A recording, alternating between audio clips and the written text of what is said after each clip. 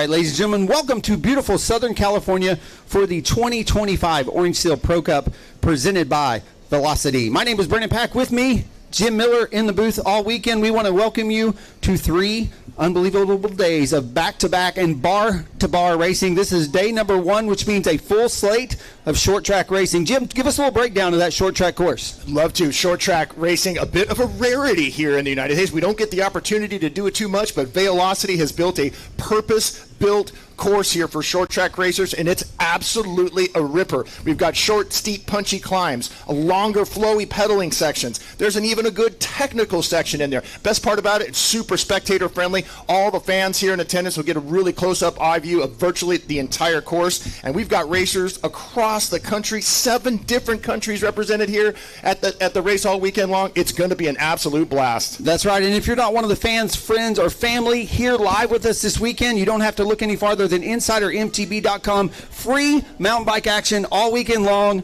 Tell your friends. We're going to get things started off this morning. Again, it's a full day of short track on the schedule. We're kicking off with 2 heat waves of racing. This is going to start with our junior men 17 to 18 qualifier. We're going to do Heat A. We're going to start those call-ups right now. All right, racing for Bear National Team, Oliver Welker.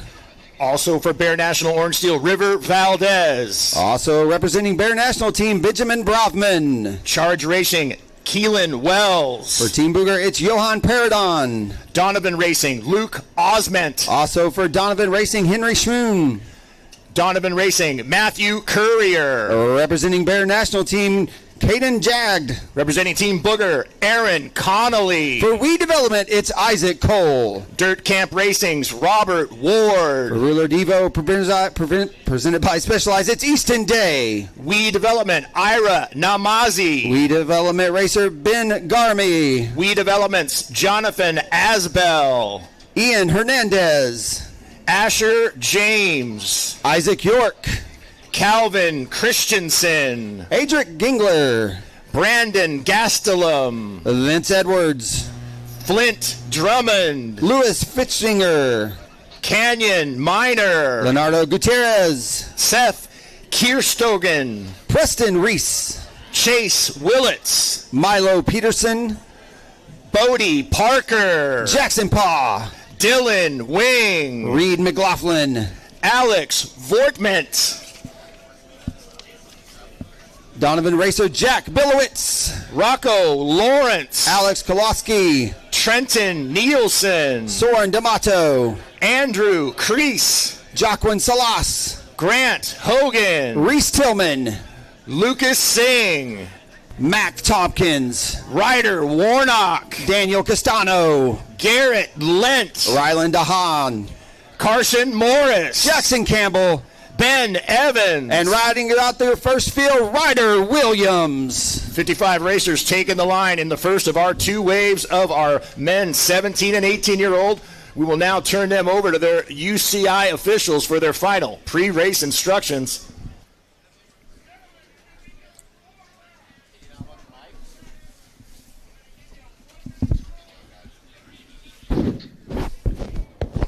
Good luck.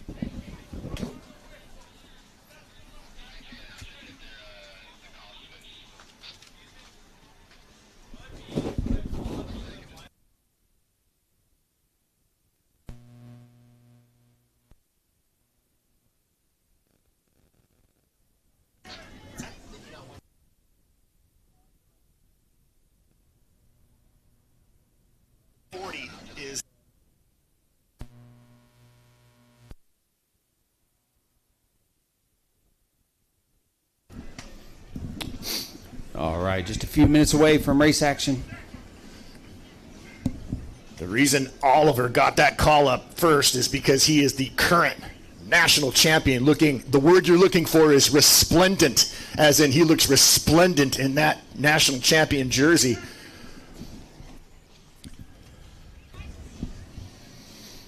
Matching helmet, too. This is the exciting part of the day. Racers keyed up at the line. The start's so important in a short track race. All right, Jim, there we go, and it is action-packed from the start. 55 Junior 17, 18-year-old men taken to this short track course. It's going to be 4 action-packed laps. Again, we've gone to it. There's so many junior men 17, 18. We have to go to heat racing here today in Temecula, California for the short track competition. You see as they're taking their way to the course, all bunched up, all still together. Looks like most athletes were able to get through that start clean. See if we can't get an eye on who currently is setting the pace early. Once again, 4 laps is going to get it done. The top 30 move on to the main later today, but time matters. They're going to sort that top. So the top 30 from this field, top 30 from our second heat. All right, we got a rider down there in the corner. Fast and flowy through the section early in the course. The course just a little over a half mile long. You can see virtually the entire course from the infield, which is fantastic. Riders now already strung out in one long, thin line. 55 racers in this wave. And as Brandon mentioned, time does matter. So even if you might be out of contention in the race, you still got to work hard for the 4 laps of the race. That's right. Time does matter. The top 30 will advance, but when we sort them out and we call them up again for that main, we're going to sort that out by time. Yeah, we'll get see that. Riders getting a little whippy there off the jump. That's always fun to see. That's the best part of mountain biking is you can always find a way to have a little fun while you're out there going super hard in a race. Well, and speaking of, this is super hard, right? This is 4 action-packed laps. They're going to just leave it all out there this morning. Try to save a little bit in the gas. Don't want to burn all your matches early, knowing if you find yourself in position to maybe push up to that main later today. But again, time does matter, so you can't. I don't think you have too much time this morning to get comfortable and set up mid-pack. No, and only 4 laps. You're talking just a little under 3 miles of racing. It's up and down 400 or 500 feet per lap. But, man, you got to go hard the entire time. You cannot let up, regardless of where you started in the queue. Yeah, you see riders now hitting that double right there, gapping that. That was some folks out yesterday practicing that line specifically. They're going to make their way through. About to see them come right back through the start-finish area. Let them know if you're standing around. Let's make some noise as they make their way through. Yeah, cheer on your favorite rider. Get an eye on the leader. Here's they make their way through. Here they come, single file.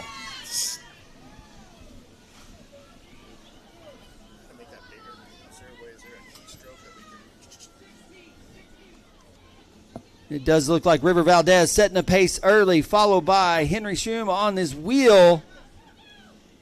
Benjamin Brobman in the mix, as was Caden Jack. Flint Drummond also up there in that lead group. We do have a group forming. If you look, there is some separation from the rest of the field. It looks like we've got about 10 riders now off the front here. 3 more laps to go. That was a fast first lap. I'm not surprised at all. The times being laid down here by our 17 and 18-year-olds in the first wave of 2. I tell you what, if I'd have known that I could get out of school on a Friday to come race my bike when I was 17 years old, I'd have done it. I'd have gotten into mountain biking way earlier than on. How about that? That just tells me that these are good kids, right? They get nice bikes to race. They do good in school, so that allows them to get them pulled out of school on a Friday to go play bikes. I love it. Yeah, there's worse things to call in. We'll call it a sick day for these kids today here in beautiful Temecula, California. Yeah, they don't look sick to me. The only thing sick is how they're handling these bikes up and over these whips and tackling this course and the speed that they are handling it with. No, we got a little race action underway. Let's real quick, why don't we tell people a little bit about, if you're tuning in from home, you've tuned in to InsiderMTB.com, and you want to know what is short track racing. For those unfamiliar, short track mountain bike racing is a fast-paced, exciting discipline typically held on compact, spectator-friendly, circuit-style courses like you're seeing here at the Vail City Bike Park. They're really designed to test riders' speed, skill, and strategy over this short duration we're talking about. Most of the mains are going to be about 20 exhilarating minutes of all-out racing. This mass start format, we saw it at the beginning. It really creates an intense, high-energy atmosphere from the gun, from the very beginning, Jim. And that close competition and frequent lead changes make it such a spectator-friendly sport. I think we need to give a big tip of the hat to Christopher Blevins, too, for help putting short track racing on the map here in the United States, winning the World Championship the way he did a couple of years back, and representing himself and his country so well. It's become a thing. People really enjoy this because of the intensity, because of the spectator friendliness of it now, as we got our leaders coming back through in a line of about 10 riders being chased by 5 or 6 more, including the current national champion. Yeah, it looks 2 laps down, 2 to go. Does look like that. It might have been. We get an eye on here.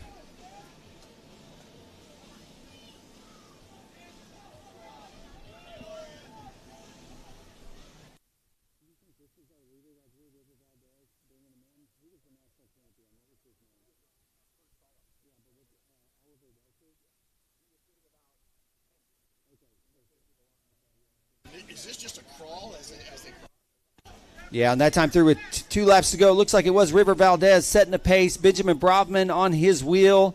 Saw our national champion there in the mix as well. Oliver Welker looking to currently was setting around 10th that time through. But 2 to go, still plenty of time. A lot of passing with short track. You know, you see him dip into some tighter short track here on the course, or short single track, sorry. But with short track racing, you know, passing is kind of the name of the game. And so you'll see a lot of opportunities for these riders to make moves. And you wonder, this kind of top 10, we kind of have this separation happening in the race. And you wonder who is sitting there. You wonder if our current national champion or others aren't sitting back. They're comfortable sitting there. Maybe they're 10th, maybe they're 5th. They're comfortable just hanging out, waiting for that last lap. And then it's going to be alls out. Racers are knowing, too. They're watching the riders in front of them. They're looking for the spots. They're looking for the spots that they might be better at than the rider in front of them, looking for that opportunity to make that pass, as we've got a rider now leaning off the front quite a bit. Yeah, this is what I was talking about. When are you going to make that move? And it does. We do have an athlete now made a move with 1.5 to go. He's now off the front. We'll see if the rest of the field is going to follow. Yeah.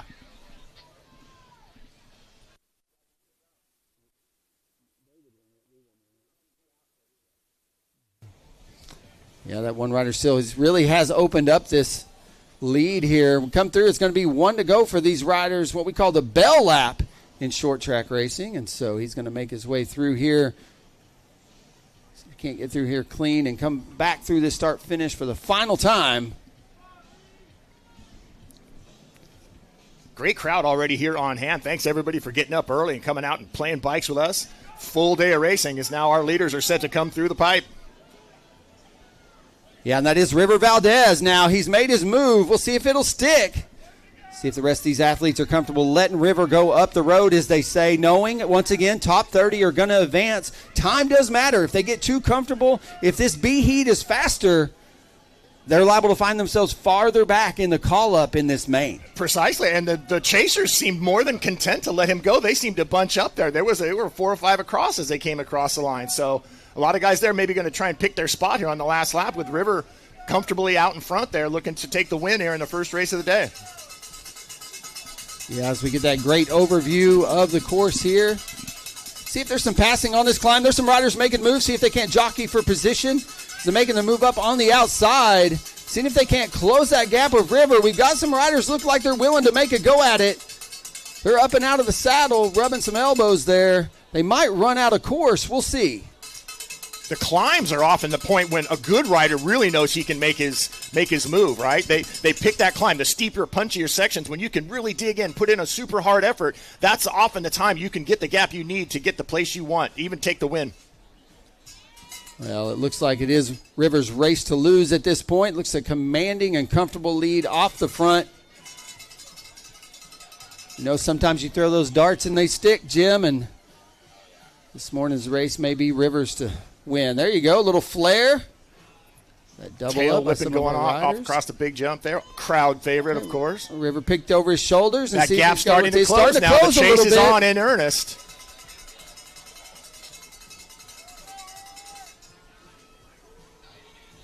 National champion currently sitting in 5th. You got to feel pretty good about that before he rolls into the main.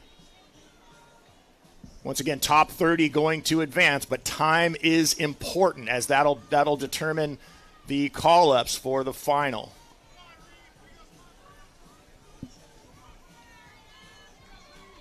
River looks to me, he might be setting up a little bit at this point, Jim. Looked over his shoulder. I think he recognizes he's done what it takes to bring it across the line here in beautiful Temecula, California. First of several short track races on the day. Once again, thanks everyone for tuning in this morning. InsiderMTB.com. We got race action happening all day. If you're just tuning in, you're catching the first of 2 heat races for our junior men, 17 to 18-year-old, as they come across the line for the final time in that for Heat A race. Now they're running, right? That was 3. Just showed them 1, I think.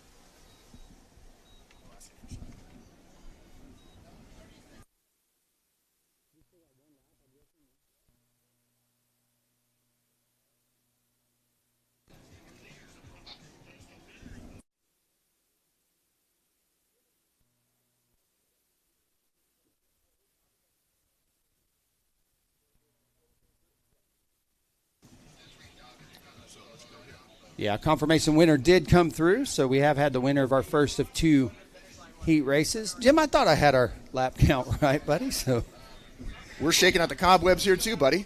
We'll get it. It's the first race of the season. There's always a little bit. But, yeah, look, that does look like River Valdez taking the lead 3 seconds over Henry Schroon with Donovan Racing, Oliver Weckler, Aaron Connolly, Benjamin Bravman rounding out your top 5. Fast race there for our first of 2 heats for our boys 17 to 18. Yeah, and I have to imagine Oliver representing, that Bear national team.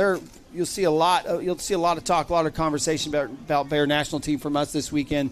One of the leading development teams in the country. Julia and that team continue to foster some of the top athletes out of North America. Even most of our Olympic field made their way up through the ranks of the Bear national team. So shout out to her and all the efforts they're doing to get these kids ready for a career in professional mountain biking. They've been doing it really well for a long time. Much respect to the team and all the parents and the organizers who come together to pull that off. That's a fantastic organization and representing really, really well.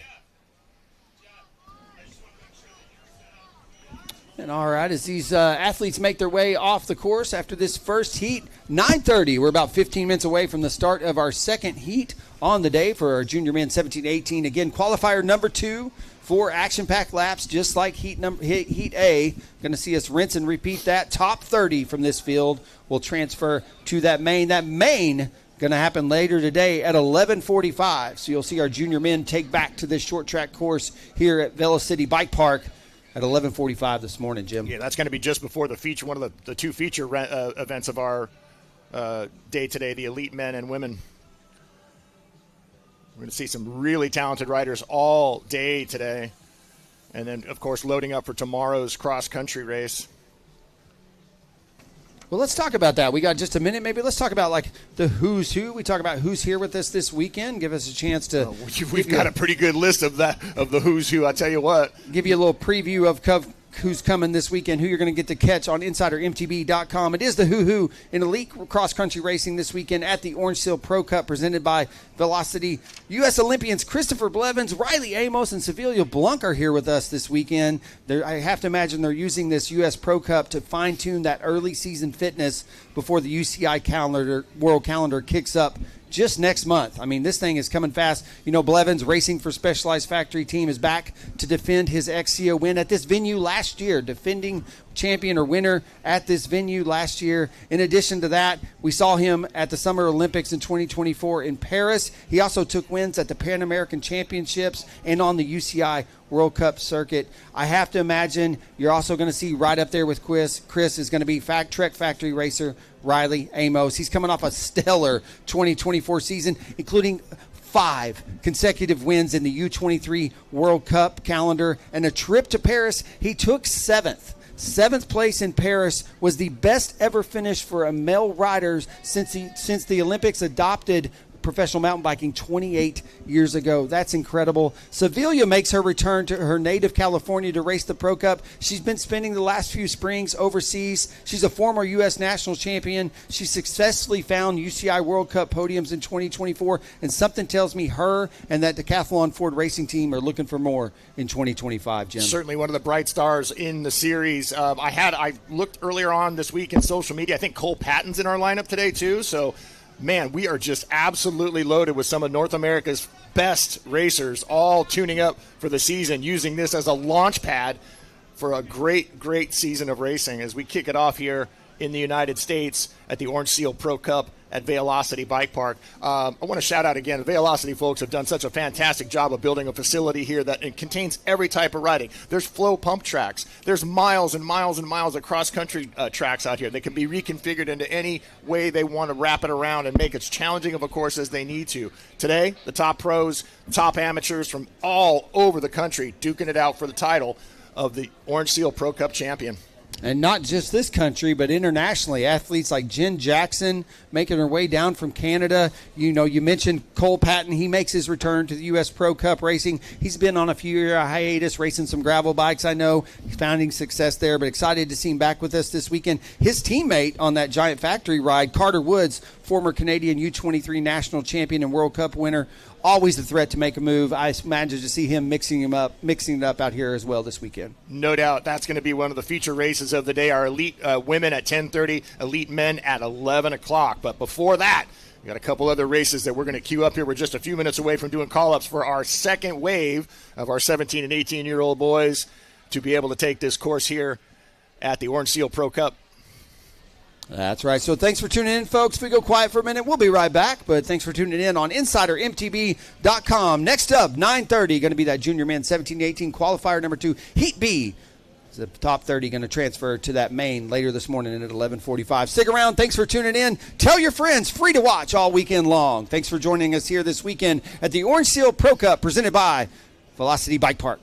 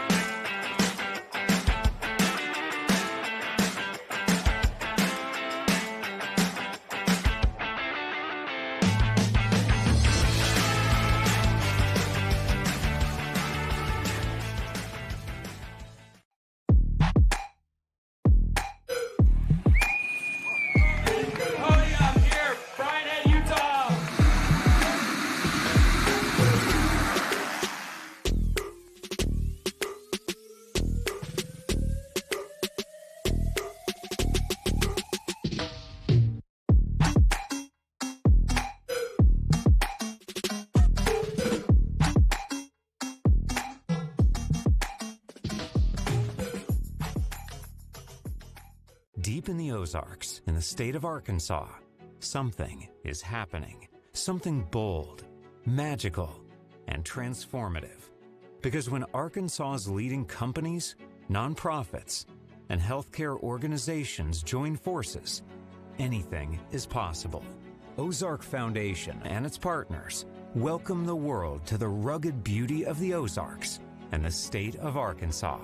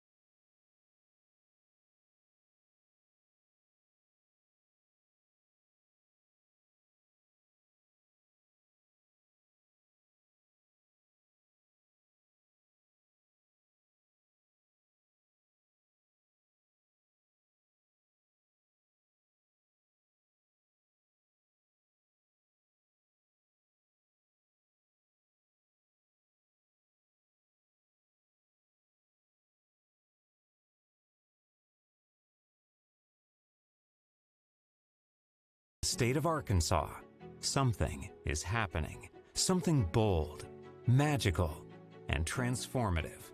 Because when Arkansas's leading companies, nonprofits, and healthcare organizations join forces, anything is possible.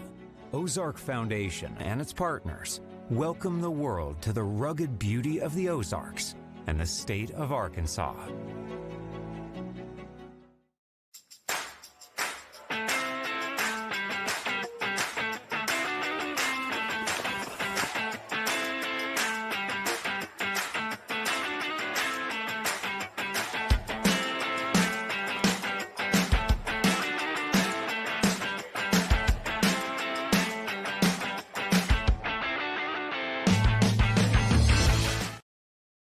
All right, ladies and gentlemen, and we are back. Those tuning in out there on InsiderMTB.com, thanks for joining us. If you're just tuning in, welcome to beautiful Southern California for the 2025 Orange Seal Pro Cup presented by Vail City. My name is Brandon. With me, I want to welcome Jim Miller, also in the booth. We're about to get started on our women's 17-18 short track race here today. Get call-ups underway. Representing the Bear National Team, it's Ingrid McElroy. Charge Racing's Eleanor Winchell. For Bear National, Landry McLean. Ruler National Teams, Elizabeth Knight. For the Gravity Collective, Estelle Slingsby. Ruler Devos, Ella Kearney. Representing Bear National, Sophia Wellmeyer. From the Jam Fund, Bridget Wilson. Racing for SL Cycling, Addison Lundberg. Racing for Gravity Academy, Riley Houston. For Donovan Racing, it's Avery Roberts. Racing for Broken Spoke Devo, Sammy Doberstein. For Gravity Academy, Camille Smith. For Team Booger, Francis Amen. HT Racing Rider, Daisy Gracier. Lacey Munns. Sage Hummin. Aria Loretti. Lily Lingard. Riley Nelson. Alina Fernies. Sammy Bradley. Gallon Teller. Kira Mullins. Malaya Brock. Elite Trim. Ruth Knox. Aspen Fonger. Katja Opfer. Payette Spangenberg. Nicole Clanman. Alex Tripovich. Willow Henshaw. Megan Anderson. Olivia Nelson. Caitlin Brown. Mariah Dickerson. Coco Luritz. Lily Sanders. Eliza Price. Kinley Quintero. Molly Yunt. Aliyah McLondon. Gabriela Dominguez. Lacey Dennis. Emma Wilcox. Sydney Seamus. And Savannah Serrano to the line for our women 17 and 18. 48 athletes taken to the course. Got about 3 minutes before the race action gets underway. We'll go ahead and turn this over to the race officials to make pre-race announcements. Ladies, welcome to the Orange Seal Pro. So excited to have you. Again, we're looking for a 20-minute total race. I know there was some confusion out there. A 20-minute total race. We will have lap cards here along with a bell lap.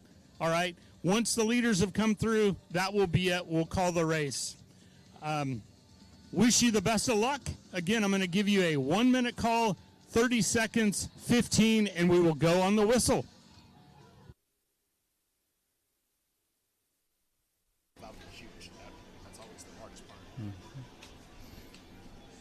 All right, look at that full field in the start chute.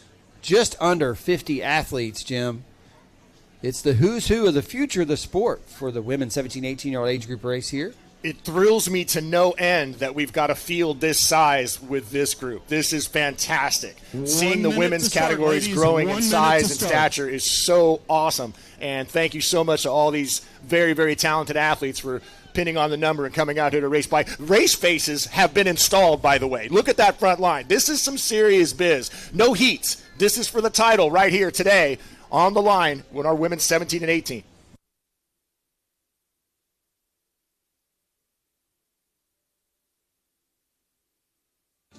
"30 seconds, ladies, 30 seconds.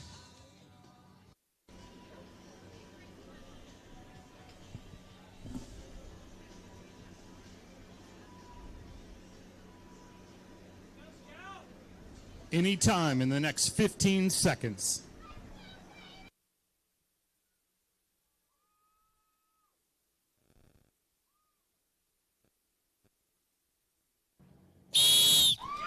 All right, Jim, there they go. They are off. We'll see if they get a clean shot. This is one and done. This isn't a qualifying race. This is the main for our junior women 17 to 18-year-old short track here today at the Orange Seal Pro Cup in Temecula, California.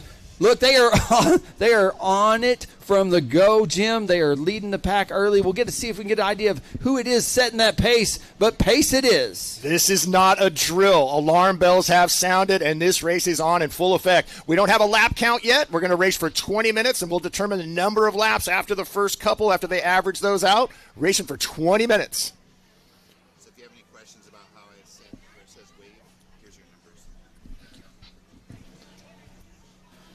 All right, starting to make their way into that single track section of this short track race.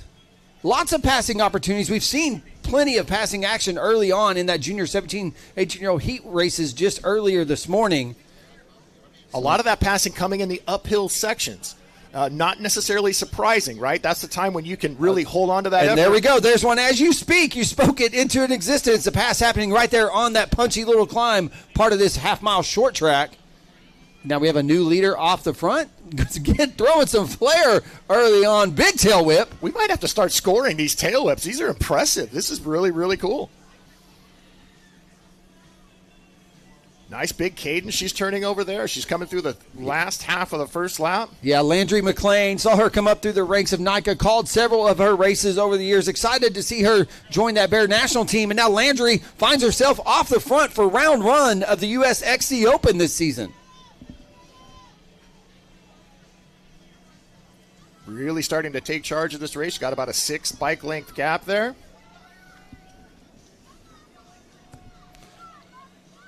You can't hear it on the monitor, but I promise there's a lot of friends, family, and fans here. We can hear them in the background over us cheering these athletes on. Hopefully you're cheering along at home on InsiderMTB.com. Again, free all weekend long. Tell your friends. Tune in. We got race action all the way through Sunday. All right, this is starting to look like a pretty early lead here as we're going to have this rider off the front make their way through. Get confirmation as she does. Up that little incline before she approaches and makes her way across.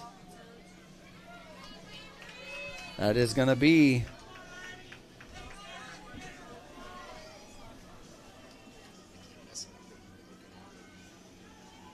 that is young Landry McLean currently in the lead. Ingrid McElroy in second. Addison Lundberg in third that time through. Elizabeth Knight setting in fourth, and Estelle Slingsby in fifth, rounding out the top five as those ladies made their way through for the first of several laps. Again, we're not sure about the lap count. It is a 20-minute race that they're looking for. At some point, they'll do the math, and they'll let these athletes know how many they've got to go. Yeah, the short track race, very intense. It's an explosion right from the start. And there's no time to let off the pedals if you think you're going to try and contend for the win. No, and it does look like we do have a new leader in the race. A pass has been made. Looks like we've got a group of 6 or 7, maybe 8 riders there starting to try to create some separation early on in this 20-minute race.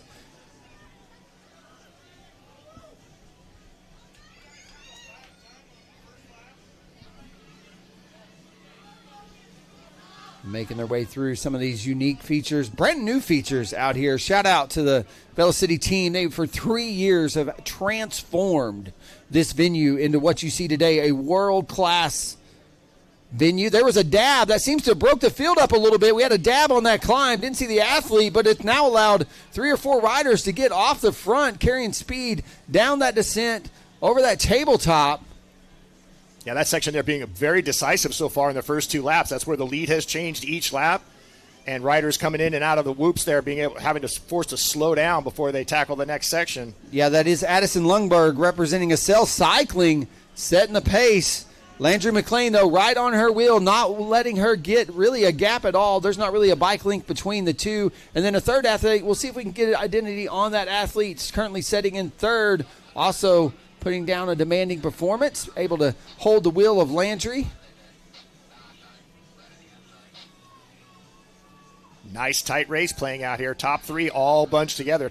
Let's call it top 8 all bunched together. Yeah, and there's the separation. We've seen it early on in the race. Okay, and here's an AB line selection. There's been a pass there. That's Landry taking the A-line. An interesting choice there, right? This course giving them that option there to take the longer way around without the jump and without the incline, and now still not causing any separation, but an interesting choice there. Willing to take on this very decisive course. Willing to take that risk on that A-line. You can see a rider already hung up there, wasn't able to clean it. Landry was, but now she's setting up. She's let the rest of the pack catch up. I think that, this is where the conversations start. There's a lot of racing to go. They're looking for some athletes to take some turns off the front, take a turn, take a pull, and then sort it out on that last lap. Yep, your top three coming through the line. Estelle Slingsby, Landry McLean, and Addison Lundberg all in the top three right there across through the line on the second lap. So Estelle Slingsby with Gravity Collective, that third rider in the mix out there. Now currently setting the pace, Landry right behind her. So much up for grabs here in one of the early races of the season. All kinds of big points in stake. Bragging rights. And here comes one of Landry's teammates coming up, moving into third. Okay, this could get a little dangerous. You let a couple Bear teammates get up there in the front. There's a little tactics that can go down here. Again, this is one and done. This is the race on the day for our junior women, 17 to 18-year-old. And so we'll see if some team tactics don't start to happen. Maybe some blocking. We'll see what happens here. But Landry now setting in second. She does have a Bear team rider pulled up to third as the chase is on for Estelle Slingsby and that Gravity Collective rider. Team tactics definitely in play. A lot of things that can be done there. When you got two riders out in the lead break like that, you can keep coming over the top to try and tire the other riders out. But each one of these riders also racing for their own individual placement. Team aside, they will throw down at the line against a teammate if they have to. Landry with a massive whip there in second place, just having fun out here today. Again, you're seeing a lot of that. I will tell you, it's because of the course conditions. They are absolutely Velcro. These athletes have a lot of confidence in the tire and their tire selection, and it is grippy and sticky out there, allows for them to really hold those lines and hold that speed. And, at times, Jim, have a little fun. Fun is what it's all about. I think that's one of the key features of mountain bike racing is just the fun that you can have instead of just plodding along some paved road somewhere. You're out here up and down, throwing the bike around, navigating rocks and cactus and everything else. Right now we've got a dynamic race playing out. Our top 5 riders, top 6 racers, all changing places throughout the course of this race so far. A-line and B-line taking a big effect here again. The A-line having a bunch of whoops in the middle of it. The B-line a lower, flatter, faster route around, but it's a little bit longer. Choose wisely, as they say. Yeah, Landry, the only one I've seen really throw down and clear that gap with intent. The rest of them are confident on that A-line just to kind of pump through it. It's kind of a pump feature if you're not going to carry the speed. Riders seeing a sign now with 3 laps to go. 3 laps to go. Yes, it is Estelle Slingsby with the Gravity Collective setting the pace as they came through. Landry McLean right in there as well. And then her teammate now, Ingrid McElroy. That's the other Bear National rider that's made her way up into that top 3. And it is a field of 6 at this point. If you're looking there, you see our top 6 riders starting to create that separation in this race. I think this is going to be a race for the podium right here. Again, short track racing, our short races, they're shooting for about a 20-minute race. Last time through, Jim, what'd they see to go?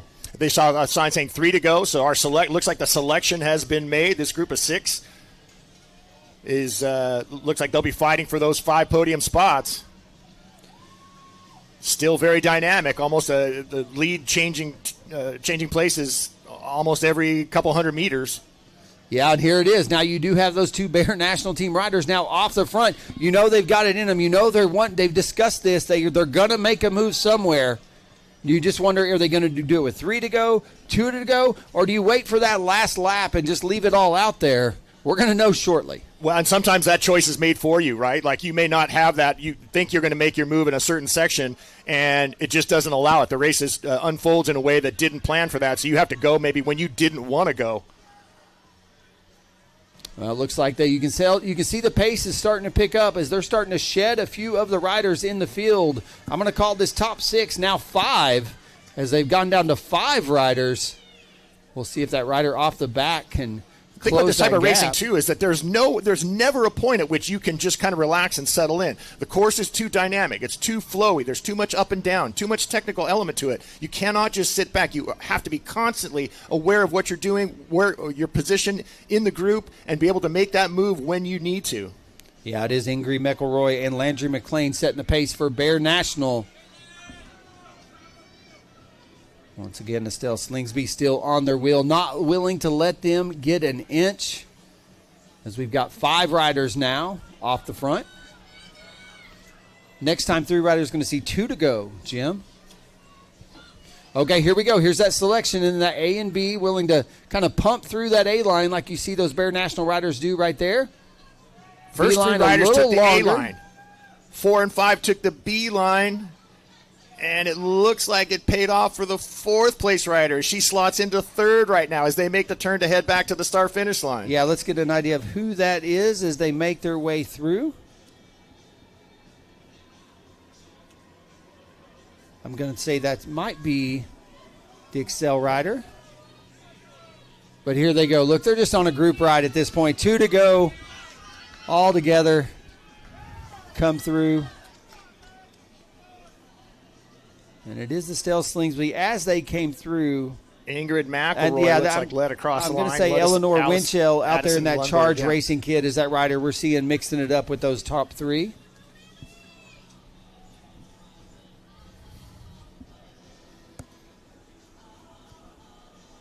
Very little time on a course like this to even catch your breath. Sometimes on the flatter sections, you can settle in for a second, try and get that heart rate back down. But now, as we're getting into the latter stages of this race, inside 2 laps to go, some separation has started to take place among the top 3 riders. Yeah, we have a rider off the front. A move was made. A dart's been thrown. We'll see if it'll stick, but the pace is absolutely picked up as now a rider off the front being chased down by the 2 Bear National Team riders.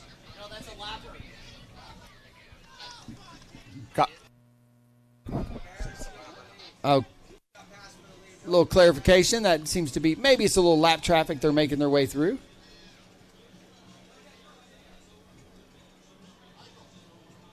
That'll tell you just how fast this is. If we got a course of this caliber and we're just 1.5 laps to go, we're already picking up some of the lapped riders. That just tells you how fast a pace these women are setting up front. But same narrative. Here we go. Like we talked about, here is those 2 Bear National Team riders working together as now they make their way through this lap traffic. You have to wonder now, it's going to be the bell lap next time around, but, does this lap traffic come into play? It absolutely will, because that becomes a automatic blocker for you in a way. Riders trying to catch these 2 women out front are going to have to deal with not only trying to put the effort together to take them, but weave their way through these lappers as they get closer to getting inside the bell lap here. Yeah, I think that's Estelle Slingsby in 3rd. She seems to be making her way through some of that lap traffic as well. Just following the lead of those 2 Bear National Team riders. All 3 of those athletes taking the A line as they make their way through there.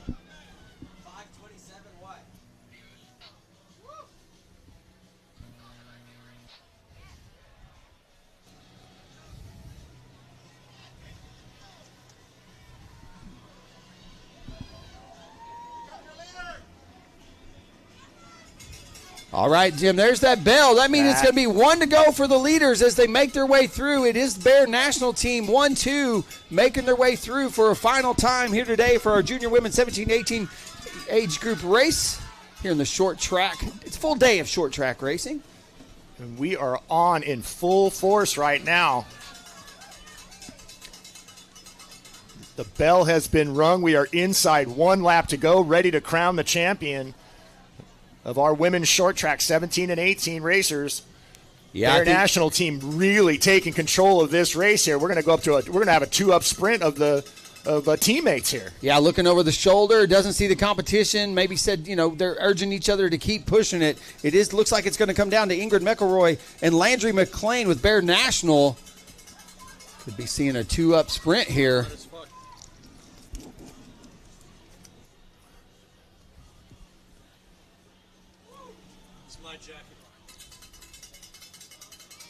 These 2 teammates just comfortable working together, but As you said earlier, Jim, I think the selection's been made. It's a race for third at this point. But, well, not. I mean, you got a race for first happening, obviously, but for the rest of the field. I'm sure they're good friends off the bike, but all that's about to be thrown completely out the window as these two talented women come steaming towards the line. A nice, easy jump off of there, planning for the last third of the lap. They're just behind us now in our announcing booth, and they're going to make a couple more turns, and it'll be a full-blown sprint finish to the line for these two teammates on the Bear National team. All right, they're going to have to deal with a little bit of lap traffic. And, okay, there's a move right there. We saw Landry McLean on the inside of her teammate. Now sitting in front, some more lap traffic to deal with as they make their way back through the last few sections of this course. A few turns gets this one done, Jim. But, again, if you haven't made your way to the start-finish line, now's the time. This one looks to come down to a two-up sprint. Both riders taking that A-line. All right, starting to pick up some speed here. Some separation created. There on the top of the whoop, and let's see if she can gain that space back. One of the flatter, fastest parts of the course here. She is up and out of the saddle, turning those cranks with all she has, ladies and gentlemen. For the final time of the day, put your hands together. Stellar finish there. Landry McLean unofficially taking the win for Bear National here today. The racing's not over, though. Here we go. Eyes on the finish line as there was a round out the podium here.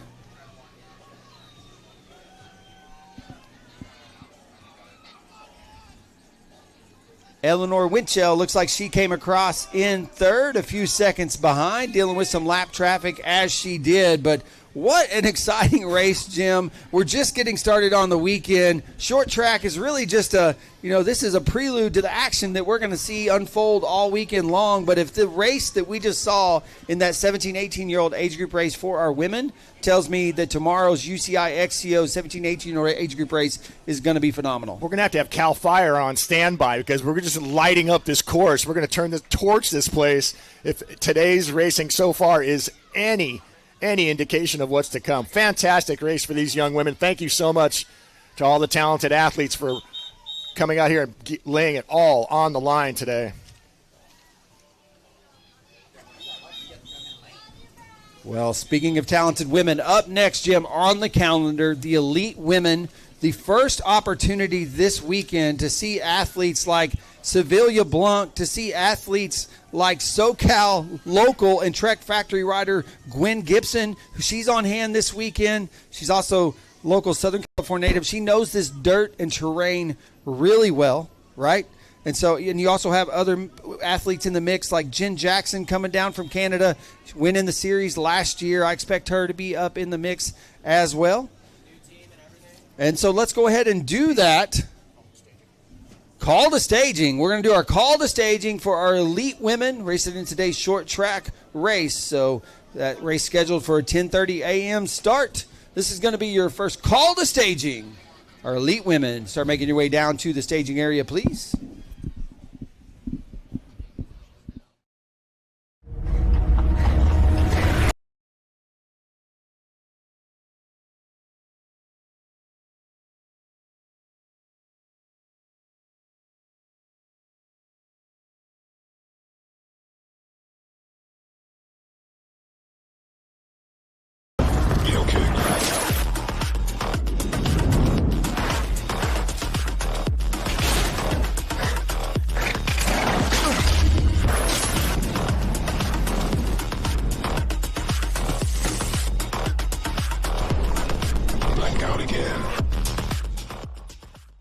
Deep in the Ozarks, in the state of Arkansas, something is happening. Something bold, magical, and transformative.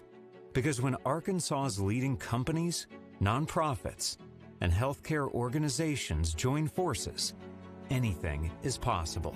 Ozark Foundation and its partners welcome the world to the rugged beauty of the Ozarks and the state of Arkansas.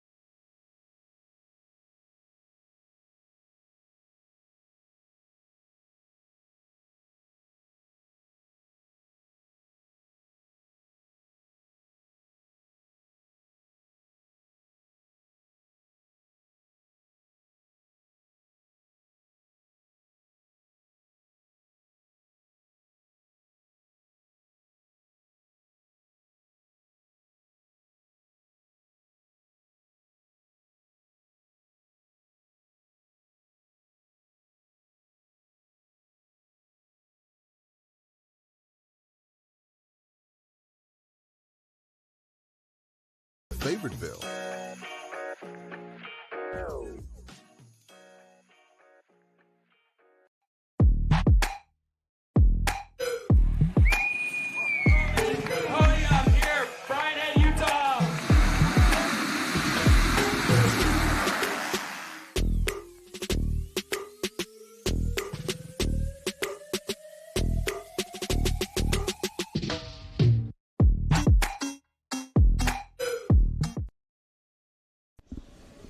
We are back live with round one of the U.S. Cross Country Open presented by Orange Seal, a 6-round national series that will crown 10 champions later on in June. This is just round one.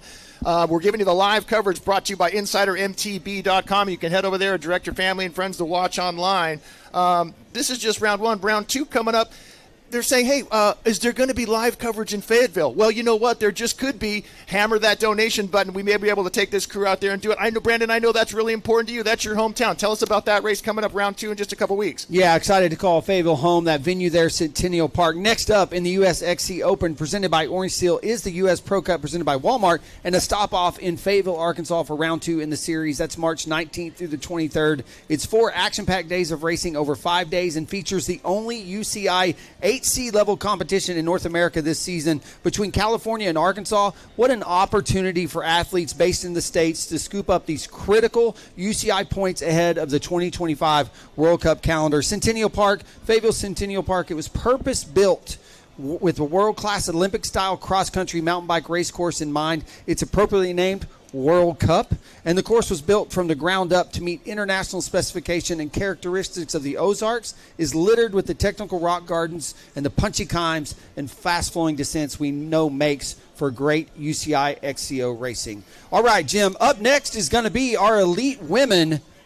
One of our feature races of the day, for sure. That's right. This is going to be 20 minutes of all-out short-track racing. For those tuned in at home, we'll do our best to highlight some of the women in the field, but if the race actions is off the front, these races are so short, so action-packed, a lot of times what you see and what we call is where the action's at, which is appropriately the front of the race. All right, ladies and gentlemen, are you ready? Let's get these call-ups underway. Racing for KMC Ridley, Kelsey Urban. Racing for BH Colima Team, Sophia Waite. Racing for Decathlon Ford, Sevilla Blanc. Racing for Obeah Fox Factory Team, Jennifer Jackson. Racing for the Trek Factory Racing Team, Gwendolyn Gibson. Racing for Bear National Team, Bailey Siopa. We're also racing for Bear National Team, it's McKenna Kellerman. Racing for Trinity Racing, Lauren Aguilar. Racing for Bear National Team, Bailey McSpaden. Racing for Pro Heart Cycling, Isabella Robles. Racing for State Park City Cycling, Chelsea Bolton. Racing for Donovan Racing, Maddie Fisher. For We Development, it's Haley Britton. Delta Developments, Maya Blanchard. For We Development, Abigail Prune. Courtney Merrill. For We Development, it's Hannah Ray. We Development's Abigail Dixon. For the Gravity Academy, Lucy Hillstrom. For Paz Normal Studios, Samantha Campbell. For Endless Summer Racing, it's Tammy Wallace. And for Santa Cruz Hit Squad, Ruth Holcomb. All right, with 2 minutes to go, we will turn it over to the race announcers for pre-race announcements to our athletes, and they will take it from here. Ladies, welcome. We are looking for a total race time of estimated 20 minutes. We will be watching that. We'll have lap cards here. We'll give you 4 laps to go. There'll be a bell lap on the last lap. Once again, if you drop out of the race for any reason, if you would come down to the start-finish line and let us know. Wish you the best of luck, ladies. I'm going to give you a 1-minute call, 30 seconds, anytime within the next 15, and we'll go on the whistle. Best of luck.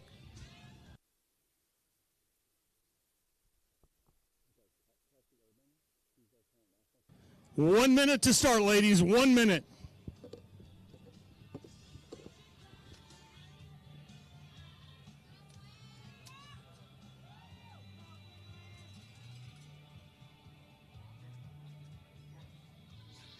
Thirty seconds. 30 seconds.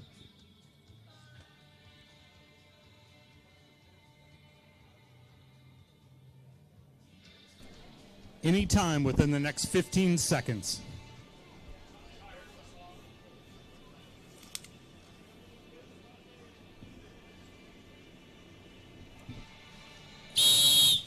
All right, Jim, there we go. And they are off your elite women's field racing today's short track race.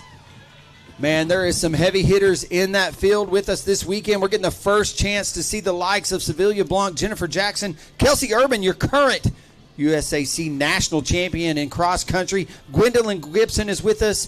Bailey Siopa with Bear National Team, a long list of athletes. Take a look back at last year. I pulled some results, did a little bit of homework here, and I will tell you, in this field right now, Jennifer Jackson finished second in this short track race here last year. Gwendolyn Gibson with Trek Factory Team took third. McKenna Kellerman with Bear National came across the line in fifth. So a lot of this field, a lot of these elite women, they have familiarity with this course. They know what they've gotten themselves into. It's going to be interesting to see who takes the win here today. Yeah, you know you've got a stacked field when your front row contains two of the North American current national champions in the sport on the line. There we had the Stars and Stripes and the Canadian Maple Leaf both represented on the front line as our race now kicks off. 20 minutes of racing for our elite women, one of our feature races of the day.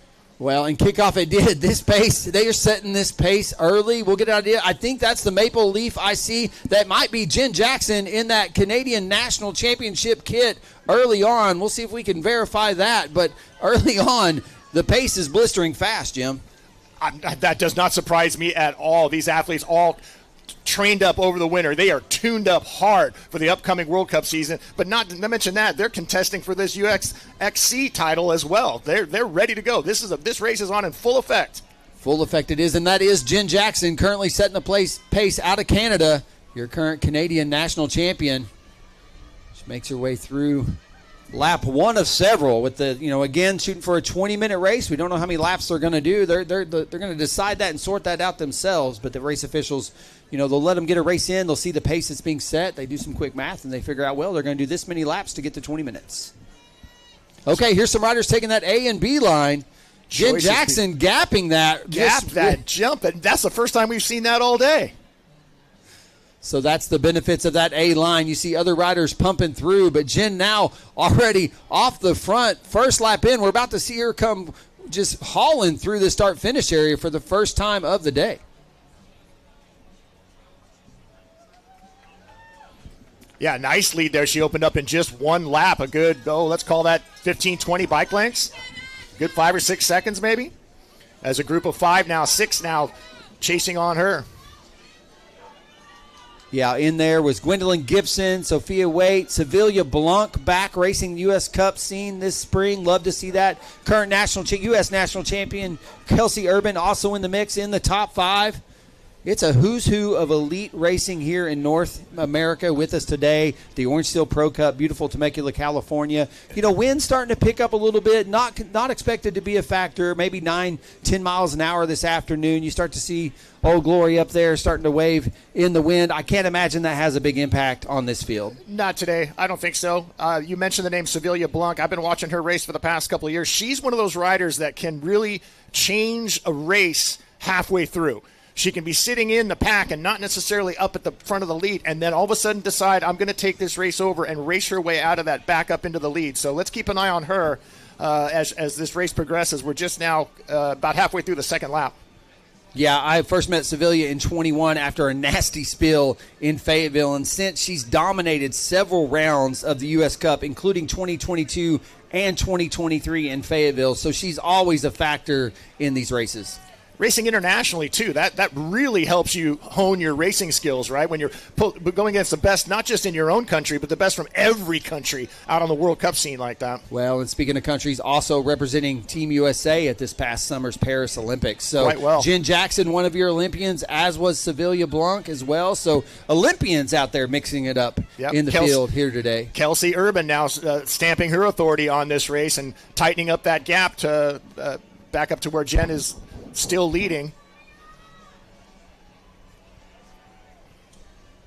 Yeah, looks like we've got 4 or 5 of our elite women off the front. Gets a little pinchy there as they get ready for the descent. Okay, here's that AB line we've been talking about. We know Jen has the confidence to go down and send it over this gap. We saw that create a nice, there she does it again right there. Okay, some more athletes starting to follow her in that approach, and you can see that A-line really coming into effect there as that really was able to let them create some more separation, additional separation that they already had prior to going into it. Especially if you're able to carry the speed and gap that jump. You're able to almost stay the same speed as the lower, faster line, but it's longer, right? Okay, we got Grupo Compacto coming through here after lap setting up. 2. We got some racers setting up here. Jen Confident, she was comfortable to set up for a minute. Sure as we say it. Now, Sevilla Blanc making the move, comfortable to get up there. Maybe Jen's like, hey, somebody else get up here, take a turn. Sevilla says no problem. Hopped right up to the front, now currently setting the pace for that decathlon Ford team. And she didn't sit up at all. That was more of a, I'm coming over the top of this, and I'm really going to stamp my authority on this race right now, right here. Yeah, now Gwendolyn Gibson, that Track Factory racer, now in second. Jen Jackson out of Canada in third. Looks like we've got about 8 riders already creating that separation early on in what is a short track race. So I think this is going to be your top field right here. We'll see if anybody else can come back on terms. I don't know that they have what it takes based on the speed that these ladies are carrying. This is like an FTP test on steroids, right? You talk about FTP test taking 20 minutes, and you think that's as hard as you do, turning yourself inside out. This is way harder than that because you're racing. You're actually contesting for something and trying to take the win. So an amazing effort being put forth by all the riders out here today, especially this really, really packed field of elite women.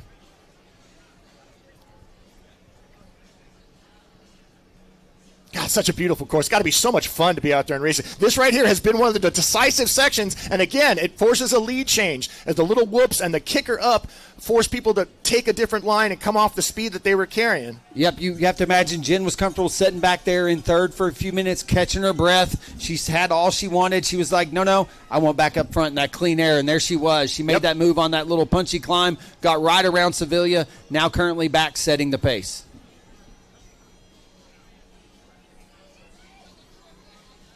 All right, now we have Track Factory racer Gwendolyn Gibson now making the move up into first as she darts kind of on the inside of that corner.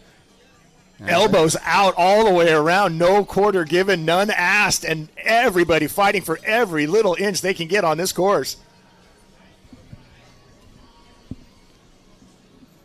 Kelsey Urban still in the mix there as well. And there's that A-line. Gwendolyn taking that A-line. All these elite women taking that A-line.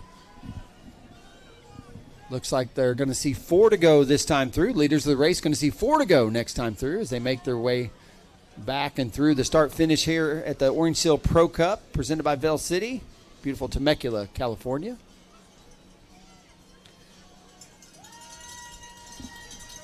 All right, your top 5 as they come across the line. Gwendolyn Gibson, Jennifer Jackson, Sevilla Blanc, Kelsey Urban, and Ruth Holcomb. McKenna Kellerman right on top of them as well. Bear National well represented in that top 6. And we've got a race, folks. 4 laps to go for our elite women.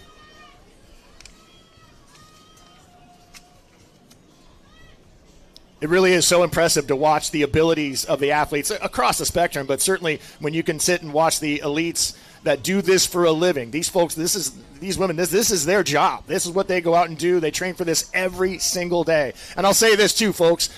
Follow them on social media. Support the brands that support them because they're the ones putting the time and the effort, the money into growing this sport out. But to be able to watch them up close and personal like this is a real, real treat. Yeah, and now it is Kelsey Urban, your current U.S. national champion, now setting the pace. She found her way up towards the front. And now Sevilla Blanc's on her wheel. Gwendolyn Gibson with Trek Factory in third. Jen Jackson's filtered back to fourth. And you wonder, Jen went off hot there from the beginning. You wonder, did she, we talk a lot about in this sport about a book of matches, and you can burn them all if you're not careful. Something tells me Jen has what it takes to probably pry some of these spaces back. Here's this place. We've seen this divisive space on course where moves have been made. And Sevilla there hopping up into second now in front of Gwendolyn Gibson. Bike handling skills on full display here, too. It's so impressive to watch how easily and smoothly they go over some of the more technical sections, over the gap jumps, in and around the twisty sections.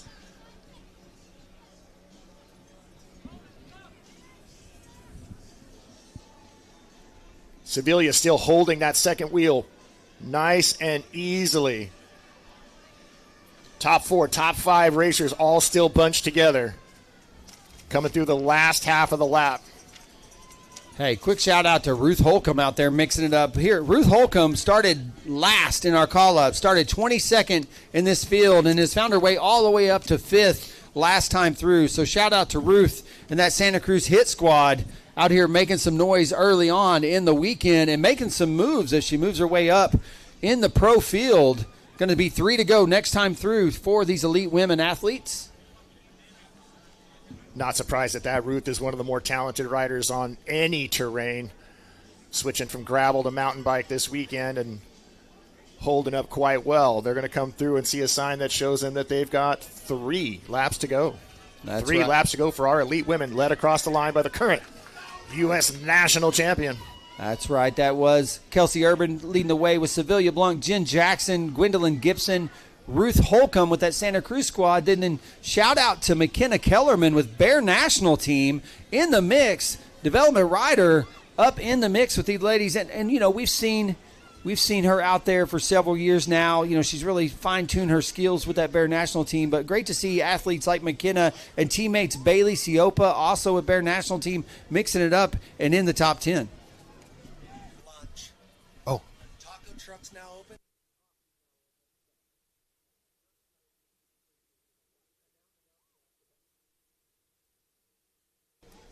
Look at the action. Far so good?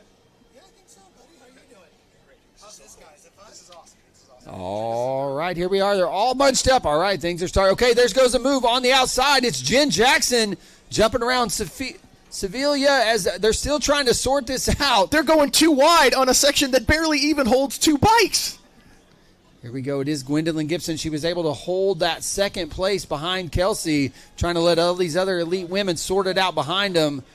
Jen Jackson. Here comes this divisive space. Okay, there it is. Jen was able to make the move on Gwendolyn Gibson to find herself back in second. Now chasing down Kelsey Urban. It's national champion versus national champion, Jim. North American's finest on display here at Vailocity Park in Temecula for round 1.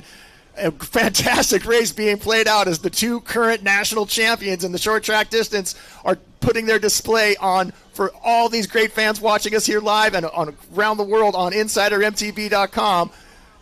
Spectacular race being played out for us, represented in their respective national championship jerseys. Tightly packed group of 5 racers now coming into the last half of the lap. Big decision to be made here. Most of these riders have taken the A-line each time. Yeah, I don't think it's a choice now, Jim, as they're starting to just gap that pretty with ease after the first couple laps, get comfortable clearing that gap as they make this final turn through. They should be seeing 2 to go this time through, fans. 2 to go.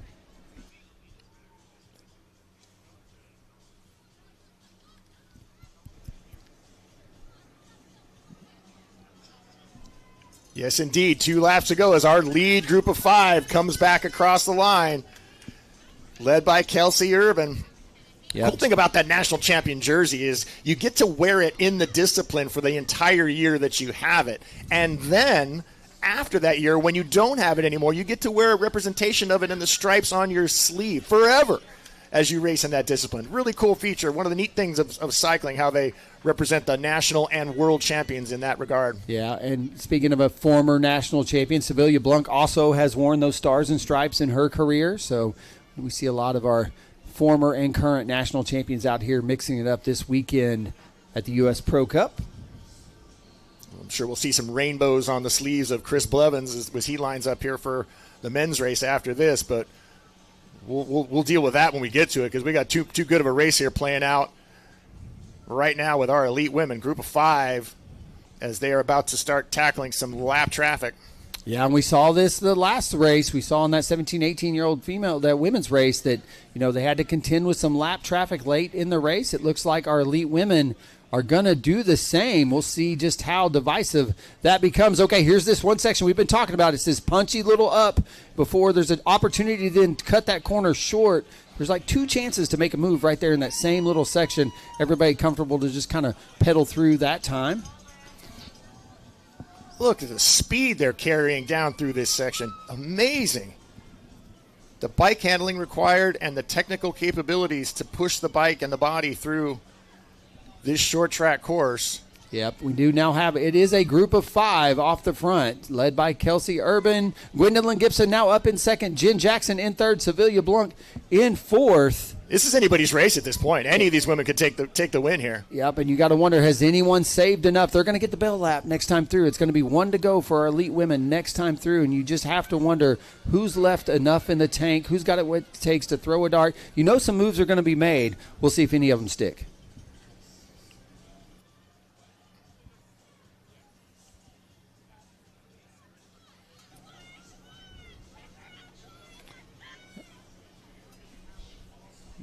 All right, here we go for a final time, ladies and gentlemen. You're going to hear the bell as our leaders make their way through. Starting to sort it out, catch a breath. Who's going to make a move? Who wants this hole shot? Who wants to take it in?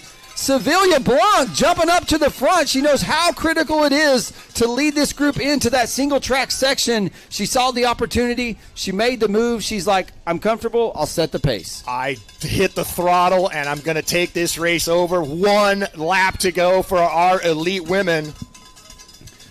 Yeah, it looks like the pace may have been too much for Ruth Holcomb. She's been dropped off the back. It is now a group of 4 off the front, being led by decathlon Ford athlete Sevilla Blanc. They're having some conversation. Now Kelsey Urban now jumping up in the mix to the front. Kelsey coming right over the top, having none of it. She says, no, this is my race. I'm taking charge of this as they lead into the climbing sections of the course. Gwendolyn Gibson still just right, literally right on her wheel as they make their way into this section. How'd you like to be in course. that sandwich right there? 2 national champions, 1 in front of you, 1 behind you, and you're doing everything you can to hold on to that wheel and make your move when the time is right. Well, something tells me Gwendolyn has what it takes for that Trek Factory team. Here we go. What a great race. Once again, this is the final lap for here our on the elite fastest, women. Yeah, the fastest section of the course now. More lapped riders to contend with, as that group of 5 is now whittled down to a group of 4. Still anybody's race, as we're going to come up into one of the other sections where they have the opportunity to make a pass. Inside line there. Well, I called it too and early. She makes the move around the outside of her, still cut off. Kelsey having none of it. Holding their line, protecting the inside of that turn. Because we're going to run out of racetrack. I called it a little too early last race. Thought we might see a sprint finish in that 17, 18-year-old women's race, and it ended up not happening. But I don't know, Jim. This one here is setting up for a pretty spectacular finish. They're going to hit this A-line one last time, and then they got one big swooping turn to get it done. She's just right on her. Every move being countered and held on to. Does she have the opportunity to make that pass? Or is it going to come down to a drag race? Here it is, and drag race it is, as all 3 of these athletes up and out of the saddle, twisting the bars off those bikes. Gwendolyn Gibson trying to go on the inside of Kelsey Urban. Does Kelsey Urban have what it takes? Kelsey Urban at the line. Hand up in the air. Stars and Stripes jersey on display. What a fantastic finish. Absolutely unofficial, always unofficial, but officially unofficial results from our elite women's short track race. Kelsey Urban, Gwendolyn Gibson, Jennifer Jackson, Sevilla Blanc rounding out your top 4. That was some exhilarating racing, ladies.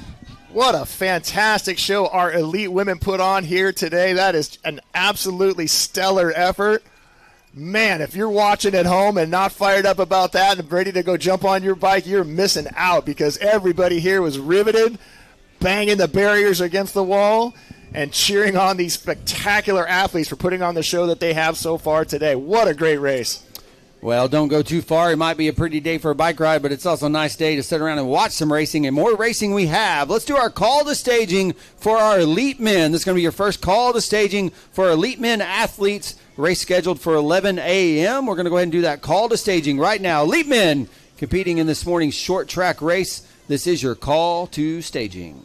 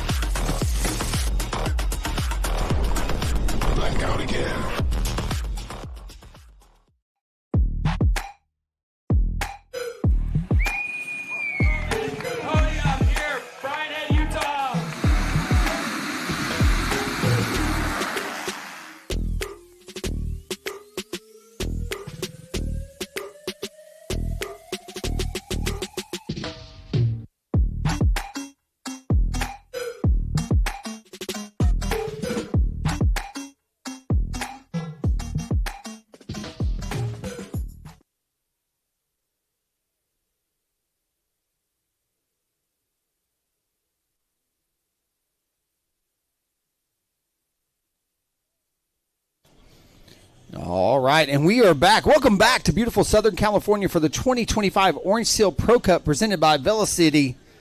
My name's Brandon. With me is Jim. If you're just now tuning in, we're here at beautiful Vail Lake Resort and Vail City Bike Park in what is Temecula's best riding areas. There's a network of 30 miles of world-class trails. It hosts state, regional, national, and international mountain bike competitions each year, including this weekend's Pro Cup. Up next is going to be your elite men's short track. We have over 28 states and 7 countries represented here at Vail Lake. That includes former short track world champion Christopher Blevins back at the Orange Seal Pro Cup defending last year's win. Ladies and gentlemen, we're going to start call-ups right now. Racing for Specialized Factory Racing, Christopher Blevins.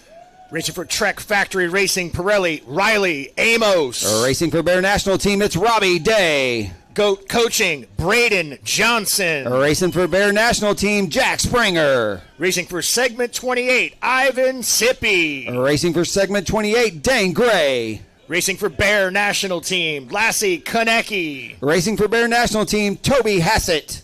Racing for Lexware Mountain Bike Team, Nicholas Konecki. Racing for We Development, it's Gabe Harrelson. Racing for LBGRC Ben Dodge Realtor, Justin Peck. For North Peak Racing, it's Adam Moat. For the Bear National Team, Raulito Gutierrez. For Segment 28, Owen Deal. Racing for Segment 28, Austin Beard. For the Bear National Team, it's Brady White. For Hart Cycling, Samuel Elson. For Hart Cycling teammate Jeremy Norris. For North Peak Racing, Preston Johnson. Hayden Bearkirk. Excel Cycling's Jordan Porter. Rhett Bates. Shannon Himstead. Miles Moklek. Landon Dendy. Teague Jackson. Aaron Sproul. Cash Steele. Kai Loki. Colin O'Neill. Carter Buck. Zane Strait. Logan Broadhead. Colin Perky. Brandon Nassif. Patrick Pierce. Finn Bork. Cole Patton. Juan Esteban Medina Gonzalez. Noah Again. Aiden Watts. Jack Lutens. Eric Brunner. Jalen Davis. Oliver Smith. John Goldman. Ethan Pepe. Eric Olson. And Jacob Allen to the line, please. We will turn it over to race officials. Welcome, gentlemen. You will be doing an event here of approximately 20 minutes. You'll be seeing lap cards right here. You'll receive a bell on the final lap. We will be pulling riders. 80% rule is in effect. It's going to be just past the finish here. You'll exit the track to your rider's left-hand side. Once again, looking for a race of approximately 20 minutes. 80% rule is in effect. I will give you a 1-minute call, 30 seconds, 15, and we will go on the whistle. Best of luck, gentlemen.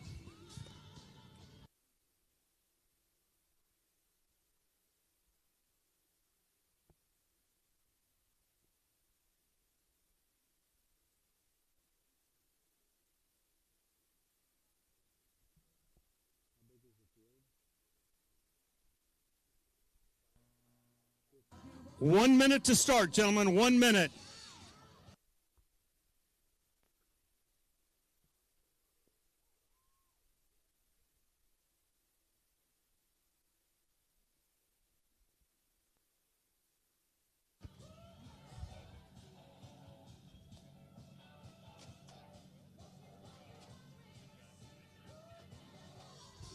Thirty seconds.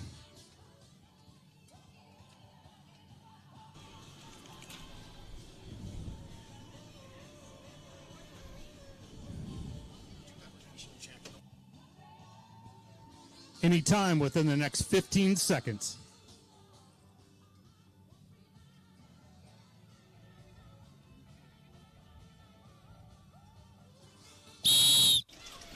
All right, they are off. The 50 of the top elite men in North America with us here today at the Orange Seal Pro Cup presented by Velocity. Okay, we've had a spill. We talked about this, how pinchy it can get early on in this short track racing, and early on indeed, as we've got 1, 2, 3, 4, maybe 5 riders caught up in that early race crash right here at the start line. Hugely unfortunate, because we know an event like this, the start is everything. And look how hard these racers are charging now up the climb section. Still 3-4 wide as they narrows down.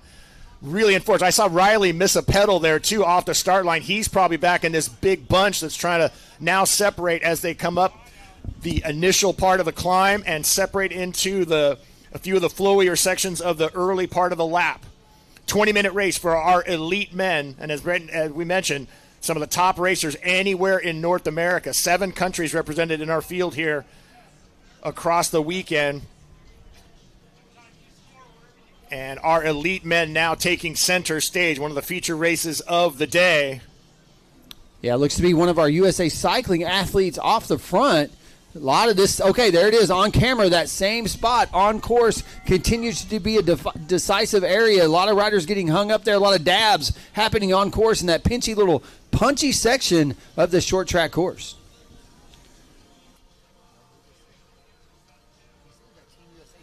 I think it's him. But it's not the national team, but it might be Braden Johnson. Okay, yeah.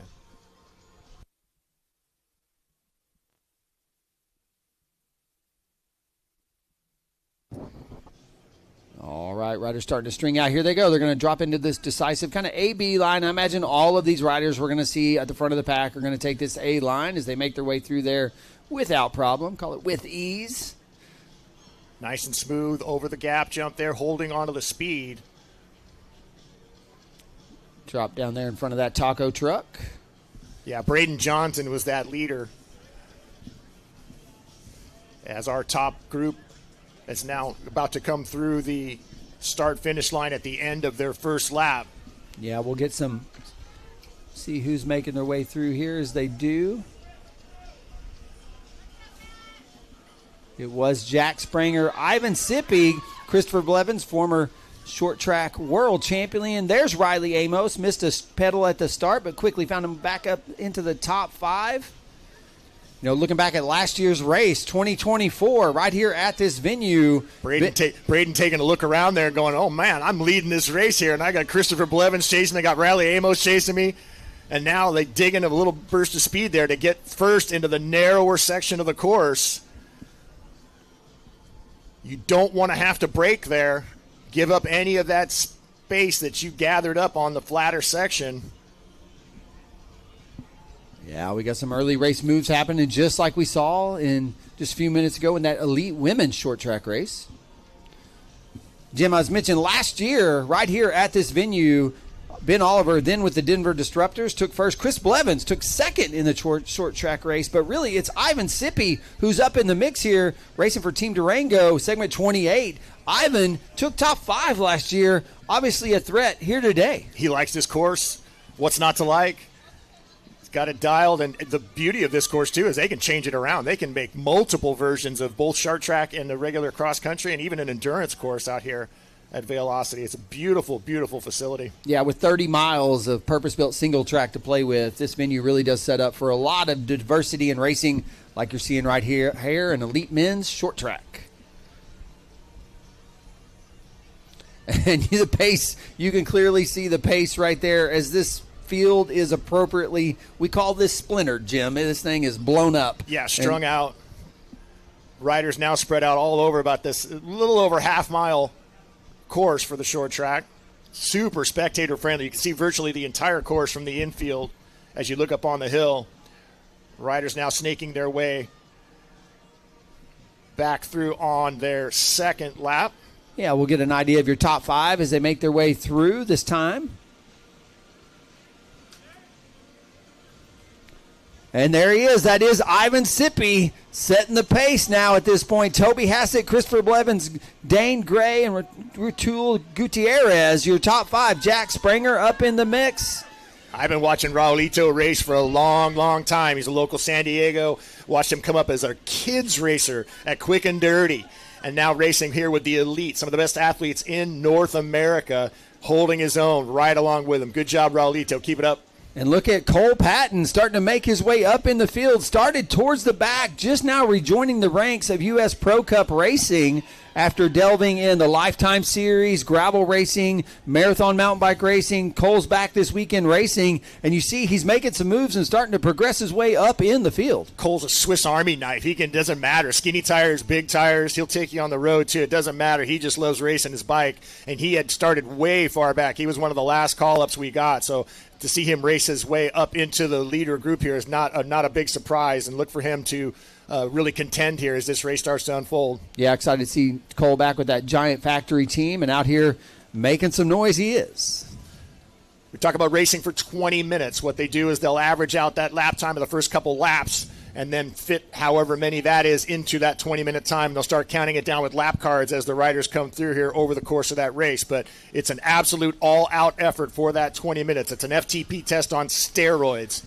Well, and speaking of setting that pace, it is Ivan Sippy currently off the front, still holding that lead. What do you think about that? You're out there leading the short track race here, round one of the U.S. XC Open presented by Orange Seal. 2 bikes back, former world champion Christopher Blevins. Yeah, don't look back. It might just scare you off the pedals because you got to keep focusing forward. This course is too technical, too flowy to be able to even bother with what's behind you.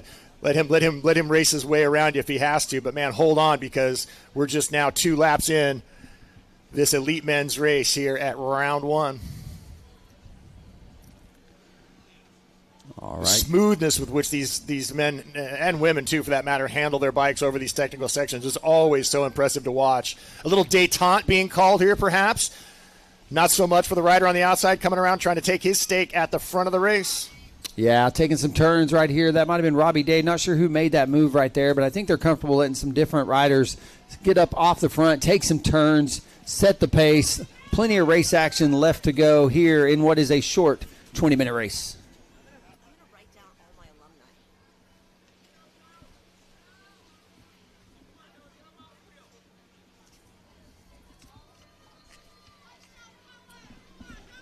Look at that. Grupo Compacto. Big bunch of riders coming into the skinny section again. Every time up this it manages to collate, bring everything together, and then stretch itself out as we go through the more flowy or single track sort of sections on this tight course.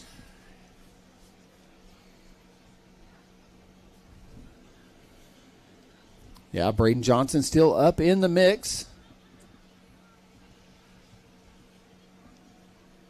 This section right here is so decisive because they burn off so much speed coming up into those little kickers and then have to do one more little climb before it rolls over into the downhill section. Yeah, that was a favorite passing point in that elite women's field. Jen Jackson made several moves there, as did Sevilla Blanc, but haven't seen it be a factor yet here in this race. But again, we're only about halfway through. And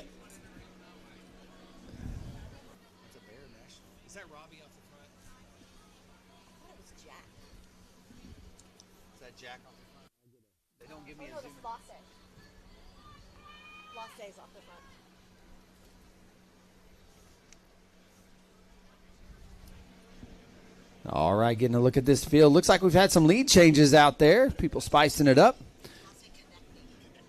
Lassie Konecki now with Bear National Team looks to be setting the pace as they make their way through that A line.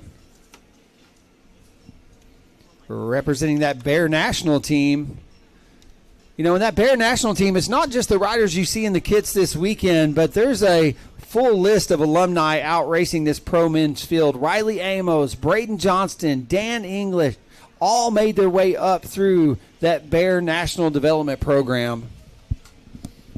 Along with Sevilla and Ruth on the women's side, too. So Bear National doing great things out there in terms of growing the sport and giving rise to some of the more talented athletes on the circuit. Yeah, lots of Konecki. Look at this. We're elbow to elbow here. There's 10, 12 riders in this lead group. Jim, take us through that last time through. What did we see as they came through? I know it's anyone's race still, but what did it look like the last time through? Yeah, you got Lasso Konecki, Braden Johnson, Toby Hassett, Chris Blevins, Jack Spranger, Raulito still right in there, Austin Beard, Ivan Sippy, and Riley Amos in and among your leaders right now. Still elbow to elbow coming up the climb. Now starting to thin its way out as they get into the more flowy rolling section of the course.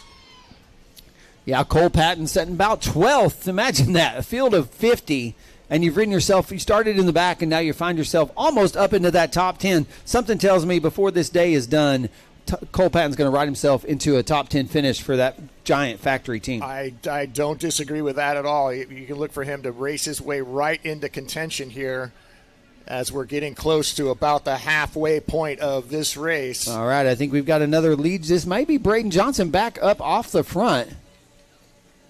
Braden's been volleying back and forth in between that front spot and 3 or 4 spots back the entire race, really trying to make a move for the win here today, which would be a big, big notch in his belt for sure. Yeah, a lot of the Riley Amos now up in the mix, but one man we haven't talked a lot about is that Christopher Blevins in that Specialized factory kit. You see he's now made his way up to second, and I think he's just sitting back in weight. He hasn't been off the front. He hasn't taken a turn. I think he's just taking his time. He knows what he's got. We'll see next time through. Ryder's going to see 4 to go, so still plenty of race action. Going to be 4 to go this time through, but something tells me at some point, Christopher Blevins likely to make a move out here today. And one thing about Chris, too, is he has that turn of speed, right? We know he can make that really vicious acceleration, whether it's on a flat, whether it's on an uphill, and he's certainly got the technical capabilities to make a pass where he needs to. So, yeah, we're not ruling out the former world champ at all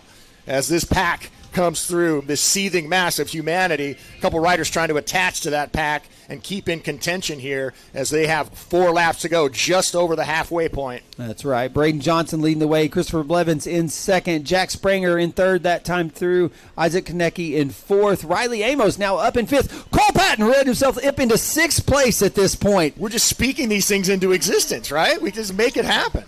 Love it. Still a lot of racing. The leader saw 4 to go that time through. Every time in this section, it bunches back up. Everybody gets back in line, and then it strings out again. Find your place. Stay on the wheel. Don't slip out that front tire. Your whole race could be over in a matter of seconds with one wrong move like that. Well, if you can just hold a line out here, the tires are doing the job. Such great course conditions today. All that rain early on, the sand-like soil, but, man, they are burning in a fast line out here today. And course conditions, we've said it earlier, talked to the race director, talked to some of the racers from earlier this morning, said it was like Velcro out there. Tacky, sticky, fun. I think that'd be a way all these racers would describe this course today.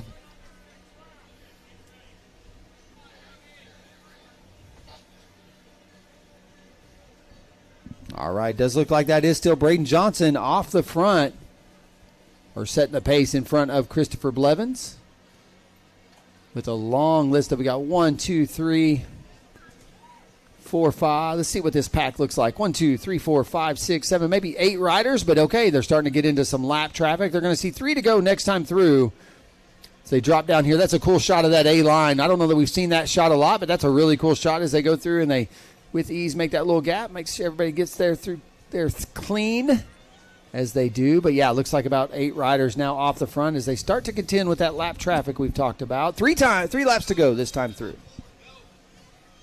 Yeah, some great coverage being provided by our friends at InsiderMTB.com. We got an eagle eye view here of this dynamic race being played out in front of us here. 3 to go for our elite men coming across the line. Yeah, and that was Bear National rider Robbie Day now setting the pace.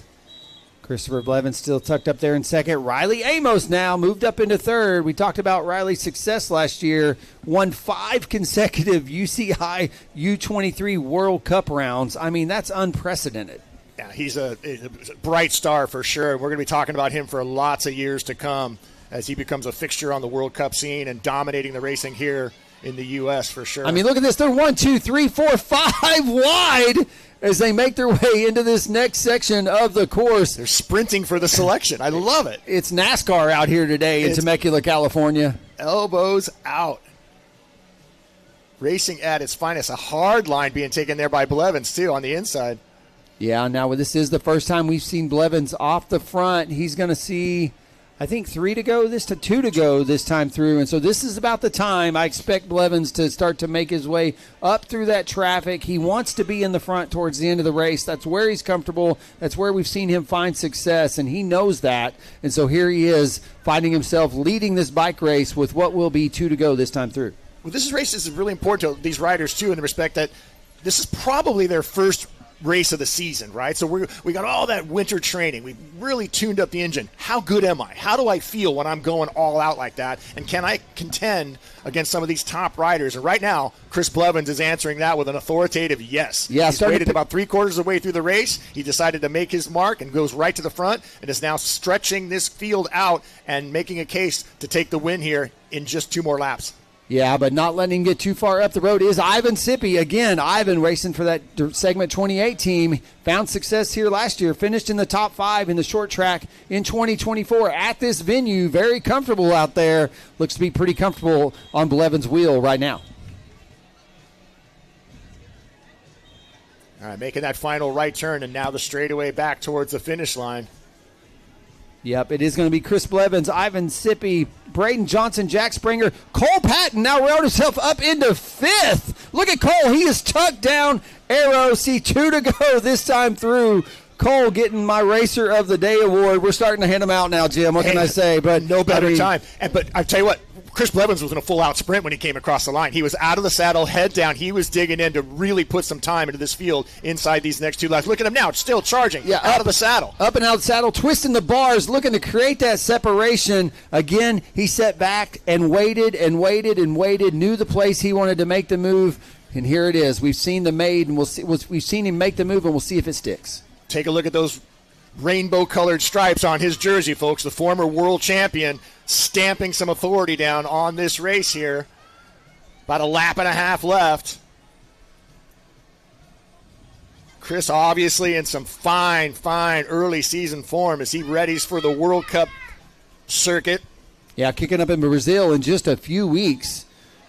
But yeah, Chris. A race he's fairly familiar with and has had some success at for sure. Won it last year, he did. And so, yeah, exciting to see his, that early season fitness seems to be in top form for Christopher Blevins as he is, when he wanted to go, well, he went. He's a fun follow on social too, man. I think that guy has more fun on 2 wheels, I think, than anybody in the sport. And his dad raced out here last year on the amateur day. It was fun to watch Chris race on Saturday with the pros, and then his dad was mixing it up, had a really good finish on the day of the amateur. Yeah, this may be a race from second from here on out because he has absolutely blown open this field. There's, 30, 40, 50 bike links between him and second place, Braden Johnson at this point. So it is Chris's race to win for sure. He's going to come through and get the 1 to go this time through. I think you're going to hear the bell signifying 1 to go in our elite men's short track race here today at the Orange Seal Pro Cup, beautiful Temecula, California, presented by Velocity Bike Park. Yeah, that last lap, again, he's still coming across. He's still out of the saddle and sprinting across the line. Chris Blevins with 1 lap to go, leading our elite men's short track race here. The former world champion stamping his authority on this race and just opening up. I just saw Riley come across the line. He's fading back a bit. But now we got a chasing group of 5 trying to hold on for whatever podium spots they can cobble together because Chris Blevins is now stretching out his lead inside the last lap. Yeah, that time through Braden Johnson, Jack Springer, Ivan Sippy, Cole Patton, Riley Amos now battling for second place out here as Chris just look at demandingly. Look how hard they're charging up that climb. We'll see who wants to be on this podium later this afternoon. Once again, that black kit you're seeing out there is Cole Patton racing for Giant Factory. He's going to get the Racer of the Day award starting towards the back. Currently finds himself setting in 4th in today's short track race. I watched Cole at one of his big breakout wins early on a few years ago at Mid-South. Won that event in really spectacular fashion, and ever since it's just been on the rise. It's been fun to watch his career, but right now we're just watching Chris Blevins ride away from this really extremely talented field and doing so very casually and calmly, looking really good in the process. Okay, I don't know. They may be starting to close this gap a little bit. They may run out of room here in this short track here today, but Chris just seems to be comfortable setting up a little bit, but I don't know. They're still twisting the screws behind him, so we're going to see if somebody has what it takes to chase him down. I'm not sure that's going to happen, but at least going to make it interesting here towards the end.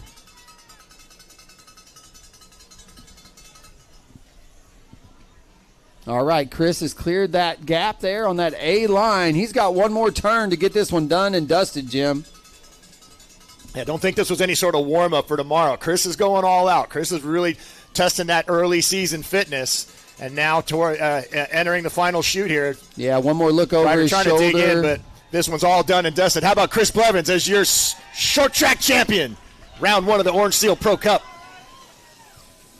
Braden Johnson rode himself into second. Jack Springer in third. Ivan Sippy in fourth. Cole Patton comes Top across 5. the line in fifth, taking a top 5. Riley going to go P6 for his effort today, too, after slipping that pedal at the start. Nice race back into contention. How about that? P7 for my man, Raulito. Love that. Local guy making good. Robbie Day comes across the line in 8th. Dane Gray in 9th. We'll see if we can't round out your top 10 here.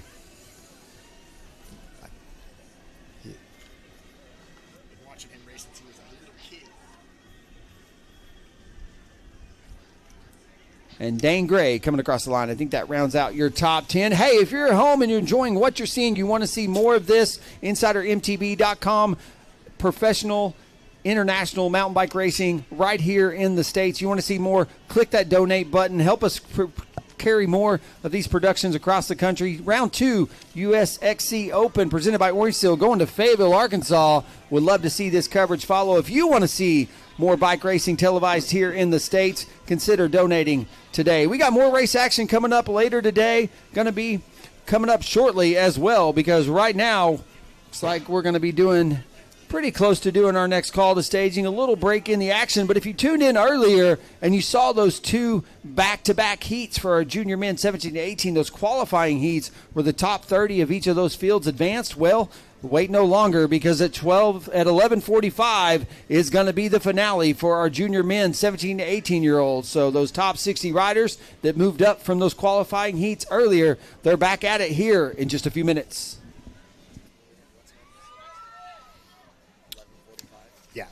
That start.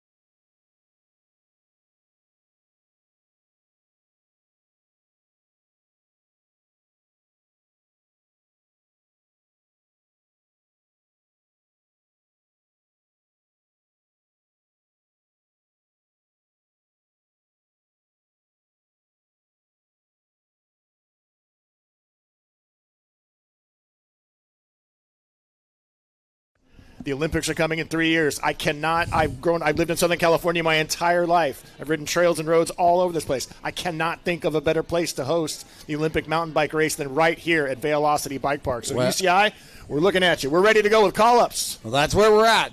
Welcome back for tuning in for the 2025 Orange Seal Pro Cup presented by Velocity Bike Park. We're going to start our call-ups for our junior men 17-18 short track final race.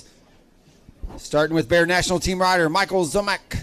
Gravity Collective's Dylan Lee. Bear National Team rider Rowan Nistal. Bear National Team Kian Reed. Bear National Team rider Thatcher Nave. Specialized Sacramento Caden Crotinger. Bear National Team rider Tyler Lambert. Gravity Academy Simon Hewitt. Durango Devo rider Jackson Sando. Bear National Orange Seal River Valdez. Donovan Racing athlete Henry Schum. Bear National Oliver Welker. Team Booger racer Aaron Connolly. Bear Nationals Benjamin Bravman. Caden Jake. Matthew Courier. Isaac Cole. Brandon Gastelum. Keelan Wells. Ian Hernandez. Flint Drummond. Mac Tompkins. Jonathan Asbell. Ben Garmani. Charles Thomas. Tanner Beachy. Leonardo Gutierrez. Tia Hirschfield. Ryan Doobie. Hunter Cottom. Ethan Twisselman. Emery Huzar. Dylan Hall. Jack Billowitz. Tacoma Smith. Daniel Castro. Seth Gerjonkto. Dylan Knopfinger. Mason Briner. Calvin Christensen. Chase Willits. Easton Day. Ezra Brown. Soren D'Amato. Louis Fretzinger. Grant Hogan. Trenton Nelson. Tyler Pierce. Joaquin Salas. Carson Klotz. Ara Namaz. Isaac York. Alex Kowalski. Barrett D'Amato. Finn Cromwell. Colin Dyson. Evan Halbib. Josh Dix. Pearson Vax. And Nathaniel Coyote Nuez to the line. Gentlemen, welcome to the Orange Seal Pro Cup. Excited to have you here today. We're looking for an event, a race today of approximately 20 minutes. The 80% rule is in effect. Just past the start-finish line to the rider's left, that's where we'll be pulling. Again, you'll hear the whistle, whatever. Please exit the course there. If for any reason you drop out of the race, if you would, come here to the start-finish line and let us know that you're not going to finish. I'll give you a 1-minute call, 30 seconds, 15, and we'll go on the whistle. Once again, gentlemen, have a great race.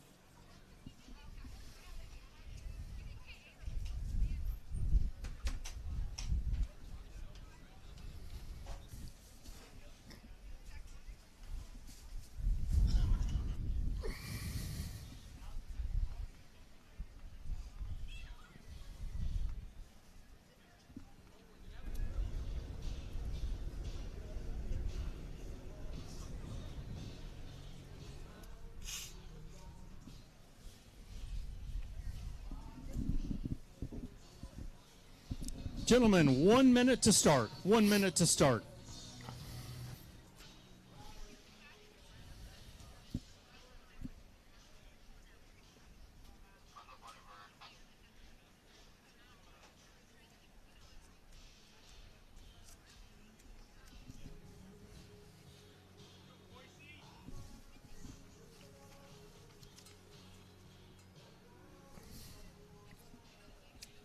Thirty seconds.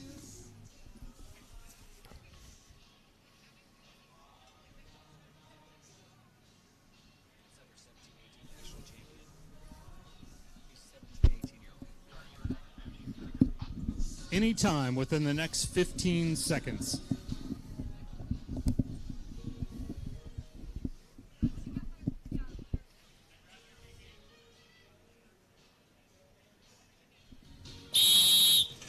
All right, and there we go. They are off the top 60 junior 17, 18-year-old men with us this weekend at the Orange Seal Pro Cup here, beautiful Temecula, California. This is the final, a 20-minute all-out sprint. Short track racing at its best. Today's short track course is a ripper. We've seen that all morning long with some steep, short, punchy climbs, longer pedally sections. This short track course is going to show us who is fit right now and who still needs some work. There will not be a whole lot of places to just sit in and hide on this race, as this is for all the marbles, as they say. The finale here today, Friday, day 1 of 3 at the Orange Seal Pro Cup. You know, this should really, Jim, this should really do a good job of show us who the athletes are to beat this weekend. Absolutely, and they've already raced once today. Everybody had to qualify for this final. We had 2 heats earlier on, and I noticed on the start line, 3 of the 6 spots on the start line, Bear National Team riders. They're poised, they're ready. Look for them to make a big statement in this race and be a feature on the podium at the end. Yeah, getting some great shots of this purpose-built venue here in Temecula, California. Vail City Bike Park on full display. Beautiful weekend of bike racing in store. We've been a little rainy all week leading up to today's races, but man, we are blessed with the Bluebird Day. Partly cloudy, lots of sunshine though. Great temperatures for bike racing. You see some wet spots on the course, but I'm going to tell you, this thing is hooking up. It's like Velcro out there. These athletes are just loving the current course conditions.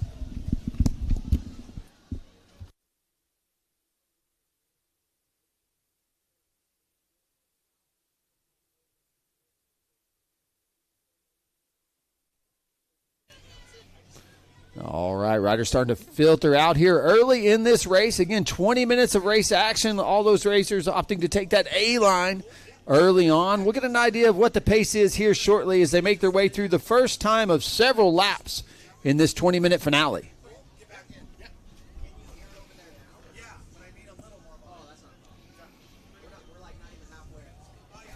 Here we go, and it is a parade of Bear National Team jerseys as they make their way through the start-finish area for the first time in this 17, 18-year-old elite men's finale here in Short Track Day. It looks like a team camp ride. The whole front of that field is littered with those beautiful blue jerseys that team that they're known for. It's fantastic. I would have thought the start, as fast as they went out, it looked like the elite men. And this is 17, 18-year-olds. These guys are flying through this course. Flying they are. And again, huge field of 60 riders making this selection from those 2 qualifying heats early this morning. But we're not looking at 60. We're looking at about a field of about 15 here that have made that selection early on and moved off. You know, definitely created some early separation in this race.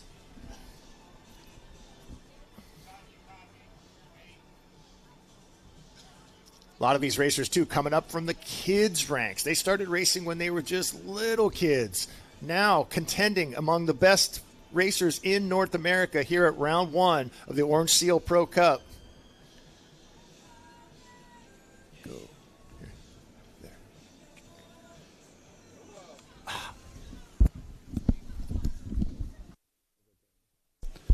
All right, athletes making their way through the start-finish area here. Get an idea of these athletes off the front here shortly. Let the race kind of come into its own. Start to give you a little update on these riders.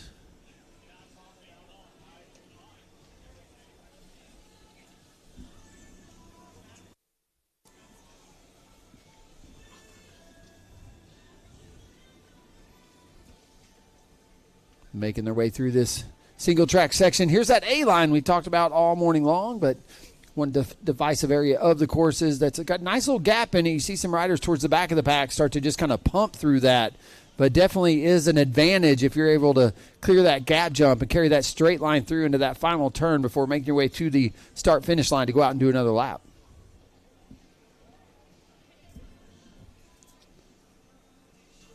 Get an idea here of who's carrying the pace as they make their way through the start-finish area. Again, a lot of Bear National Team riders up in the mix.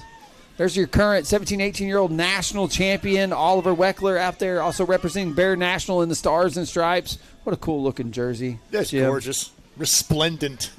Matching helmet. Yep, that's pro. That's what you got to do. So pro. I said if I ever won a national champion, everything, I'd get stars and stripes, everything. I'd have like footy pajamas, you know, in red, white, and blue. I'd have like T-shirts made up with stickers, whole deal. Whole deal indeed. And once again, it is, you know, still anyone's race early on, as there is a lot of Bear National Team nice riders move on the outside there being made as they get into one of the punchier sections of the course, carrying some speed uphill and having to slow down for that hard right turn. All right, that first time through, it was River Valdez setting the pace with Bear National Team. Rowan Nestel, Clan Reed, Michael Zylmick, Tyler Lambert, Benjamin Brovman, Oliver Weckler, Brandon Gostelum, Leonardo Gutierrez, Henry Schum. Kind of rounding out your top 10 there. Leonardo is Raulito's younger brother. Raulito just was a feature in the elite men's race, and Leonardo doing quite well here in the 17-18 race of the day. The riders now just behind our broadcast position, snaking their way through this little over a half-mile course. One long, thin line right now playing out. They'll measure out the average time of the first couple laps and let them know how many more laps they have to go here, probably by the next time they come through. Yeah, it looks to be about a pack of around 15 that have kind of made this move early on, made some quick separation. Again, huge field, 60 riders, and seems to be about a field of about 15, kind of currently setting the pace. And, again, early separation in this 20-minute all-out sprint to the finish. All right, riders are going to be making their way through here shortly. We'll give you a little update on where they stand out there on course as they make their way through this time. And our officials start to get an understanding of just how many laps they're going to be doing here in the final. Riders on approach now, and then see where they come out here. It's a who's who of 17, 18-year-olds. Isaac Cole looks to be setting the pace. River Valdez in there, Benjamin Brovman, Rowan Nestal, Tyler Lambert rounding out your top 5. But still, any one of these athletes' day to be had out here. Just a lot of racing left to go. And it's anybody's race at this point. We've got a lot of other riders trying to break up this team ride for Bear Development. A couple Donovan racers in there, a couple Gravity Collective racers in there. When you got to wonder if we start to get closer to that pace halfway. Being stretched here now, coming up the climby part of the course. This is a good part to make a move if you've got it. Put a good turn of speed on the uphill section when it's hard. Yeah, it gets nice and pinchy right before that uphill. You can really get on the gas right there and start to create some quick separation. We know this, another climb coming up here, small little step up, steep little step up that's seemed to play a role in a lot of the race action today. Go up here, there it is right there, and they go up. They make this sharp right back down. There you go.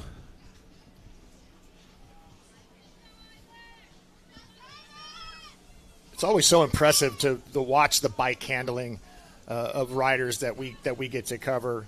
The flowiness, the smoothness with which they handle the terrain and the different obstacles on the course. Yeah, and this is Isaac Cole with Wheat Development off the front. Look at this. You've got Isaac Cole, Wheat Development, and you've got a sea of Bear National riders behind him on his wheel. And so, you know, at this point, Isaac Cole setting the pace early. Wheat Development team, shout out to that development team. A lot of riders represented this weekend here in Temecula, California. Just the development of the sport on full display in a race like this. Yeah, he showed up to the Bear Development Clubhouse here and just knocked the door down because he's now towing them around.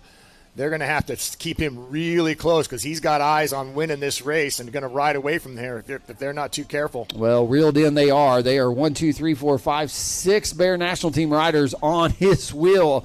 Isaac Cole, we'll see if he got it what it takes to defend that current first place position he's found himself in. P1 here today at our 17, 18-year-old short track finale.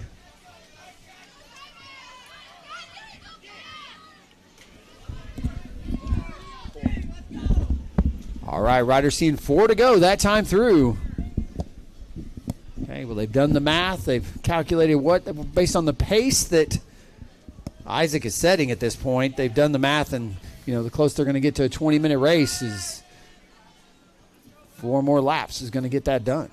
This race still anybody's race. This is just a mix right now. A lot of looking around, and now trying to stretch it out going up the tough part of the course. Yeah, we got a Bear National team rider making a move, starting to, and we knew this was going to happen. They start to see those laps count down at some point. The pressure is going to pick up, and I think we're starting to see that on this lap. Well, and yeah, that Bear National team is not going to just sit back and let somebody else take control of this race. They're going to start throwing haymakers, guys coming up over the top every single opportunity they get.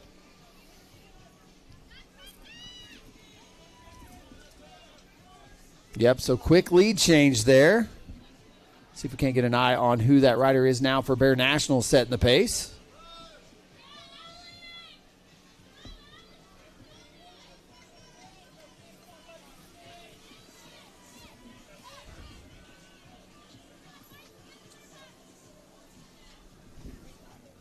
That does look like Aaron Connolly.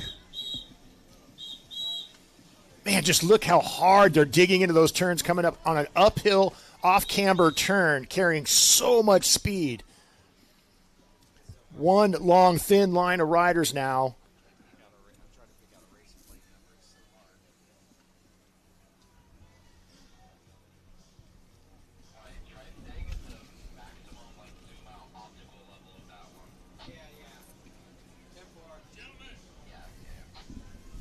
All right, leader's going to see 3 to go next time through, ladies and gentlemen. It's going to be 3 to go, 3 to go, 3 to go.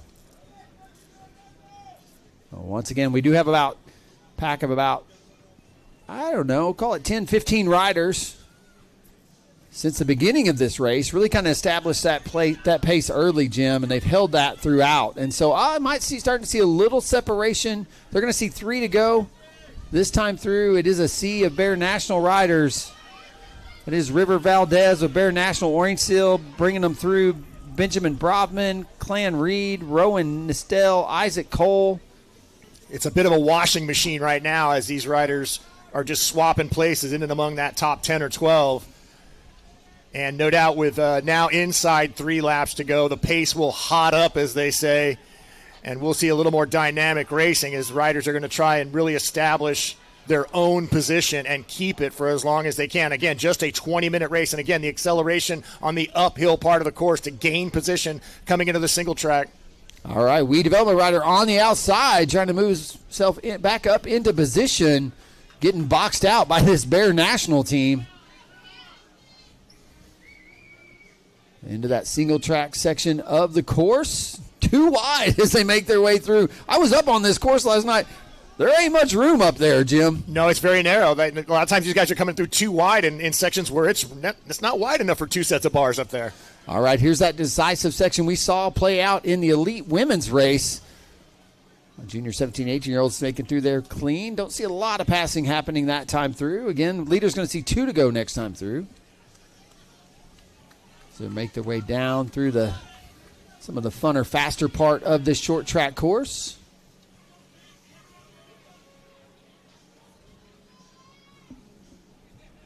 Look how hard they're coming out of that off-camber turn again, just charging out of there, sprinting. Bear National now taking the race apart, bringing it to themselves. Just trying to stretch out their lead and put all their riders in contention for a podium spot. 4 of them now out in front. Yeah, River Valdez setting the pace with Bear National Orange Seal. Currently that Bear National team rider off the front. Here they come down into that A line. They'll do this quick little gab jump. See if everybody makes it through there clean. Looks like they are. Little style through there. All right, 2 to go this time through for the leaders of the race. 2 to go. Are we setting up for another sprint finish? I mean, we've seen them 3 out of already the 5 this morning. races going to end in the sprint finish so far today? I'm all for it. Don't get me wrong. All right, that 2 to go. You can see those riders are now up and out of the saddle. They're done setting down at this point, Jim. They are up and out of the saddle. They're going to start to pick that pace up quickly as they know they're running out of race course. Yeah, the kidding around is pretty much over. The race is on in full force right now.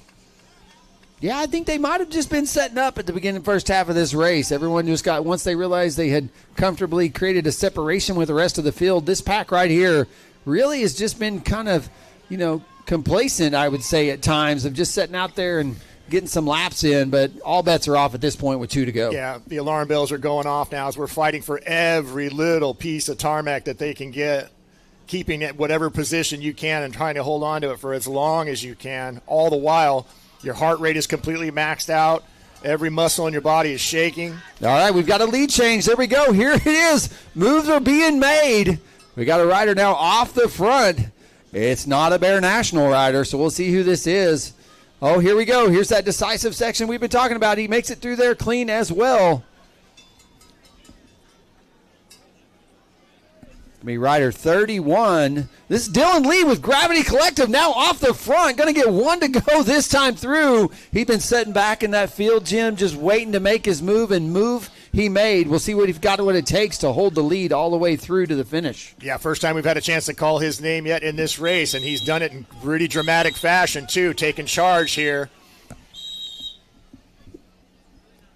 With about a lap and a half to go. Coming through the whoop section. Yeah. One little bit more of a climb before down into more of the flowy single track and that choice of the A-B line. We haven't seen any B riders yet going through the B line. They're all going to take that A because they can carry the speed, clean that gap jump, and then make the big turn back towards the finish line. And when they do come across the line this time, they'll hear the sweetest sound in cycling, that of the cowbell. Cowbell is my love language, people. Can you feel that? Let's go. One lap to go now for our 17, 18-year-old men. Round one of the Orange Seal Pro Cup. Yeah. Dylan Lee, I do think this is a Wii development rider on his wheel. It is. Bear Development is now going to start sending missiles off the front of this pack to try and reel him back. There's one. There's two. All being fired in unison. One to go, ladies and gentlemen. Here we go. Off to the races, as they say, as Bear National Team. It is a Wii development rider, though. Still been able to hold them off. We'll see if he can continue to do so. Here we go. Current 17, 18-year-old national champion now making a move. That's Oliver Weckler with Bear National Team in the Stars and Stripes. Now currently leading the race. The national champion. First time we've called his name in this race, and he's doing it on the last lap, asserting his authority in the Stars and Stripes jersey. Beautiful move there made at the toughest section of the course and now stretching out to about 5 bike lengths. Yeah, you wonder if Oliver was just sitting back there again, set and wait, getting through this more technical section nice and clean. Representing that jersey extremely well. Let's see if he's got what it takes to hold off this large field. But then here we go, team tactics. Looks like he's got some team riders behind him. Bear National riders now 1, 2, 3, it looks like. Should position our current national champion to maybe protect that lead in the Stars and Stripes. We'll see if there's some team tactics out here at play today here at the Orange Seal Pro Cup Short Track Day here in beautiful Temecula, California. Smoothly going through the whoops, carrying all the speed you can, eking every little bit out of that machine. Few more turns left in here. Deep into the race. We are inside the final lap. Just a couple more turns. Clears that A-line clean. He's got one big swooping right-hander here, and that's going to drop him back down to the finish area where it's going to be an all-out sprint to the finish. Current national champion Oliver Weckler leading them in. Let's see if he's got what it takes to hold off. He's got some competition. How about but there it is. Stars and Stripes, current national champion, taking the win. Oliver Weckler representing Bear National. Zip it up, post him up. Look at this. Bear National going 1, 2, 3, 4, 5. Clean sweep, 5 top spots for Bear National. Well done. Wow. Very impressive race. Always good to see the national champion representing with the win. Yeah, it took a little while for that race to come together and the action to pick up, but when it did indeed. And so hats off to current national champion Oliver Weckler. We'll see him on the podiums and him and his 4 other teammates in just a little bit. He was just kind of sitting back in there in that big group of teammates and kind of finding the right lines and picking his spot, and he chose it well because that was a really impressive move on the last lap to take the win here at round 1 of the USXC Open Orange Seal Pro Cup. Well done, Oliver. All right, a few more little updates for the day. 12:30 is going to be the podium awards for our elite men, elite women, junior 17, 18-year-old men, that race you just saw, as well as our 17, 18-year-old women. Those podiums coming up right at 12:30. 5 deep, top 5. So we'll see a clean bear sweep on that podium for this junior men 17, 18-year-old age group short track race here in just a little bit. 12:30, we're also going to open up the course to practice for our UCI XCO athletes, those taking to that C1 race tomorrow. 1 p.m. is going to be UCI Managers race. And then for you at home tuning in here, we're going to go back to racing. Racing picks back up at 2 p.m. 2 p.m. That's going to kick things off for the afternoon slate with our junior men 15, 16-year-old age group race. That race scheduled for 2 p.m. So thanks for tuning in to InsiderMTB.com. Consider clicking that donate button.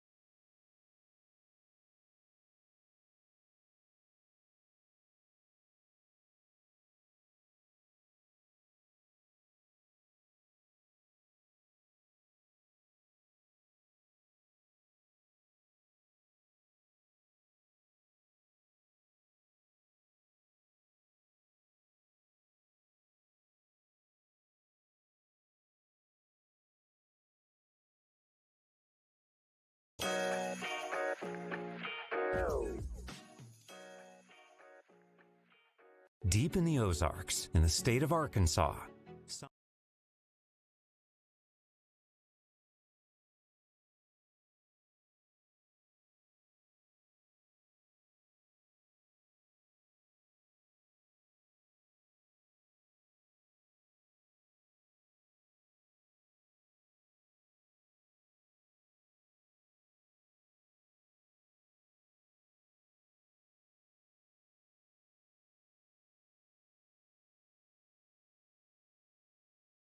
Welcome to beautiful Southern California. It's beautiful right now as the weather is definitely taking a little bit of a change. We'll see what happens. Potential for some rain this afternoon. And we did have we had a bluebird day going on there, Jim. My name's Brendan Pack. With me, Jim Miller back in the booth. We were with you this morning. We're back with you all this afternoon. We have a full slate of additional racing, starting with some 15, 16-year-old boys age group short track racing coming right up. A reminder, it's the season opener in round 1 of the US XC Open presented by Orange Seal. That's the US XC Open. Is a 6-round national series that each year crowns 10 champions in elite, U23, and junior categories. Jim, what an amazing morning of racing we just saw. I mean, it was everything from you had mixing it up from 17 to 18-year-old, UCI hopefuls to, some of the top elite men and women in international mountain bike competition. Maybe give the viewers a little bit about what they might have missed this morning if they're just now tuning in. Yeah, we were treated to some of the hottest racing you're going to find at any time of the season, let alone right at the beginning. When you've got a former world champion and Chris Blevins racing in your field, you've got some tough competition. The men's elite race was spectacular. Chris kind of bided his time and then took charge of the race in the last 2 laps.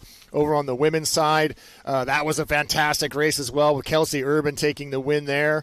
Again, a stacked field of women's racers. National champions abound in these fields, and we had Canada and U.S. represented by their respective national champions in the women's race. So I think that bodes well for the season. I think everybody's really, really well tuned up. And even our juniors, the 17 and 18-year-olds, men and women, put on a spectacular show. Bear National dominating the men's 17-18, taking all 5 spots on the podium. And then over on the women's side, they took 2 of the 5, the top 2, going to Bear National riders. So riders loving this course. I was walking around the infield a little bit ago, checking in with everybody, and they're just raving about how much fun this course is, how tacky the ground is. And like you mentioned, we're on storm watch right now, so that course condition may change a little bit over the course of the afternoon as we get into our junior racers and then our men's and women's open coming up in our afternoon slate. Yeah, for those tuning in, maybe they're asking at home. If you're tuned in on InsiderMTB.com, you're tuning in free all weekend long for professional and elite junior amateur mountain bike racing here in the States. We're excited about this product. We'd be excited you take the opportunity to consider donating so that we can continue to provide this coverage across the country. But, they ask, what is short track racing, Jim? And for those unfamiliar, short track mountain bike racing is a fast-paced, exciting discipline. It's typically held on a short, condensed course like you're about to see the 15, 16-year-olds take to, but it's spectator-friendly. This is circuit-style racing. We're at about half a mile of track, and so they're going to do that all out for about 20 minutes. It's exhilarating, and it's a treat for you that are tuning in at home. Today's short track course, it's a ripper. We saw that all morning. We know we're on storm watch, a little bit of a weather watch. Those course conditions can change pretty drastically out here, but so far today, that's been a blistering fast course, Jim. Yeah, and with a 20-minute race, it's an all-out sprint from the beginning. It's an FTP test on steroids because you're not just doing it by yourself. You're banging bars with 50 to 60 other riders trying to all gain position on the technical course. And you're right, little over a half a mile, and you can see virtually the entire course from the infield looking up on the hill. And like I said, the riders love it. It's twisty, it's turny, it's got a couple gap jumps they can flow over, and even a section where there's an A and a B line choice. So lots of fun to be had here in our afternoon slate of races. Well, speaking of afternoon slate, I think it's about time we start our call-ups. So we're going to go ahead and start our call-ups in our junior boys 15 to 16-year-old age group short track race here today at the Orange Seal Pro Cup presented by Velocity Bike Park. Starting with We Development racer Owen Duty. We Development Cooper Puffett. Tommy Rowley. Lucas Kirsch. James Malheim. Ronan Romig. Will Gregor. Ronan King Ellison. Eden Teague. Clayton Morrill. Tarek Nelson Castagno. Miles Crockett, McCarthy Kaysen, Ryan Anderson, Noah Biggerstaff, Enzo Bergout, Bennett Gassner, Reed Pfeiffer, James Umberhant, Jack Rosama, Brendan Johnson, Cash Miner, Carter Montgomery, Achilles Montiel, Vincent Alano, Jack Abel, Grayson Stevens, Jackson Williams, Rockwell Alexander, Cooper Johnson, Crew Melicor, Milo Human, Lincoln Sanchez, Asher DiPietro, Callan Hooser, Mario Salas, Braxton Maybe, Tyler Sackett, Luke Hogan, Raymond Martinez, Krypton O'Neill, Johnny Peterson, Chase Nelson, William Stewart, Ronan Kroll, Aiden Murphy, Josh Potter, Riley Larish, Emmett Brown, Miguel Garcia, and rounding out the field, Jesse Fisher. All right, at this time, we'll turn it over to our race officials for some pre-race notes. Gentlemen, welcome to the Orange Seal Pro Cup. Happy to have you here today. We'll be racing for approximately 20 minutes here. 80% rule is in effect. Just past the start-finish line is where we'll be pulling for that. If you're whistled at, I catch your eye, just move over to the rider's left, if you would. If for any reason you can't finish the course or the race, if you would come down to the start-finish line, let us know, and we will mark you accordingly. At start, I'll give you a 1-minute call, 30 seconds, 15, and you'll go on the whistle. Wish you the best, gentlemen. All right, looks like we have just a few minutes before that 1-minute countdown, so going to be this is the who's who of the future of the sport. These 15, 16-year-olds, don't rule them out. I know that race action for the 17, 18-year-olds, both men and women, were some really exciting short track racing, but I'm telling you, if you've never seen kids, 15, 16-year-old, get out here, they can absolutely shred a mountain bike. Most of these kids have come up through the ranks of organizations like NICA and others. They've moved on to these development teams like we and Bear National. I'm telling you right now, we're going to be calling these kids names today. We're going to be calling these kids names for years to come. Yeah, again, a real treat to see their talents on display here. Like you mentioned, many of them coming through the kids' ranks, been racing bikes now for a number of years, even though they're just early teenagers. It's fantastic to see the growth. 50-plus riders in this field alone. It just bodes really, really well for the future of cycling here in the U.S. Really spectacular. Thanks to the moms and the parents and the dads for supporting them, getting them out there, doing fun, healthy stuff as a family. It's just great to see the ranks of the juniors just so well filled out. Yeah, moms, dads, grandmas, grandpas, the true heroes of the sport of mountain biking when it comes to the development of these athletes, getting them to the practices, getting them to the races. We know it's a big ask. It's a Friday. These kids are out here racing their bikes, Velocity Bike Park, and so that takes a whole commitment by the family, and we know that. We share that with you, and we appreciate the families for supporting these athletes. I know I'm a little bit biased, but this is hanging out here at a bike park is way more fun than some dusty soccer field or soccer pitch or softball field in the middle of nowhere somewhere. Come out and do fun stuff as a family and race your bike. It's good for the body, mind, and soul. Agreed. All right, at this point, we're going to turn it over to our officials. They'll count them down. Gentlemen, 1 minute to the start. 1 minute to start.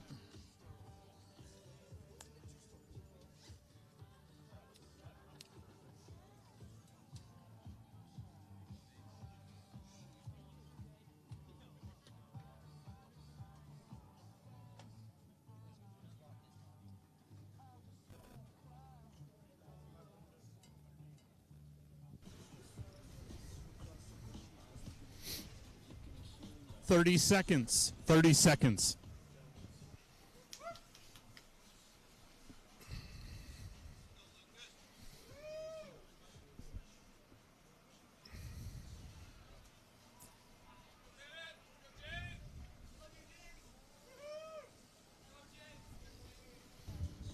Anytime within the next 15 seconds.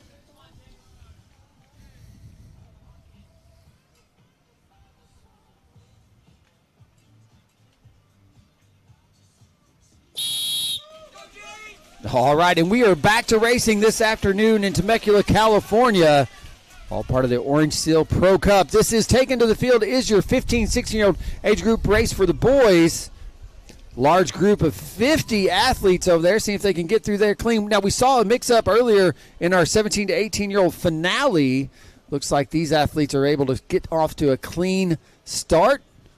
We'll keep up with the race action for the next 20 minutes. It is action-packed, and it goes by fast. All-out effort. Don't go anywhere. All-out effort for 20 minutes as they're now cresting the first of the few climbs on this, little over half a mile lap at the short course here.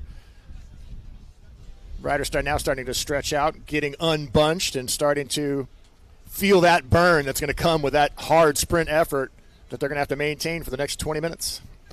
Yeah, and I think some of the story changing on the day is the temperature. It's starting to cool off here at the venue. We did start to see the temps peak up. The sun was shining. The cloud coverage has moved in. There's a potential for rain to start during this race, and so conditions just mid-race could change drastically as the action unfolds here for our 15, 16-year-olds. And so going to be exciting to see what happens and then who has what it takes to deal with those changing conditions. One thing that is changing, and you see on the course, is the wind. Now, the wind is starting to pick up a little bit. I still don't think it's going to play that much of a factor, but you can see that race ribbon on the rider's left there starting to kind of the breeze starting to come into this venue. Temperatures starting to drop. I know these guys are going to be able to stay warm on their bikes, but as you're out there and conditions change, I mean, it becomes a head game. Yeah, totally. And I would say, too, the wind could become a factor for some of these riders because some of them are really small people.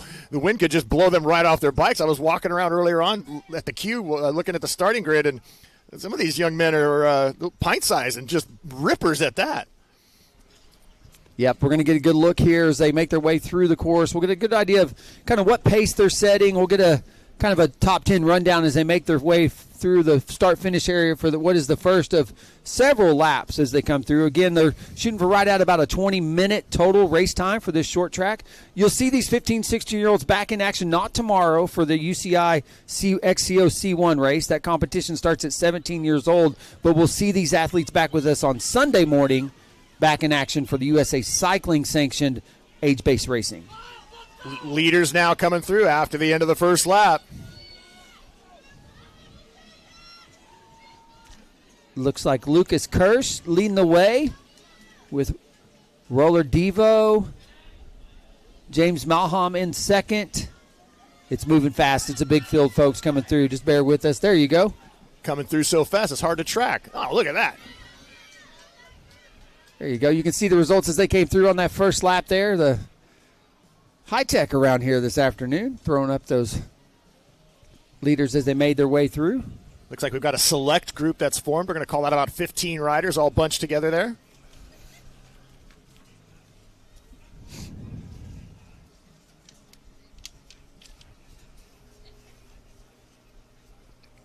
The guys here at Vailocity must have a lot of fun just making this park, right? With all of the fun terrain they have to be able to work with and carve these beautiful trails and just wrap them around this terrain here. It's got to be a lot of fun to do it. I know they've worked really hard in the offseason. We've got, for the race tomorrow, we've got an over-under section. There's 2 different rock gardens that were built into the side of the hill here. And this is just a really, really special facility to be able to come and race bikes at. Yeah. Absolutely. And these kids are having fun with the facility. I'm seeing tail whips out here. They're just they're having fun early on in this 20-minute short track race. We do have one rider kind of currently setting the pace. That's going to be 287. That's James Malham.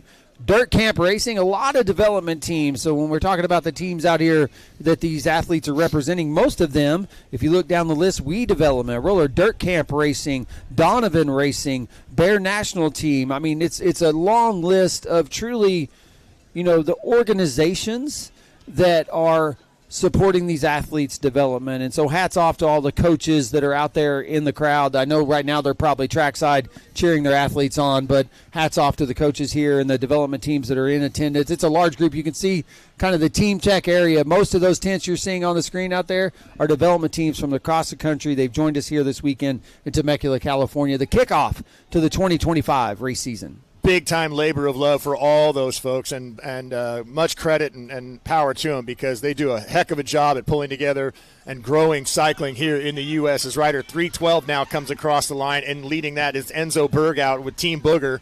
I think I want to go to the end of the season party for Team Booger. How about you? I bet those kids have a good time. Well, he just looked over his shoulder, and as he made his way through there, and you could tell he started to pick up the pace right through that start-finish area and wanted to see who was willing to go with him. And you can see now the selection's been made. It's a group of about 8 that said, okay, let's go.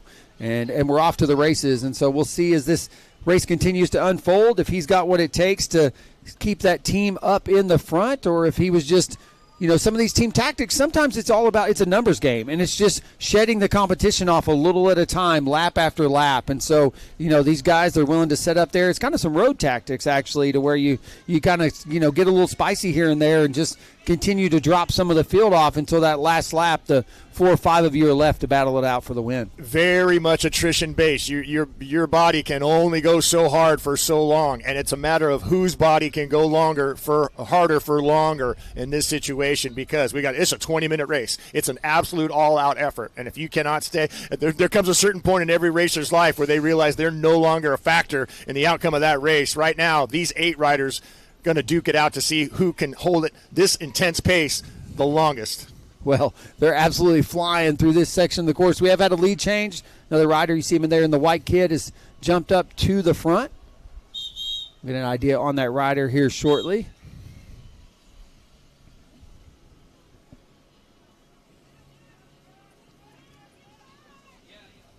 Very dynamic so far. The lead changing with almost every new sector of the course as they make their way through it. A number of these riders are local San Diegans. I've been talking about them and with them and to them over the number of years at Quick and Dirty, our local grassroots racing here in San Diego, and really proud of the way these young men and women have come through the ranks and become the skilled racers that they are. All right, here they are taking that A-line. We've talked a lot about this throughout the morning, but these 15, 16-year-olds don't seem to have B-line here for these senders. These guys are just going for it. No problem rolling that. If worst case, just roll it. They got one more turn. They'll make their way back there. The leaders making their way back through the start-finish area now. A little bit of change in coverage. As we said, you can see, as you've seen in the coverage, the rain is expected to potentially move in, but with that come the winds and our ability to, you can see Old Glory blowing in the wind right there, but our ability to put drones in the air right now is limited. So if some of the coverage looks a little bit different from this morning, it's just, we're not able to get our eyes in the sky like we had them this morning. Oh, but I'll tell you what, hats off to the crew, because they've been doing a fantastic job all day. InsiderMTB.com bringing you live streaming action here from the Orange Seal Pro Cup in Temecula. Doesn't get any better than this. Hope you're enjoying this great coverage we're able to provide, because, man, we got a front row seat to some of the hottest action. Tune in tomorrow, too, for the cross-country course. The rider makes a surge around the left-hand side there and digs in going up the hill so he can have a free run on the flow section. Yeah, that was Ronan Ramig that was in that white kit that had been setting the pace, racing for Absolute Bikes and Specialized, but now that pass has been made. Like you said, lap after lap, this is what we're talking about. It's a attritions game, and they all are just continue to just kind of throw darts and hope one sticks. Yep. And you got to hold on to that machine, too, because, man, if it's hard to ride that bike anyway, when you're completely pinned, your heart is maxed out, you're breathing through your eyelids, as they say, it's hard to handle that machine and keep it on track and keep yourself upright. So that's the biggest part of racing, is being able to control that machine at the pace you're going. Pace so fast already that we've already had a number of riders being pulled off the course just because the field is so big on this short course. They're trying to do the best they can to keep it racing unencumbered for the leaders at lap after lap. Yeah, this does look like Tommy Rowley's currently setting the pace. Another Devo rider. He does have 4 or 5 bike links now, Jim. I don't know. There's plenty of race left to go, but you can definitely start to see the race start to splinter up as that 80% rule is in effect. As we said, they're starting to pull some riders, so that tells me that this pace is up. Yeah, we're getting to about the halfway point.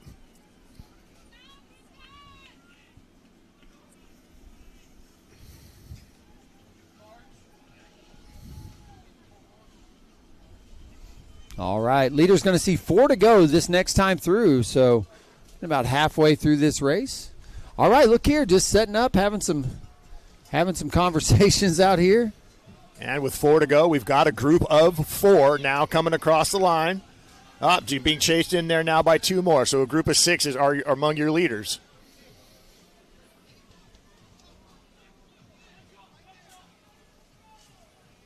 Yep, there are leaders. Okay, they're up and out of the saddle. They go up and over that container there. You'll see that deployed in tomorrow's UCI XCO course. Really unique design. A lot of new features over the last 3 years. The team out here at Vail City Bike Park. Another attack being launched around the right side this time. Again, just how many people can we shred off our wheels as we throw these attack after attack after attack? Seems to be working, as we were about 6 in. Now it looks to be filtered down to maybe 5. Looks like this young athlete's willing to keep the pedal to the metal.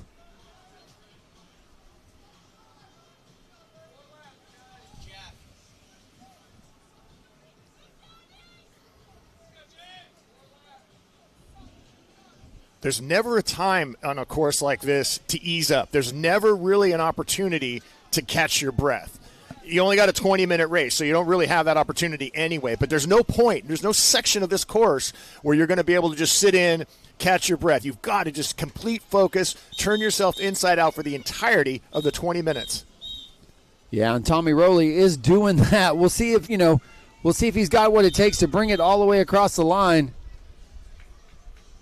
Going to see 3 to go next time through, but he is definitely currently setting the pace on the weekend early. Looks now like our select group is down to 4. Yep, they continue to kind of kick riders off the back out of that lead group. Leaders are making their way through that AB line, most of them taking that A. There you go. See, 15, 16-year-olds, that's no problem for them, Jim. That's I think they're doing that in their backyard most days, if I had to guess. These kids are jumping stuff like this all day, every day, so that's just a fun part of the course for them. Yeah, you can see the flag there stretched out nice and tight. Riders in a full-blown headwind as they come down the start-finish chute. Yeah, that's a change. Yeah, now that it is going to be a pretty strong headwind into the finish. You can see them all start to kind of set up in that section as they look to jump back out now on the trail. trail. Our group has coalesced into a group of 5, so 5 among the leaders with 3 to go. All right, one rider able to get back on terms. It's back to 6.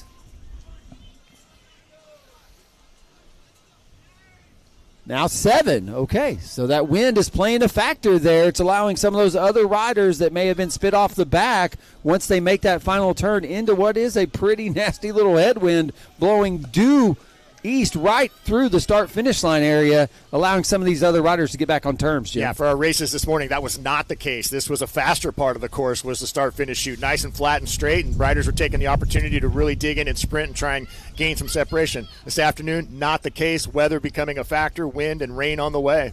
Yeah, young Ronan now setting the pace again. He was up there earlier in the race, found himself back off the front again. But he's got a big chase group with him of now 7 riders. Yeah, and of course this short, you cannot let anybody, if you expect to bring them back, you can't give them any little bit of space in front of you, because it becomes really hard to close that gap with the wind and also with the technical features that are the first 2/3 of the course. Well, I don't know that there's much technical features keeping these 15, 16-year-olds back. They seem to be pretty comfortable with the course and the course conditions, as it's a trick contest out there on course. Miles with the tail whips there. This is the part of the course gets a little punchy. Got a little up here in elevation. We've seen some attacks made here. Let's see if we might have one now, or if everyone's still pretty comfortable to set in. Yeah, those are the tough ones, right? With the quick change in elevation, with the punchy hill, because you've got a gearing selection to make. You got to be able to grab that gear. Bike's got to respond. You've got to respond to the different cadence required to be able to maintain the speed and not lose any space that you work so hard to get in the few hundred meters before that. Well, Ronan's leading them in as they make their way into that A line up over that gap jump with ease, I'm sure. All these riders, that's no problem. They got one more turn. They'll make the turn, and riders are going to see, I think, 2 to go this time through. Now starting to see rain here at the start-finish line. We'll have 2 to go. They started in sunshine. The race turned to wind and rain in the second half of it. Of our men, 15 to 16. Yeah, 2 to go, 2 to go, 2 to go. 2 laps to go. Yeah, rain has moved into the venue. Windy, rainy, conditions quickly changing here in Temecula, California. And I think the pace is starting to pick up as well out there, Jim. I imagine that windy, cold rain is a recipe to turn those pedals a little faster for these 15, 16-year-olds. Yeah, even at their young age and with their their max heart rate capability, they just want to get this done. That's a Donovan racing rider. They're leaning off the front, trying to gain a few bike lengths before he heads into the single track section. Yeah, it might be young Will Greger. We'll take a look here and see if we can pick out his number plate. Yeah, I believe that is racer 290 Will Greger, currently setting the pace. Donovan Racing.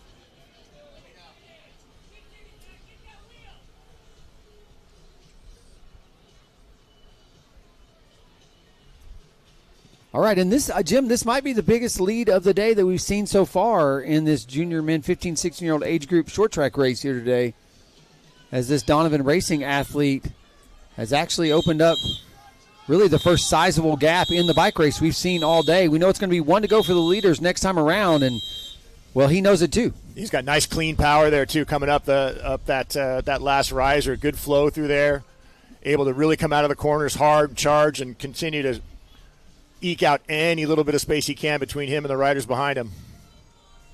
Yep, staying on those pedals. And here comes the chase. We got a chase group of 3 now, seeing if they can't reel Will back in. They've got just a little bit more on the backside of this course before probably going to be able to hear that bell. That bell's going to signify 1 to go for the leaders of the bike race.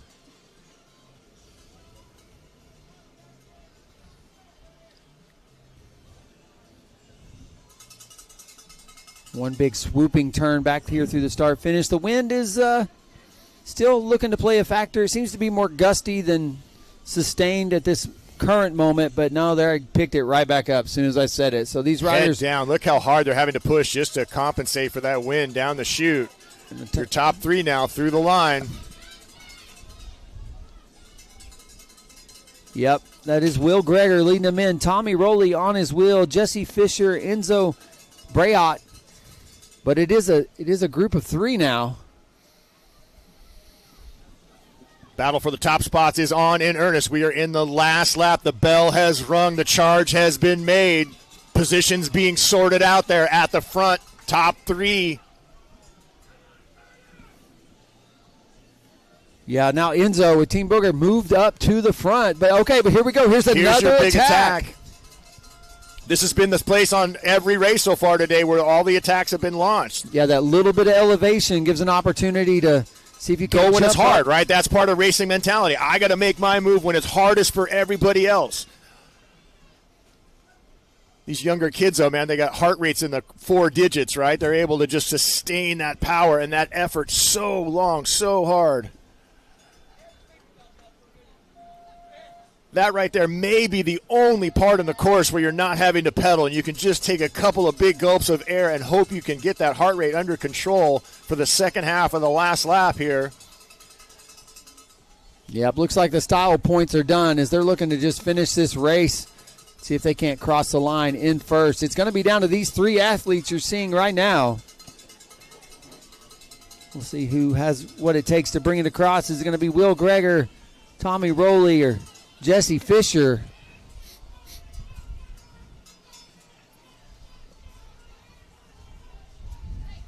Few more turns to get this done. They're going to drop down. Not too many places left on this lap to be able to gain an advantage. So if you got a move to make, you're going to have to find a spot to do it and make that pass safely. Yeah, this thing could come down. We're going to see. They're going to go through this section right here. Yep. They're going to drop down, and they're all going to go across this A line. We have our 3rd sprint finish of the day. I mean, into a headwind. Love it.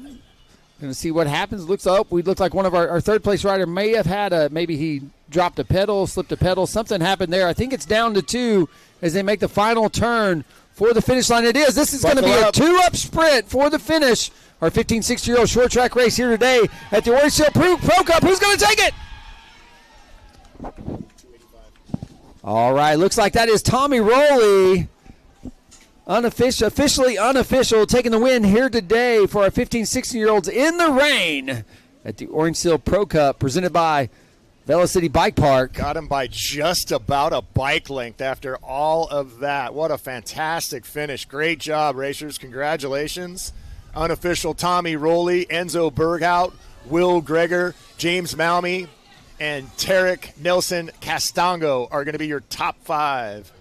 Yeah, rain. You can see the rain on the screen coming down now at the venue. And you look, they left it all out there on the course as they're just catching their breath. They have a day to rest, though. They're not going to be back at it tomorrow. Our 15, 16-year-olds, you'll see them back on course come Sunday morning. I'm certain we'll be calling these same guys' names on Sunday when we're out here racing on the longer course. But, man, what a treat.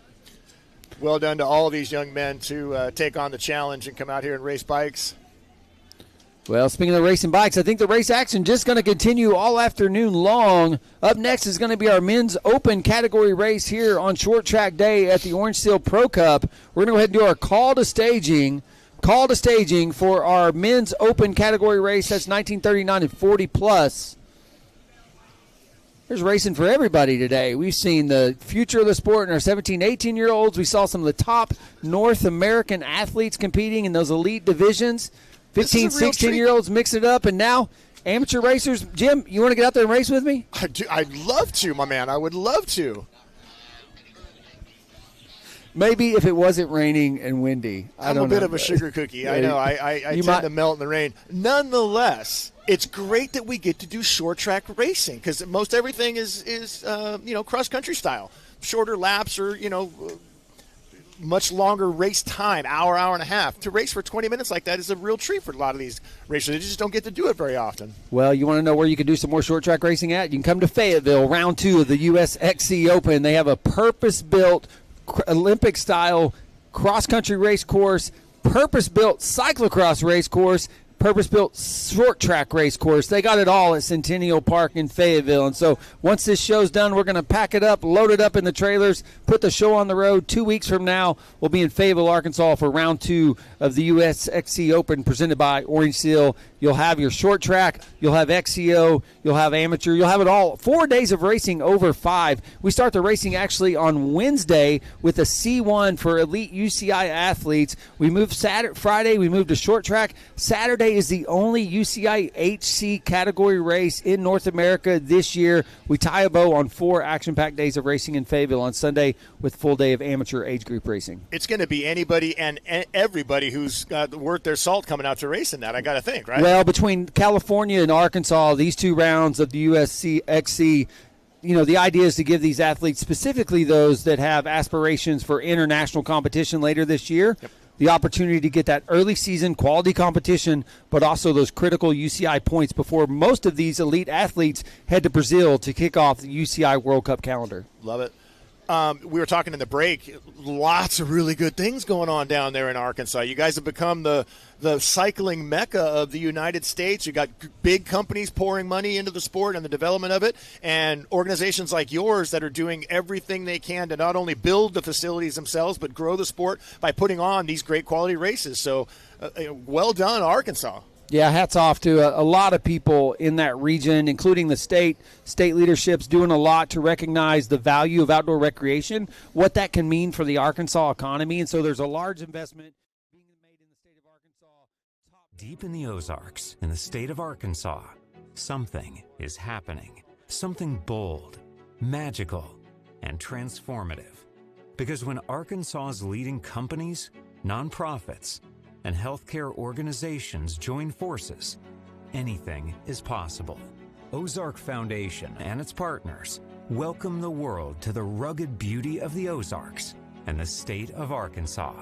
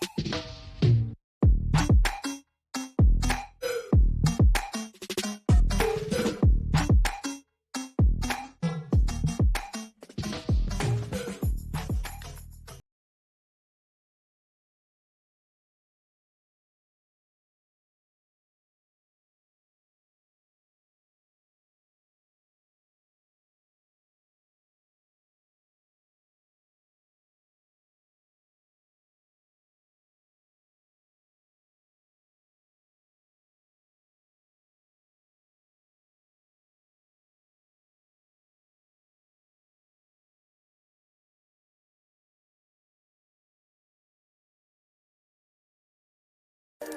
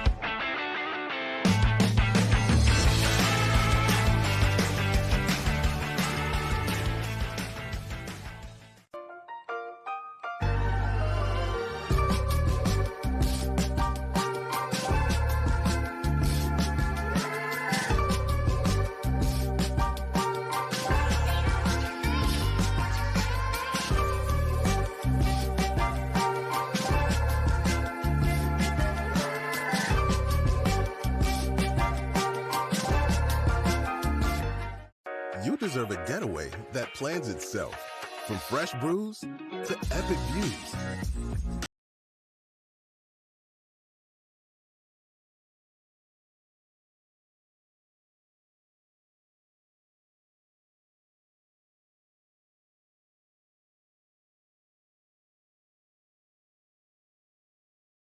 Vail.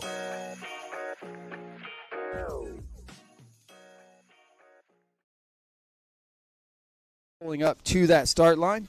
Combined field, going to be both our men 1939 and our open 40-plus category race. So you got a race within a race happening in this next competition. The 40-plussers, my people, if you will. The elder statesmen of the mountain bike racing community. Our people. Yes, yes. For sure. I give credit to anybody who pins on the number. I don't care what age you are, you know. The older the better as far as that goes. You took the challenge, you pinned on the number, you came out here to make it happen. I love it. Yeah, make it a full weekend of mountain bike racing here in Temecula, California. If you got the time and you got the want to, then pin a number on and come out and race. We've got a bike race for you. And up next, we're going to go ahead and call them to the line. All right, going to call to the line, please, all of our men in our 1939 and our 40-plus open category race. Go ahead and roll up to the start line here today.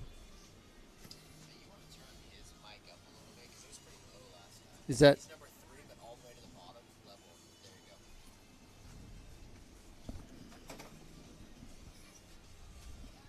go. all right? Should be seeing our men 1939 and 40-plus. You guys go ahead and A slow arriving crowd. you guys can go ahead and just roll up to the start line. In the order you're in, just go ahead and roll up. I don't think we have any volume down Oh, we don't have any volume down there. Where's No, it does. There's one down there.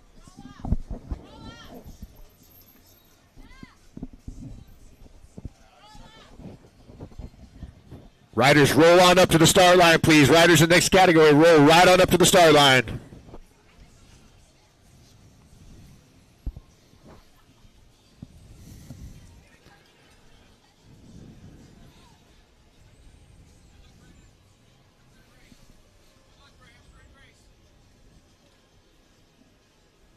Someone turned it down. Of course. We're starting over. We're starting all over.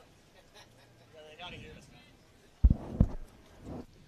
Guys, we're looking for a race, approximately 20 minutes. I'm going to give you a 1-minute call, 30 seconds, 15, and we will go on the whistle. We will not be pulling in this category. 80% rule does not apply. We'll let you guys finish. If for any reason you do not finish the course or whatever, if you would come down and tell us here at the start-finish.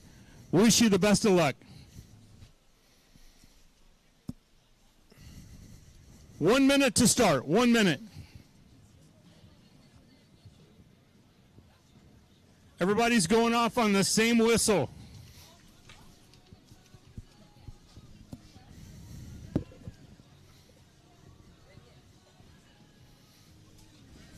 Seconds.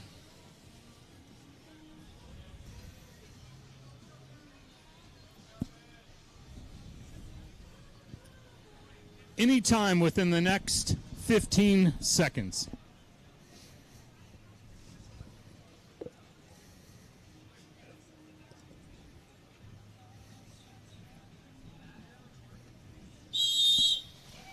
All right, Jim, and they are off. This is a combined field start. Athletes racing both the men 1939 age group race as well as our men in the 40-plus age group race, all starting at the same time. They're going to sort it out. The officials with the timing will sort it out in the end. But what you're seeing here at the start is a mass start, mixed age group racing. And it will be noted the 40-plus field is larger than the 19 to 39 field. How about that? Noted. All these guys taking Friday off or maybe not working at all and coming out racing bikes as the sun decides to make its return. Never fails. You get the 15, 16-year-olds out there. It's pouring rain.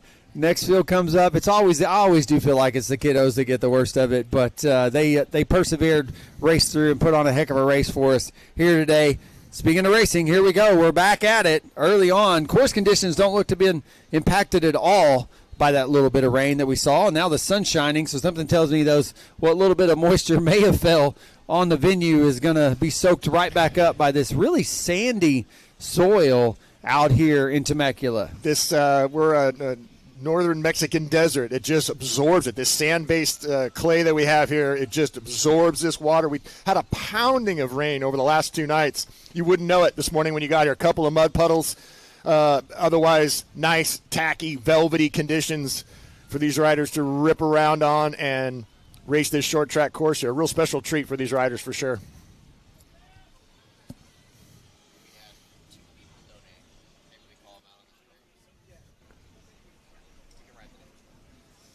Yeah, and for those at home, thanks for tuning in to InsiderMTB.com. We're bringing you professional, elite, and amateur mountain bike racing all weekend long here at the Orange Seal Pro Cup presented by Vail City Bike Park. We're at Vail City Bike Park, over 30 miles of purpose-built mountain bike trails just east of Temecula, California. Beautiful venue. Had a little bit of rain just pushed through, but now the sun's back out and shining. We'll see if that holds. There's some more, could potentially be a few more clouds building up, but it's been rained off and on all week long. And a reminder for you at home, if you're enjoying what you're watching, you want to see more of this, we do encourage you to hit that donate button. We appreciate any support you give. The opportunity, the hope is that we can continue to provide this coverage, really international coverage of U.S.-based mountain bike racing as this USXC series unfolds 6 races across the country, and hopefully we can televise some more of them. Yeah, and donating to that is the one way we'll be able to get this coverage out of these other races. Tip of the cap to Nicholas Toriani and Paul Doobie for being among those that have donated and enjoying the coverage today from the nice comfort of their probably their computer screen, I'm guessing. They're sitting there busy doing home office stuff and keeping this on the side screen, which is exactly what I'd be doing if I wasn't here. Yeah, nice rate breaking out now. You got 6 riders in the lead. Probably a mix of both, I would say. 19 to 39 and the 40-plus in this top 6 as this rate starts to sort itself out. Another 20-minute race. Yep, 20 minutes of short track action, and we'll see if we can. We'll do our best here to kind of keep you up to date to who's who in the field based on their age group. We do have it broken down, so we can try to keep up with that, and, well, we'll do our best.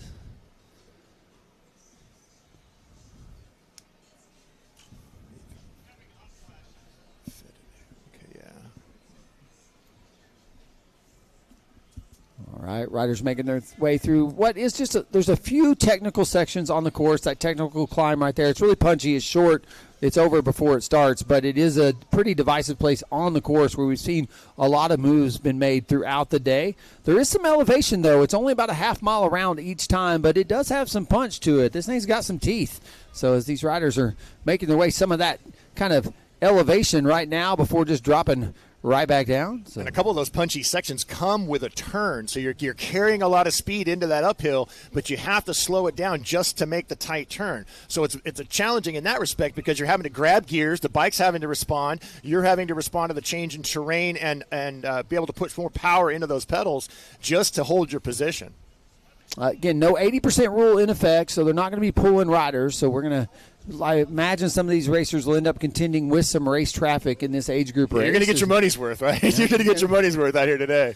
I just noticed there, too, the rider just on that gap jump gained a position by gapping that jump instead of just rolling over it. again, there's that A line working by design. You've got that A and B line split right there. Riders that are willing to risk that gap jump are rewarded with a couple second time bonus versus taking that longer B line on the outside of that jump. Right, here come our leaders making their way through. This is going to be Nathan Fedenu, Aiden Sturgis Melby, and Kevin Bradford Parrish. I just heard someone yell out, Kevin! So Kevin's got some fans here. Shout out to Kevin's fans. Yeah. Kevin, sitting in, he's in our 40-plus age group, so Nathan. Kevin hanging right in there with the younger guys. He's leading 40-plus along with the two of the riders in the 19 to 39. Yeah, Nathan leading that 1939 age group race, and good to see Kevin holding it down for the old guys. Love it. Masters, I think. Yeah. Okay.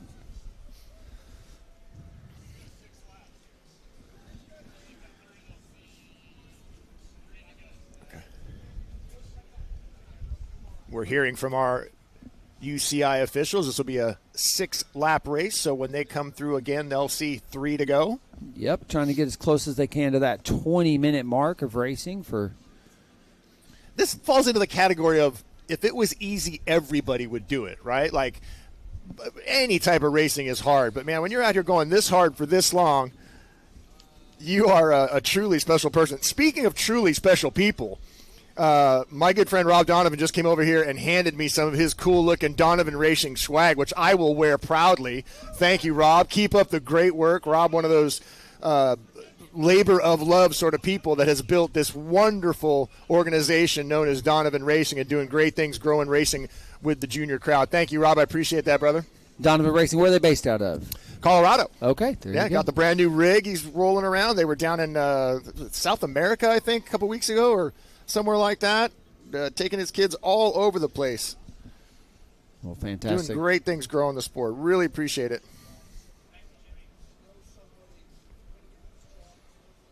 All right, as our leaders making their way through here.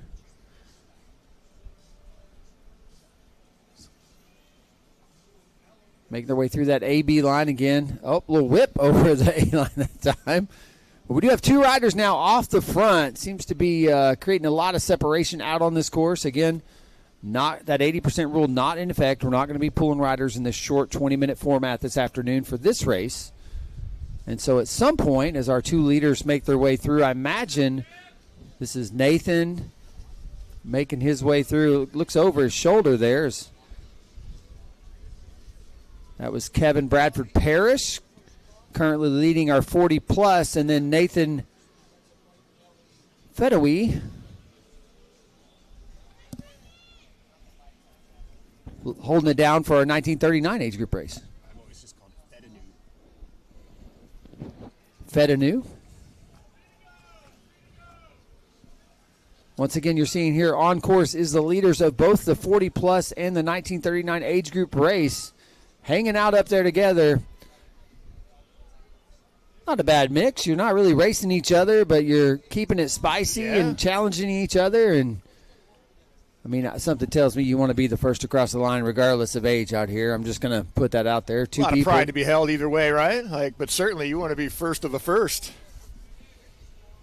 Well, currently first of the first is Kevin Bradford Parrish.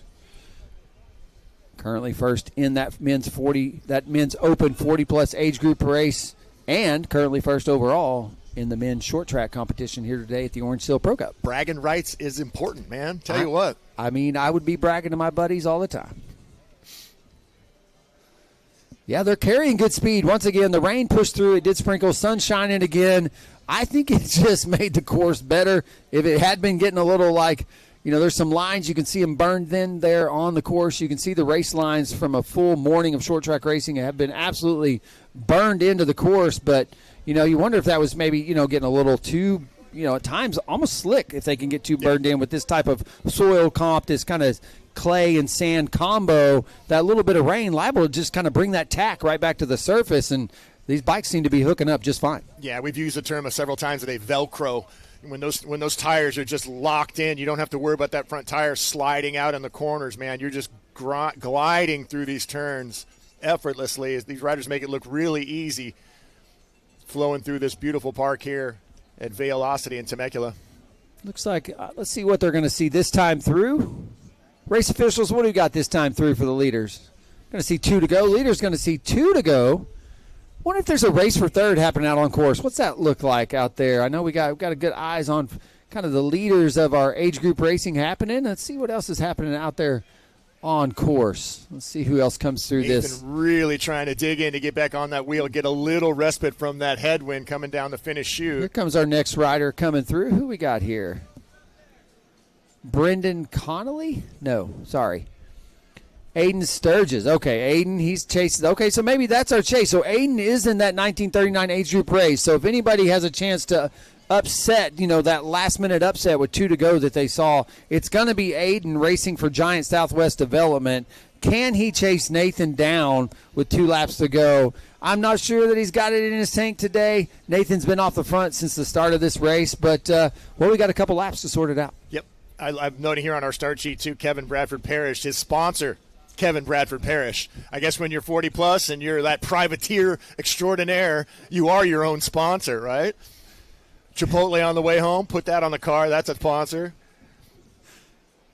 Your local bike shop, they're a sponsor. Bike racers are a different breed. I love them. 2-man race here so far. Yeah, from the gun has been. It's in these 2 gentlemen since about 2 laps in, really were able to create that separation. They've been off the front ever since. Again, what you're seeing here is the leader of both our men's open 40-plus race and our men's open 19 to 39 age group race here today at the Orange Seal Pro Cup. Wind's still blowing a little bit. We did pick up here at the venue quite a bit during that junior 15, 16-year-old age group race, but I'm starting to see it, it still is kicking around a little bit, so I know they're feeling it when they turn into that finish line chute. They're turning right into this headwind. It hurts no matter what. You've been putting out this effort for so long. Any little bit of wind is going to hurt.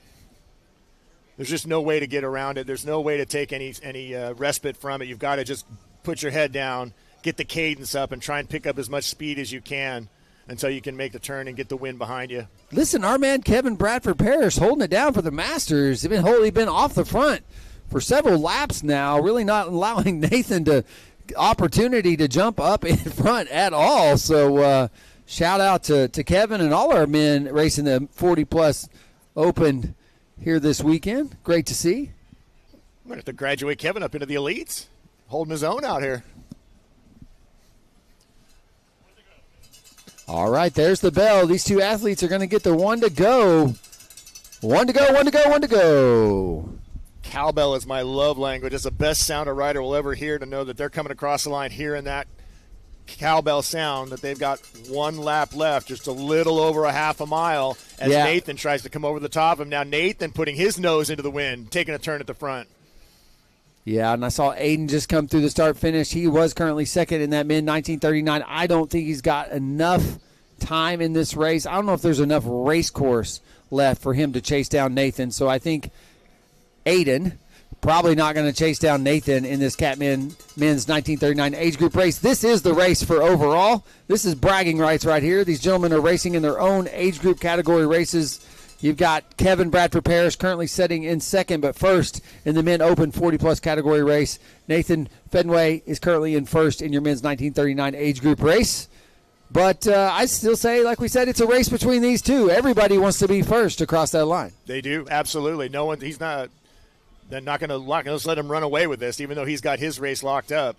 The big-time bragging rights for the overall win for sure. Anytime in a mixed field event like this. Well, they're definitely wheel to wheel as they make their way through, starting on the backside of this course now. Maybe about a quarter mile left of racing. Carrying good speed through this section. It does kick up right here. Carried a big turn of speed through that curve there. We'll see if he's got an opportunity left to make a nice, safe pass. A couple sections of the course that'll allow that left here as we're in the final few hundred meters. Okay, here goes the pass. Here's the pass. He's giving it a go. Kevin Bradford Parrish making the pass there. It was about I don't know if I call that double wide. That's not a lot of single track there, but he made it work, made the pass, came across clean, moved up in front of Nathan, and the separations happened. I don't know what happened, but he's put on the gas now. A KG vet move right there. He's got his spot, making a clean pass, and now putting the final few pedal. Oh, and that's in. it. That's it. I'm going to call it. Nathan wasn't able to clean that gap jump where Kevin Bradford Parrish was. He's got one more turn to get it done. There he is in the finish line for the shoot for the final time. Put your hands together. Going to take the overall in our men's open race here today, ladies and gentlemen. Kevin Bradford Parrish. Nice race there. But well great done. race. Yeah, that was a fun race to watch, fun one to call. Nathan Fedenu coming across the line in first for your men's 1939 age group race here today at the Orange Seal Pro Cup presented by our friends at Vail City Bike Park. That is the bike park you're seeing on TV. Over 30 miles of purpose-built world-class mountain bike trails. Everything from local, regional, national, international competition like we got this weekend here. Round one of the US XC Open. They've got it all. There's a nice little pump track section over on the other side here. I saw a bunch of kids rolling around over there having fun. And like you said, over 30 miles of courses and trails and everything they can connect. So really, really special place. And I've said it a few times on this broadcast. We're eyeballing you. UCI, you looking at us? We got the place here in 3 years. We want the Olympics in our backyard here in San Diego. Yeah, just because it's in L.A., it's in America. It could be anywhere. I saw recently that the kayak competitions for the Olympics in 2028 actually going to Oklahoma City. Softball, I think, too, out in those areas because they got the right facilities for it. So purpose-built facilities, world-class facilities all across the states, like we have right here, just right outside Temecula. Look no further. If the LA 28 team's tuned in, who knows? Let's do it. All right, up next, as we wrap up and let these athletes finish up their race, we're going to go ahead and do a call to staging.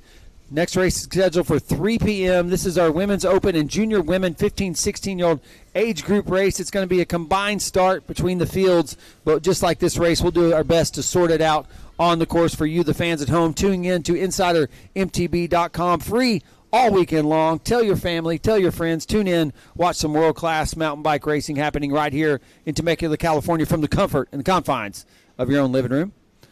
Call to staging for our Women Open and Junior Women 15, 16-year-old age group racers. Short track today. Go ahead, call to staging. Go ahead and start making your way to that staging area, please.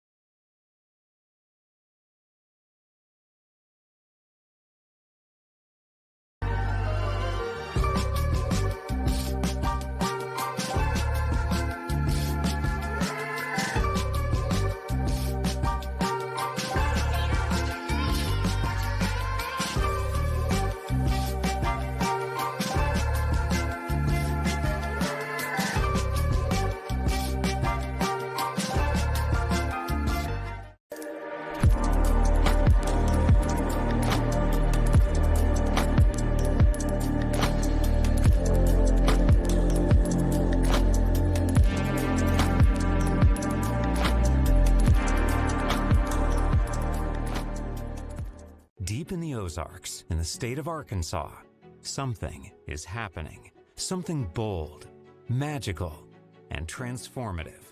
Because when Arkansas's leading companies, nonprofits, and healthcare organizations join forces, anything is possible. Ozark Foundation and its partners welcome the world to the rugged beauty of the Ozarks and the state of Arkansas. You deserve a getaway that plans itself.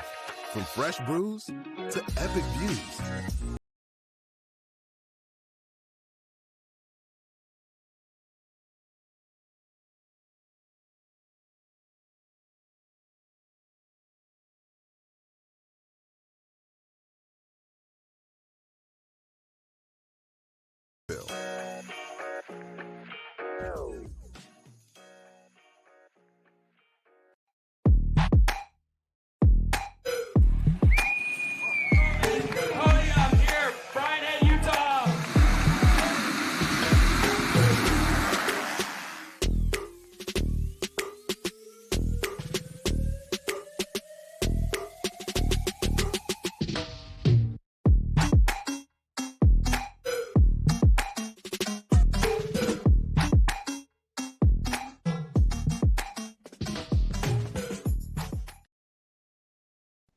Hoping that rain's pushed out. Looks like a 40% chance on the radar, maybe a little bit more sprinkles during this next race. We'll just have to see what happens. But the winds definitely have picked up, currently holding at about 13 miles an hour, gusting a little more, and feels like now 49 degrees. Welcome back. Thanks for tuning in here on InsiderMTB.com. Just giving a little rundown about the weather. Weather conditions have changed a little bit. Wind has picked up a little bit, about 13, 15 miles an hour. You'll see some of that race tape blowing in the wind. If you're tuning in now, up next is going to be our women's open category races, as well as a much larger field, our junior girls 15-16 age group race. 27 athletes here with us this weekend. You'll see them racing here this afternoon in the short track. You'll see them rejoin us Sunday for those USAC sanctioned cross-country mountain bike races that'll happen here at the venue on Sunday morning. All part of the Orange Seal Pro Cup weekend presented by Vail City Bike Park.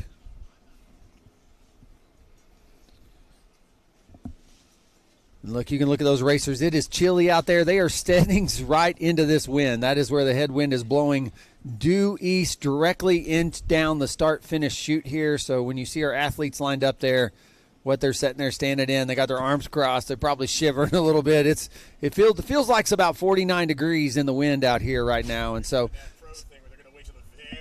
minute to take off that top coat to be able to heat up as quick as they can on the course.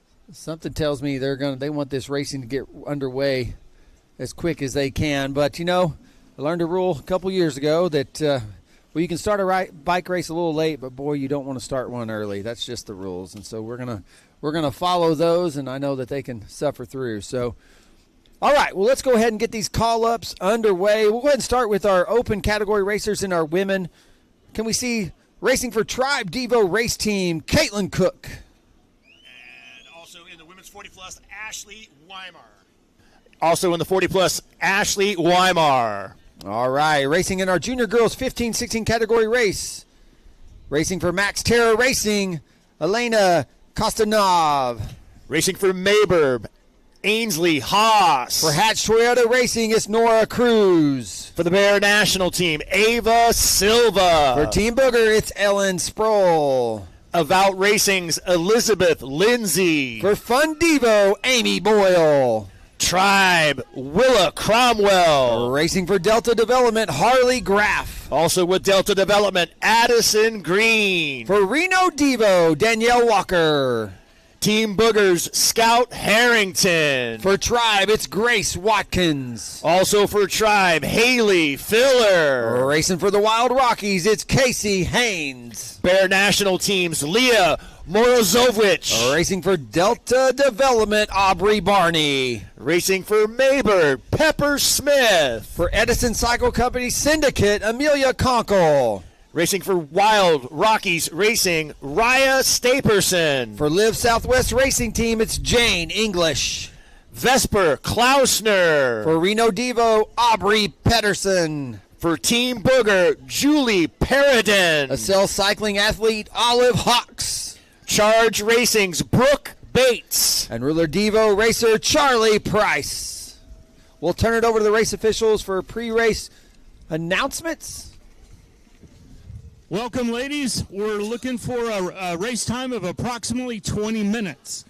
If for any reason you cannot finish, please come down and let us know here at the start-finish line. 80% rule is not in effect. We will allow you to stay in. I will give you a 1-minute call, 30 seconds, 15, and we'll go on the whistle. Best of luck.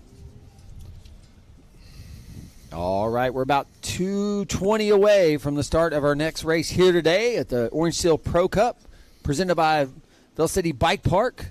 Round 1 of the US XC Open. If you're just tuned in, you're tuned in to what will be some pretty exciting short track racing. It's about a half-mile course, circuit style. They're going to be out there for 20 minutes, all out, everything they got for 20 minutes. A lot of these athletes, you'll see them again this Sunday for the USA Cycling sanctioned cross-country mountain bike racing that'll happen to tie a bow on 3 straight action-packed days of racing here in Temecula, California. It's been so great to see the growth, too, of the USXC Open. 6 events now. It speaks so highly of what mountain biking is doing right in terms of growing athletes into the sport, getting people involved at a young age, and being able to have a true national series like that is really special. It doesn't really exist in any of the other disciplines.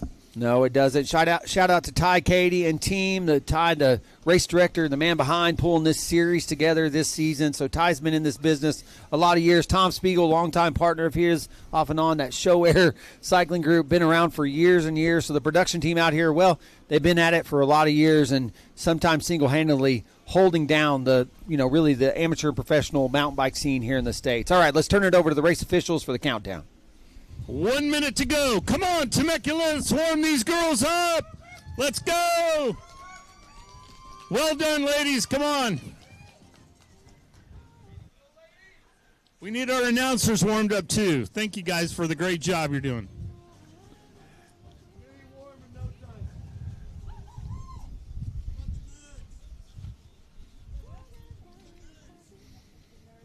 And the nerds, too. We need to warm them up. I think this is going to be a blistering fast start because these ladies want to get warm. Ladies, 30 seconds to start. 30 seconds.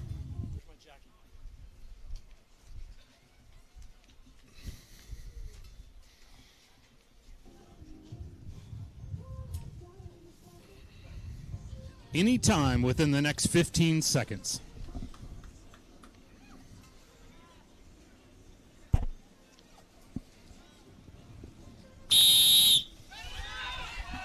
All right, there we go. Action-packed start here. Bunch start, group start. Again, this is a 15, 16-year-old category race. We do have some of our women athletes jumping out there with them in those open categories on the weekend. But early on, from the go, we got a couple. Look at this. They are turning those pedals quick. It's cold out there, Jim. Hard charge right out of the gate, too. This is fantastic. Big separation already occurring for 5 riders who have leaned off the front with that sprint off the line. Yeah, big group of almost 30 athletes out here on course for this, what will be 20 minutes of short track racing right here in Temecula, California. Again, it's been a day. Started out, we were under a frost advisory. If you got here early, the venue, I was out here at 6 a.m. at this mountain to the south of us, our hill. I think, you guys call that a mountain? Maybe it's a hill. I don't know. I call it a mountain where I come from. And so that it was completely frost covered, beautiful. Then the sun came out. It was sun shining, almost 60 degrees. Then the rain pushed through. Now the wind's picked up. I think I've gone through about 3 seasons since I've been in Temecula, California today, Jim. A little bit of everything. Who says we don't have weather in Southern California, right? We're going to give you a little taste of it all here today. But these riders are sure doing what they can to heat up the temperature with the fast-paced racing we've been able to enjoy all day long so far. Yeah, and you do have 2 riders now already off the front. See if we'll do our best to keep up with the race action as it unfolds. Again, you do have a couple of our open women category racers out there mixing it up on course. Combined start in the field, but take a look here. Rider 333 We'll call some names out here and get an idea of who's who and who's doing what here shortly. Let's get a race. We'll get a lap under our belt here, and we'll be able to tell you as they come through the start-finish area kind of how this top 10 is shaken out early on in this short track race. Okay, there you go. There's some of the athletes taking the beeline. So we talked about this, and we're starting to see it in this 15, 16-year-old age group race. It's kind of split there, the field. You wonder if that beeline's almost faster if you're not going to, if you don't have the speed to clear that gap and it really becomes a pump feature. You wonder if taking that beeline on the outside now isn't the faster line. And I think that's the case. I think that's what we're seeing right here, that beeline might be the optimal choice in this race this afternoon. Look how low they're getting as they turn into the wind along this start-finish stretch. It's almost time trial style as they get low and they try to get arrow as they break through the wind. Get an idea of our athletes as they come through here. There was Addison Green leading them through the line in a tightly packed peloton there. Like you said, everybody head down trying to avoid the wind. And she slips off her pedal coming across the top of the hill there. Ouch. I hope that didn't claw and just bite her on the back of the leg. That hurts so bad when that happens. She might have just skipped a chain or broke a chain maybe. Oh, my goodness. Yeah, it does look like a mechanical. You can see the chain hanging there. Too much power. She has snapped her chain. Absolute heartbreak. Oh, hate to see that. Hate to see that on the day. She was off to having a great race. You can see the frustration. At that young age, 15, 16-year-olds, we know what that feels like. We know what it feels like to have. You've trained up. It's early season. It's the first race of the season. You're off to a good start. You're one lap in. You're setting the pace. And then a mechanical like that can really just shake you up. What I will tell you is she'll have an opportunity to redeem herself come Sunday morning. Race with a little bit of anger on Sunday for sure, trying to recover from that disappointment of the mechanical like that. Control the things you can control, right? That is one of those things you cannot control other than just good maintenance. But, man, even then, sometimes those things just break. All right, well, we'll get an idea of now who is setting the pace now in this 15, 16-year-old age group race, as we do have three riders off the front, and they are carrying some speed now as they make their way down through the fastest part of the course before they start that climb back up. But they are definitely cruising through that with no problems at all. Yeah, making it look so easy, so smooth when we know it's not, because right now that heart rate is pinned. Every muscle, every fiber of your being is being thrown into controlling that bike, given how hard your body's already working. And these riders making it look really, really easy. You were talking about the A line and the B line. There is no shame in the B line in any race. That's there for a reason. It's there to make those decisions of the riders at the front to be able to control the race the way they want to. You can carry a little more speed on the B line, take it, because it may pay off bigger dividends later on in the lap or later on in the race. Okay, here we go. We got a rider taking the A line versus two riders in that B line, and there you go. I don't think that A line is faster in this race for this competition. She wasn't able to pick up any spots, even taking that line. It looks like it was maybe a wash at best, Jim, and that's okay. But that's nothing wrong with that. Yep. Sometimes. Thank you. All right, next time, leaders of the bike race next time through, they're going to see 4 to go. Once again, what is scheduled for 20 minutes of racing. So leaders of the bike race as they come through this time, going to see the 4 to go. Here they are. Get an idea of who's leading here. It looks like that was Nora Cruz setting the pace with Hatch Toyota Racing, and then 2 Bear National Team riders, Leah Morwich and Ava Silva on her wheel. Elizabeth Lindsay with About Racing in the mix, rounding out the top 5. Ansley Haas with Maybird. So 2 Bear Devo riders in that top 3. We've seen them find success in this formula. This has been a formula for success all day with this Bear National team. We're seeing it here with their 15, 16-year-old female age group races, where now 2 of the top 3 representing Bear National. Strength in numbers, right? We can be able to put riders up there, and that way you can sometimes take a little bit of a break. You can slot in and sit behind and then wait for your teammate to take a nice hard pull, and then you come around over the top and continue the hard pace. Yeah, we do have some riders trying to get back on terms. You see them fighting the wind. They're fighting that climb. There's a chase group of 3 has formed. That's always nice to see. And so we have 3 off the front. There's a chase group of 3. They saw 4 to go last time through. Leaders will see 3 to go next time through. You have to wonder, does anybody on the back of this race or kind of mid-packer, do they have what it takes to chase these three ladies down? That'll be the tale of the second half of this race. They'll see 4 to go when they come across the line here. So we got all these teams with all these young riders, teenagers, Bear National, Donovan Racing. What do you think the over/under is on pints of ice cream at the team house tonight for Donovan Racing? 25? 25? Over 25 maybe? All these kids? I think protein is probably the more appropriate recovery. They're going ice cream and pizza. Come on. You think? All right. I don't know. Something tells me that these coaches, it's not just on the bike, it's off. It's lifestyle choices. They're elite athletes for a reason, and that means, yes, they probably eat some ice cream, but I don't know that that's what they're eating tonight. The staple. Something tells me that after this finish today in this short track, it's all eyes on nutrition as they get ready for Sunday morning. We're coaching them right. We're prepping them for the big, the big days. Like, if somebody wants to eat some ice cream, holler at me. I can put down some ice cream. All right, here we go. Is these top three still off the front? We do have one of the top three, one of our Bear National riders pumping through that A section. We'll see if that allows her to move up and make that pass. I don't think it did. I think our Hatch Toyota Racing rider still off the front. Here comes that chase group. It looks like it's down to 2, maybe 3 riders. I really don't see them closing this gap as our leaders turn into the wind and to make their way through. They're going to see 3 to go this time through, Jim. Yeah, 3 laps. The race halfway over now. A really, really tough headwind with those 2 Bear national team riders sitting comfortably in second and third place. That's right. Nora with Hatch Toyota Racing. You saw Leah with Bear National Team look over her shoulder, or maybe that was probably Ava look over her shoulder and probably report up that they probably got the gap they were looking for because they didn't see anybody behind them when they looked back. And now they'll get a little bit of help from that wind as they make this right turn and come back eastward. Wind will push them a little bit. Also a little bit of an uphill section here. Yeah, you see them working together. They're talking, they're chatting, they're working together out there. They saw the 3 to go that time through.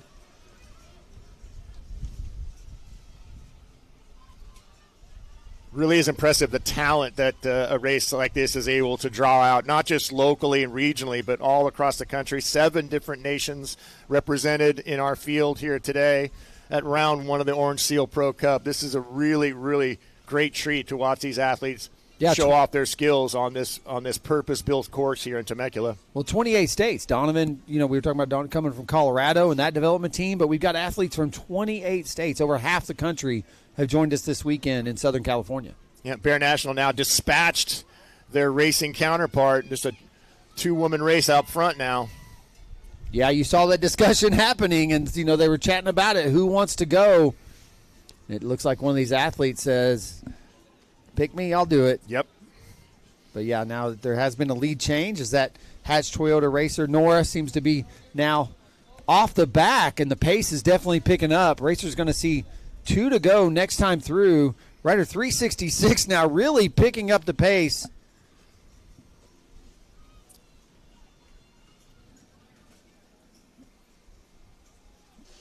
Both those riders now. Look at the separation. And what a change half a lap made, huh? That's right. Leah with Bearnet, Leah Morawich with Bear National Team, now setting the pace.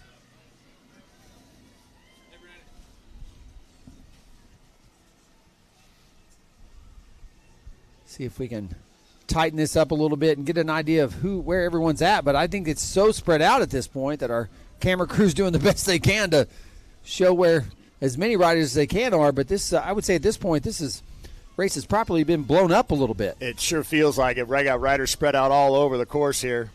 Again, 80% rule is not in effect, so these racers, all athletes, are going to be allowed to stay out on course throughout the duration of this 20-minute short track race. Leader of the bike race now seeing 2 to go as she comes through. So there's our leader coming through now, seeing 2 to go, 2 to go, 2 to go. That's a Bear National Team rider carrying her through. Teammate currently in second. And then there comes our Hatch Toyota racer, Nora Cruz, in third now. See if she's got what it takes to, maybe she rests up, maybe she catches her breath a little bit, maybe she, the tank refills while she's out there. It does happen. It does, and mechanicals can happen. Untimely, unpredicted dismounts can happen. Lap traffic can happen. A lot can happen. Yep, a lot can happen this last 2 laps of this short track race. But right now, currently in 1-2, it is Bear National team. And Leah looking very comfortable in charge of that machine there. She's nice cadence, even power being put out, and she's got a clean track in front of her so far. Yeah, 3 seconds up on her teammate Ava last time through. And Nora with that racing for that Hatch Toyota racing team setting 8 seconds back.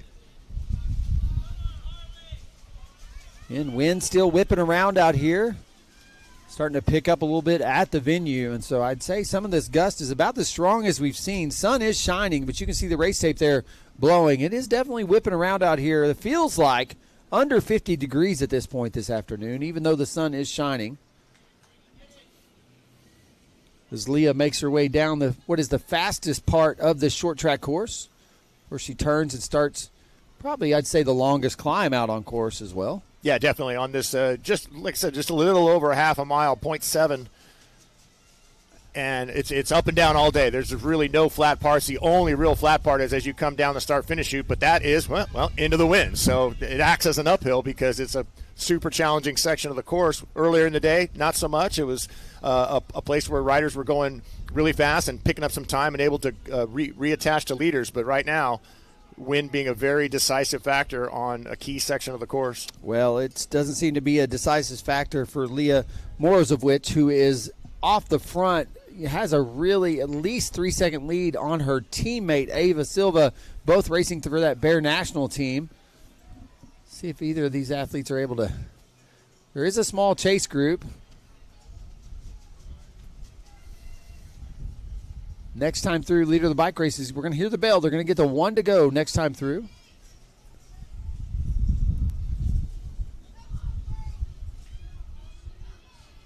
Oh, look at her head down, just fighting that wind, head down, 15-mile-an-hour headwind. Just taking it full blast on the nose. That just hurts.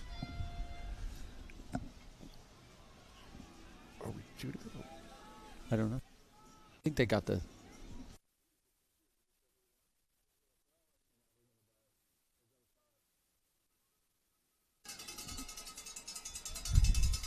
One to go, 1 to go, 1 to go.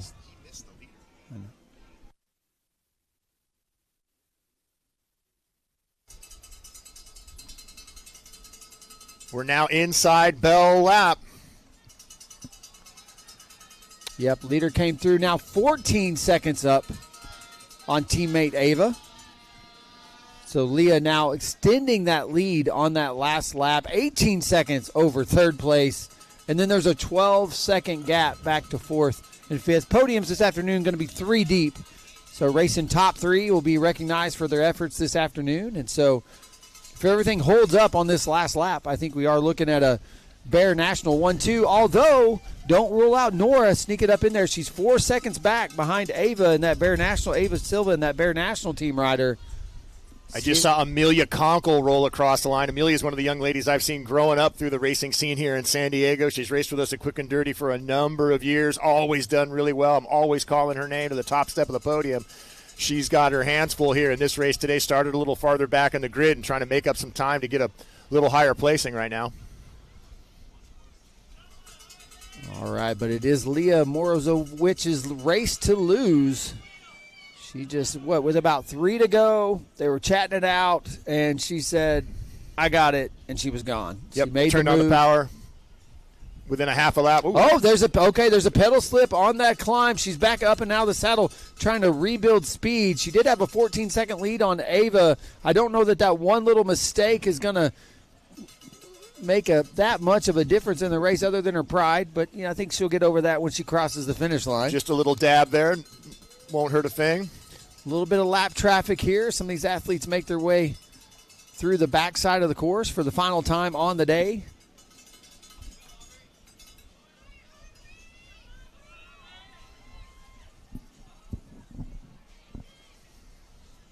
But great field, huge field. Great to see this many 15, 16-year-old junior girls out here competing this weekend. I'm blown away, and maybe I shouldn't be, but it's just really good to see a start list this big for the women 15-16. It's really, really cool. Well, I think that just speaks volumes to the USXC series and what this Open Series is doing, not just for the elites, the Christopher Blevins, the Jen Jacksons, the Gwendolyn Gibsons, but also the future, like the future crossing the line right now.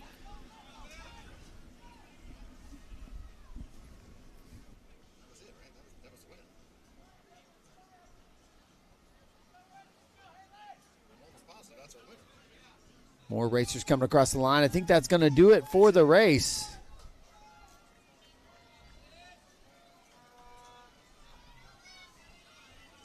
Unofficially, look like Leah Morswich with Bear National taking the win. Nora Cruz, unofficial, was able to take and make a pass on Ava Silva, representing Hatch Toyota Racing. Again, everything we say here is officially unofficial. We'll let the let the officials sort out the results. But what we're seeing, we think, is the case. There's your 1, 2, 3 in your junior girls 15, 16-year-old age group race. Bear National team going 1 and 3. We'll see them on the podium here in a little bit. And shout out to Nora Cruz. Great race.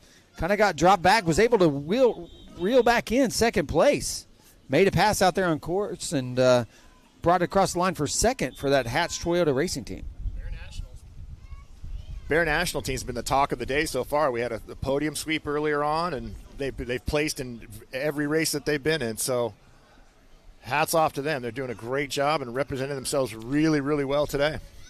Yeah, Julia Violich and that team over there at Bear National do a great job. One of the premier development teams in the country. You know, we talked about it a little earlier, but just this weekend alone, the alumni that you're seeing represented in those elite fields, Riley Amos, Braden Johnston, Sevilla Blanc, Ruth Holcomb, all now racing at an elite level, all came up through the ranks at Bear National. Every single one of them a powerhouse in their own right, and we're profoundly glad to have them here racing with us. All right, well, don't go far, folks. Thanks for tuning in on InsideMTB.com.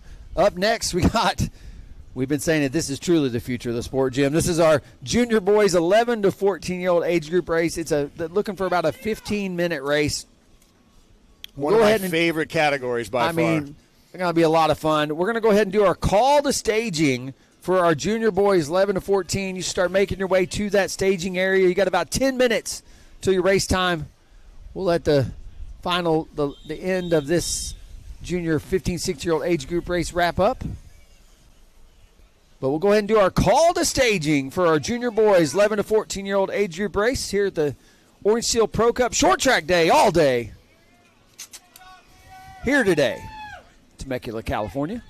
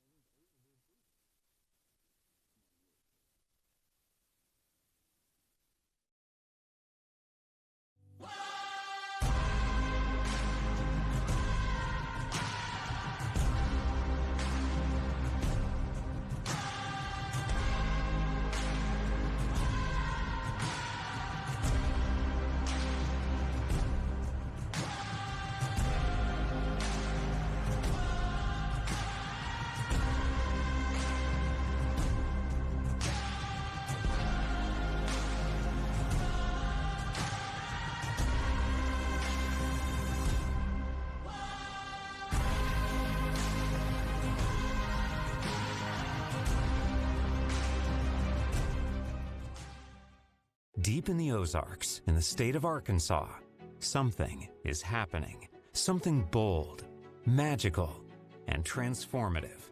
Because when Arkansas's leading companies, nonprofits, and healthcare organizations join forces, anything is possible.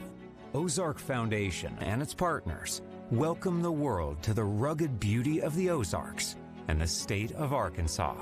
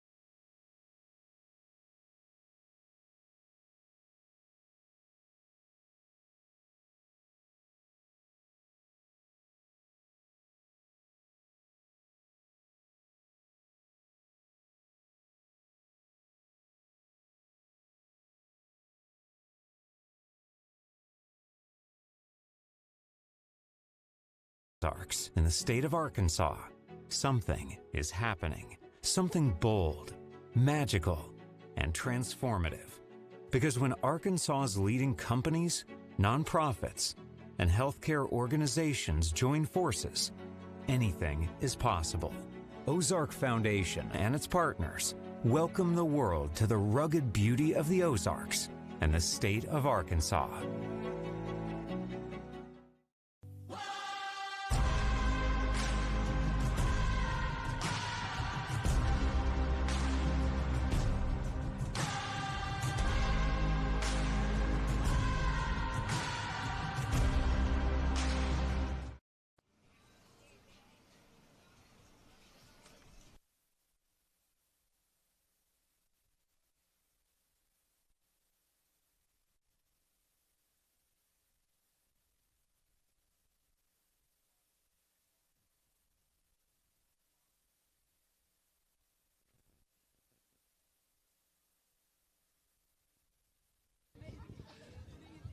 Gentlemen, welcome to the Orange Seal Pro Cup. Super excited to have you here. Guys, I got some other room right here. Come fill in on this side. We got room for 6 of you on the line. Guys, we're going to do approximately 15 minutes of racing here today. All right, if for any reason you do not finish the course, if you would come tell us here at the finish line, and so that we can note that on the results. Also, you guys, 80% rule is not in effect. Everybody will finish the race, okay? We will not be pulling riders. Wish you the best of luck. Have some fun out there. Come on, Temecula, let's warm these boys up.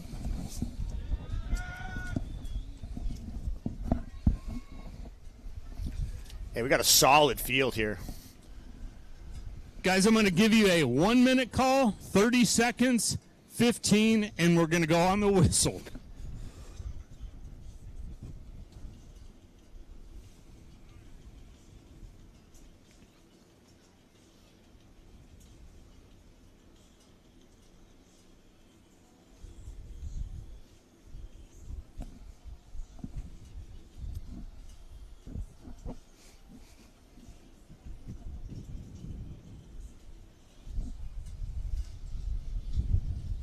Once again, boys, we're going to do about 15 minutes of racing here. We will not be pulling you, so give it your best effort. Got plenty of time to race here. No need to press it here on the first lap.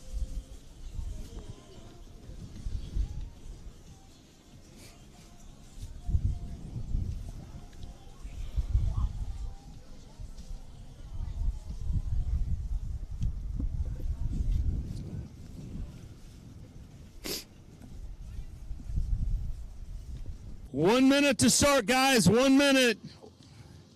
I promise you, here in about 1 minute, you're going to be all warmed up.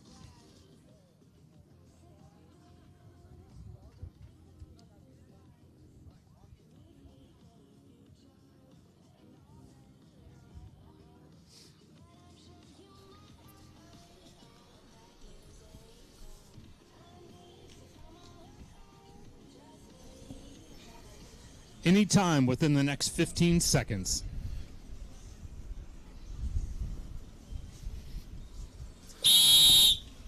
All right, and we're off. We're back to the races. Those tuned in here on InsiderMTB.com, catching the start of our junior boys 11 to 14 age group short track race here this weekend at the Orange Seal Pro Cup presented by Vail City. Got 19 athletes taken to this just a little bit over half-mile course, Jim, about 0.7 miles each time around. We heard the race officials giving some pre-race announcements to the boys, looking for right about a 15-minute race. 80% rule not in effect. They're not going to pull any of these riders, as riders are already starting to make a move. Couple of riders to keep an eye on: Wes Elkins and his his brother Nolan Elkins. Elkins Bros Racing. A couple of local kids here out of San Diego. They do a lot of racing. They do a lot of winning. But right now, it looks like they've got their hands full with this field here. This is one of my favorite categories of any race day. The 11 to 14-year-olds taking this course to task here on the second to last race of our day today. First day of 3. It's been phenomenal all day. It's been cool temperatures, but hot racing out on course. Yeah, we've definitely seen all 3 seasons of temperature here in Temecula today, but the racing has been action-packed start to finish.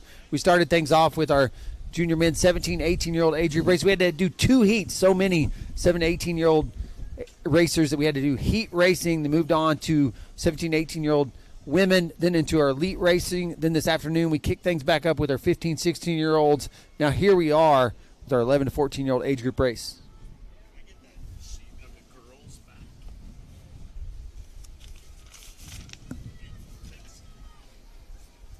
All right. Well, once they come through, we'll be able to tell you kind of who's who and who's doing what out there on the day. Again, a little shorter race, right? About 5 minutes shorter. What we've been seeing is about 15-minute races, but it makes sense appropriately. These are 11 to 14-year-olds, so we're going to shorten the race just a bit as they have no problem with that A-line. That gap just seems to be full send for our 11 to 14-year-olds. They just loving it out here.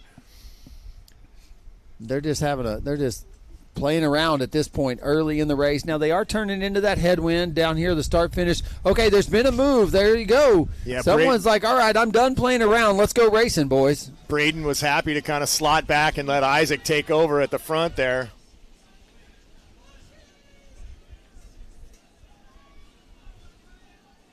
Yeah, Dylan McCallum, Isaac Sproul, Braden Kerr, Wes Elkins, your top 4 after the first lap. They turned that lap in about 2 minutes, 40 seconds. That's pretty quick. Yeah, again, podium's going to be 3 deep, not 5 like we saw earlier this morning. So top 3 matters here. So we'll see who's got what it takes to find the podium here in just a little bit. And no time to play cat and mouse here with a 15-minute race. You've got to be in it to win it right from the gun and not try and think you're going to be able to make up a bunch of time later in the race, because at that point the race has gone away from you. Yeah, Isaac Sproul with Team Booger. No, you're like you said, you can't. No time to just kind of set up and hide mid-pack and bide your time because, well, you're going to run out of it real quick in a 15-minute race. But, man, I tell you, these 11, 14-year-olds handling this course. Look at the flow. Look at the way they're moving their bike around this course, taking the gap jump, no problem. And I think that's Braden Kerr with Kerr Racing. Is that who we're seeing now in second behind Isaac there with Team Booger? We'll see if it's those two now off the front. I think that might be Weston Elkins with the Elkin Brothers Racing. He's back here.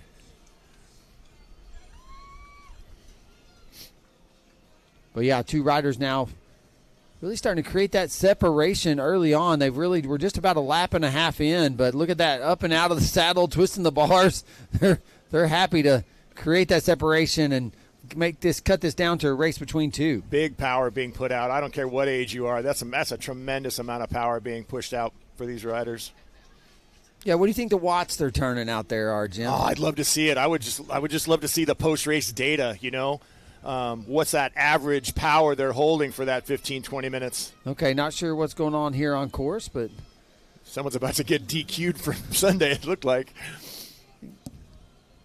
Might have had a mechanical out there, somebody trying to make their way, or it might just be a spectator there. You got to keep your head on a swivel out here, man. You never know. This place has so many trails and roads you're going to cross across the middle of a race course. Well, almost 20 racers, pretty spread out here. Okay. So 4 racers all over the course here. So leaders making their way through here. Isaac Sproul in first still. Yeah. Braden Kerr in second.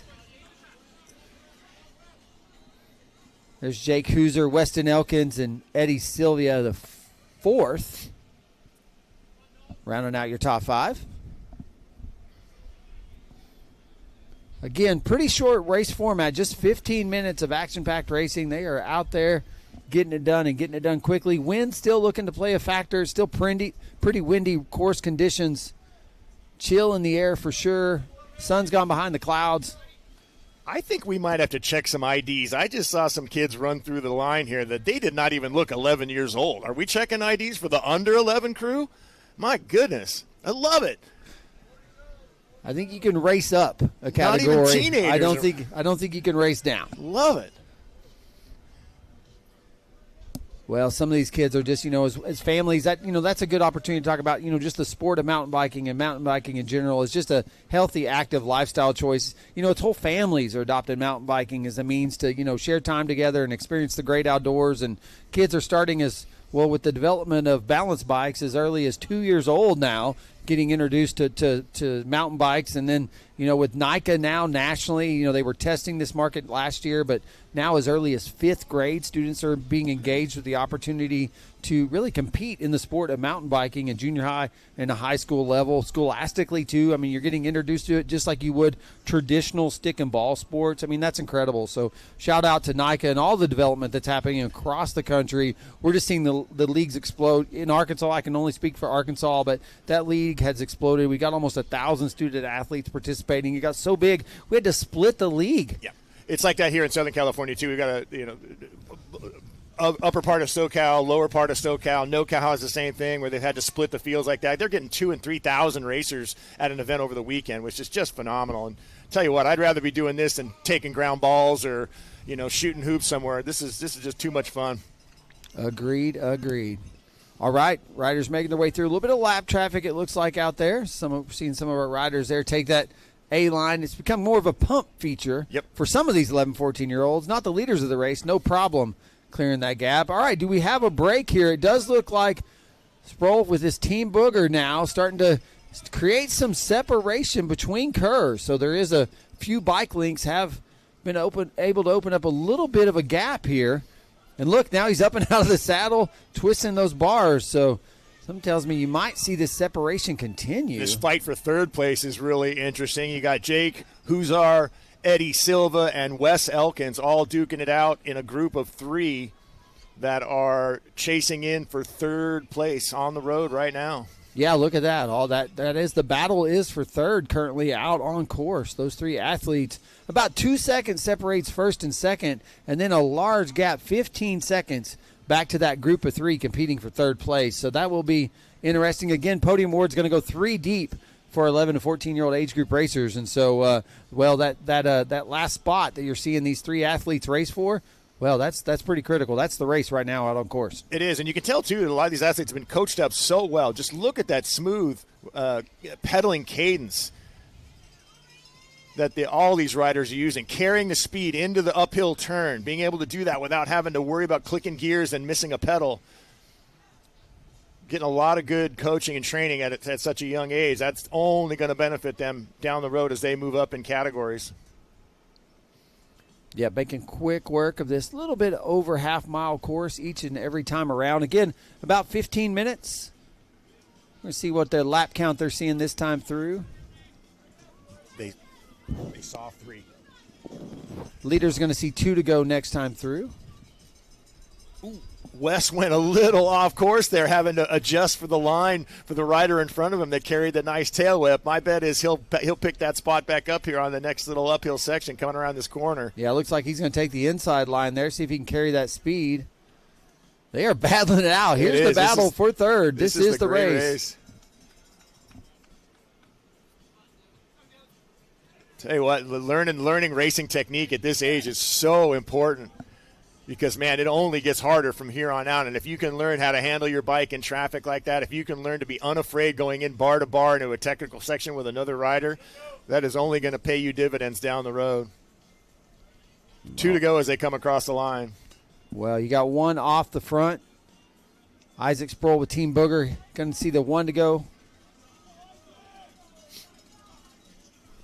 2 to go. Nice, comfortable lead now for Isaac Sproul as he sees the sign 2 to go. Chased in there about a 7 or 8 second gap to Braden Kerr. Yeah, it was 2 seconds last time, and so now it's 6. So he was able to pry away 4 more seconds on that last lap. So that lead continues to extend. And here's that race for third. Look, they are 1, 2, 3 all together racing for that final podium spot here today for our junior 11, 14-year-old age group short track race at the Orange Seal Pro Cup presented by Vail City Bike Park. Everybody tell me when I can bring this freaking bell. Beautiful venue. We're sitting in the shade over here. I stepped out there. You know, there's some sunshine on the venue now. It doesn't feel so bad out there. Look, the wind's starting to die down a little bit. Things are calming down at the venue. Kind of the days coming together for these 11 to 14-year-old age group race. And we got one more on the day. We do have a final race on the day coming up right after this. That's going to be our junior girls 11, 14-year-old age group race. That, too, scheduled for 15 action-packed minutes. Wes Elkins now, he's in that middle of these 3 riders. He's looking for his spot to pick to be able to slot into that third and final podium spot. Yeah, and here's our leader. Look, he's just making quick work of this course. He's going to make his way around. Here comes that climbing section. Made his way through that corner, no problem. Little up right here, not much of one, but making quick work of it.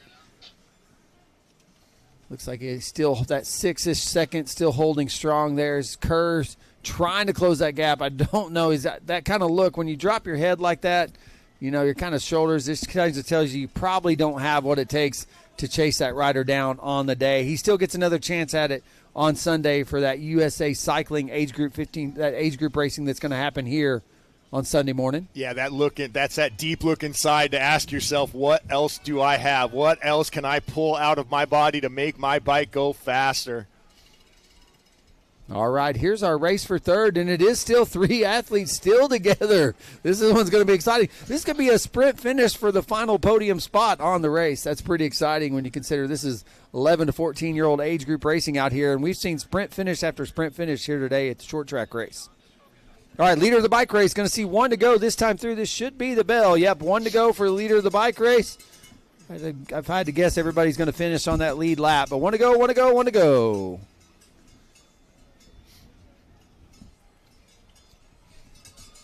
All right, here comes second place making his way through. There you go. There's that rider. A little lap traffic mixed in there. See if we can't get a time split there between first and second. I'm sure that'll populate short. 11 seconds now. Continues to grow that lead. So Isaac Sproul with Team attack Booger. being thrown down there. Rider 342 trying to stake his place on, that's Jake Huzar trying to stake his place on third place in this race, putting in a big turn of speed there. That certainly woke up Wes Elkins, who's trying to dig in and catch onto his wheel. I will see if he's got what it takes to go with him, but the go he did, racing for Tribe National Race Team. Jake Huser making a move there, heard the bell, 1 to go, thrown a dart, and he's created some quick separation. I'd say 10 bike links there. We haven't seen that the whole race. We haven't, no, and that was a good time to do it, too, right in the one of the tougher parts, a little windy, a little uphill, maybe a false flat even. Yep, he's up and out of the saddle in this little bit of an elevation here. See if these other 2 riders has what it takes to go with him, but see if they can't reel him back in. There's a few places on course for some errors, few places on course to still make a move and catch up. Here's the leader currently comfortably setting 11 seconds off the front, catching big air in this really fast downhill section of this short track course where it makes this turn, climbs right back up, kind of a punchy little up right here. Here's second place rider Kerr. Braden Kerr racing for Kerr Racing and Next Level Coaching.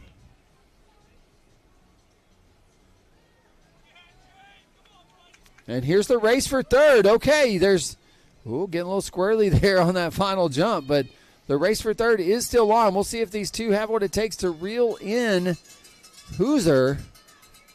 I don't know. I'd say there's a couple second gap. He's up and out of the saddle. He knows. He feels the pressure, Jim. He knows they're hot on that rear wheel of his. And this is not a time that you want to start thinking about anything other than just keep pushing that bike forward. You can't even consider looking over your shoulder. You just have to keep the pressure on because you know your competition is right behind you.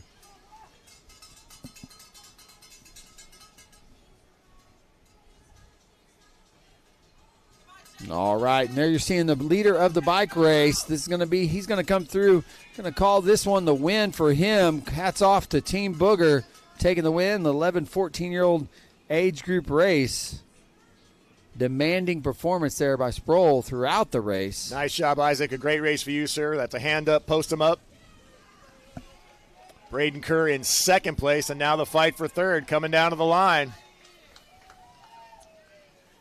That's going to go to Jake Huzar. Great job, Jake. Eddie Silva there, P4. And Wes Elkins, P5. Yeah, nice job, boys. Jake rode himself into the podium, that third and final spot, waited to the last lap to make his move through that really dart. Dynamic. That was a fun part of the race to watch. What a fun race. Well done, boys. Man, the future of cycling here is in good hands, eh? I would say so. All right, up next, going to be the final race on the day. That's going to be our junior girls 11 to 14 call to staging. Go ahead and should already be made your way down to that staging area. That race scheduled to start right at about 3:50 here in about 5 minutes. So don't go far if you're tuned in on InsiderMTB.com. Catching this race action for free all weekend long. FREE free. If you want to, consider hitting that donate button. These races are not easy to produce. Televising them is not easy. It doesn't come cheap, and so we'd love for you to consider. If you like what you see, if you like the product, and you like to see more of this type of racing covered across the country, please consider hitting that donate button today. Yeah, this stuff doesn't happen in a vacuum. It takes a big crew, a ton of great equipment and stuff like that, and if we want to keep up this wonderful live streaming, help us out, hit that donation button, and we may just be able to pull this off again in Arkansas in a couple of weeks. Well, that's what we're shooting for. We'll see if we can't make that happen. That's the encouragement. Round 2 of the U.S. XC Open moves to Fayetteville, Arkansas in just 2 weeks. 4 action-packed days over 5 days on the calendar kicks off on Wednesday, March 19th. We race through Sunday, March 23rd. Beautiful purpose-built venue called Centennial Park. Hosted the 2022 UCI Cyclocross World Championships, 2 Cyclocross World Cups, and this will be the 5th consecutive year as a stop on the US XC Open Series. That's fantastic. Such great things happening down there in Arkansas. Become the bicycle hub of the United States, and all kinds of brands and companies non-endemic to the sport are jumping in to help out the growth and the development of it there. So keep that up. I'm guessing you're going to have full fields like we had all day today here, right? Yeah, absolutely. Last year we had close to 900 unique athletes. We did 1,500 race starts over 4 days. It is a lot of racing and a lot of fun. That's great. All right. Once again, call to staging if you're in our final race on the day. That's going to be our junior girls 11 to 14. Should have had that call to staging. Already made your way down there to that start chute.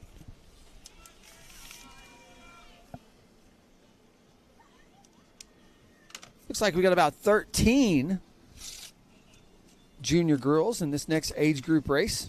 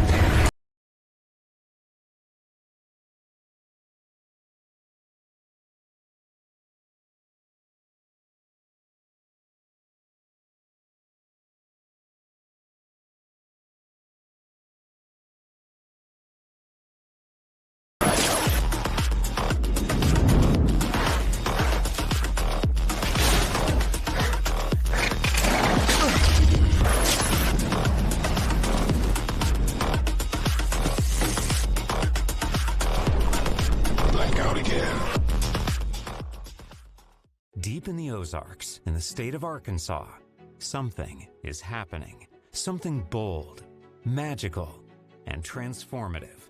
Because when Arkansas's leading companies, nonprofits, and healthcare organizations join forces, anything is possible. Ozark Foundation and its partners welcome the world to the rugged beauty of the Ozarks and the state of Arkansas.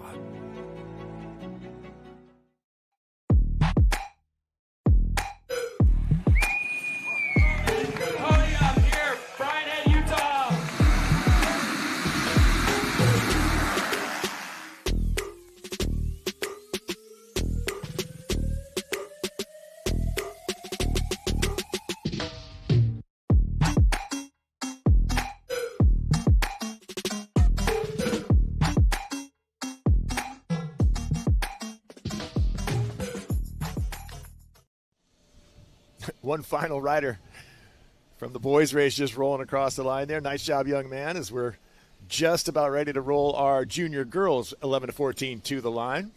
Yeah, like I said, it's been a fantastic day of short track racing. Cool temperatures, hot racing, all categories, as we're ready to wrap it up and put a bow on it here with another 15 minutes of fast and furious racing with a talented group of young women as we could ever assemble.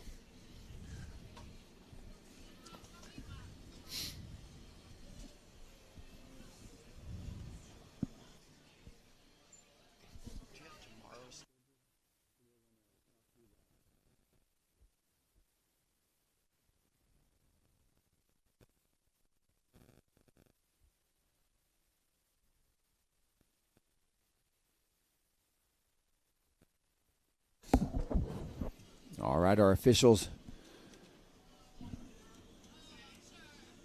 got our athletes on the line, giving them some last-minute instruction.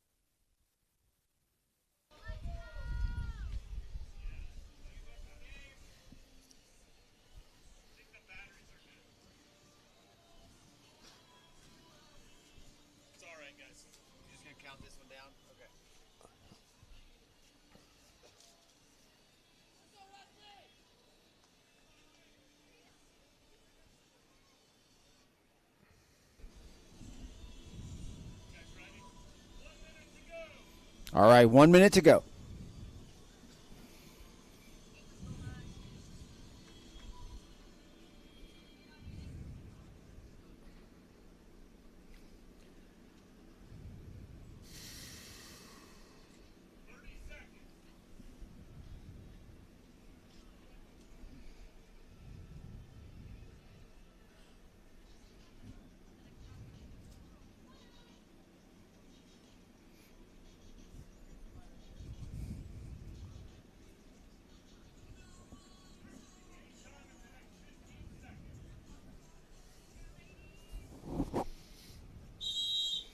All right, and they are off, Jim. Final race on the day. Day 1 of 3 here at the Orange Seal Pro Cup. This is our junior girls 11 to 14 age group race. Short track, 15 minutes. That was a launch like you'd see off an aircraft carrier. That was outstanding. A full-blown sprint right out of the gate. Look, Probably the fastest start all day for our junior girls 11 to 14. Well done. Let's go. And they are all together as they make their way through those first couple turns. Here, again, short track course, about 0.7 miles each and every time around. Looking at about a 15-minute total race time is what their officials are shooting for these young women. All right. Charge there on the outside. Nice move. Moved up 6 or 7 spots just with that little effort right there to get ready for the single track section.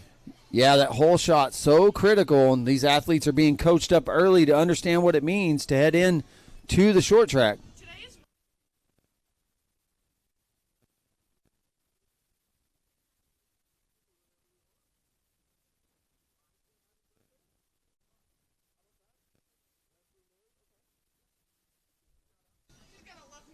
Okay. All right, these athletes making that climby section of the course. Still all together, this whole start group seemed to be pretty even in their skill set. Now they're making their way through the fastest section of this short track course.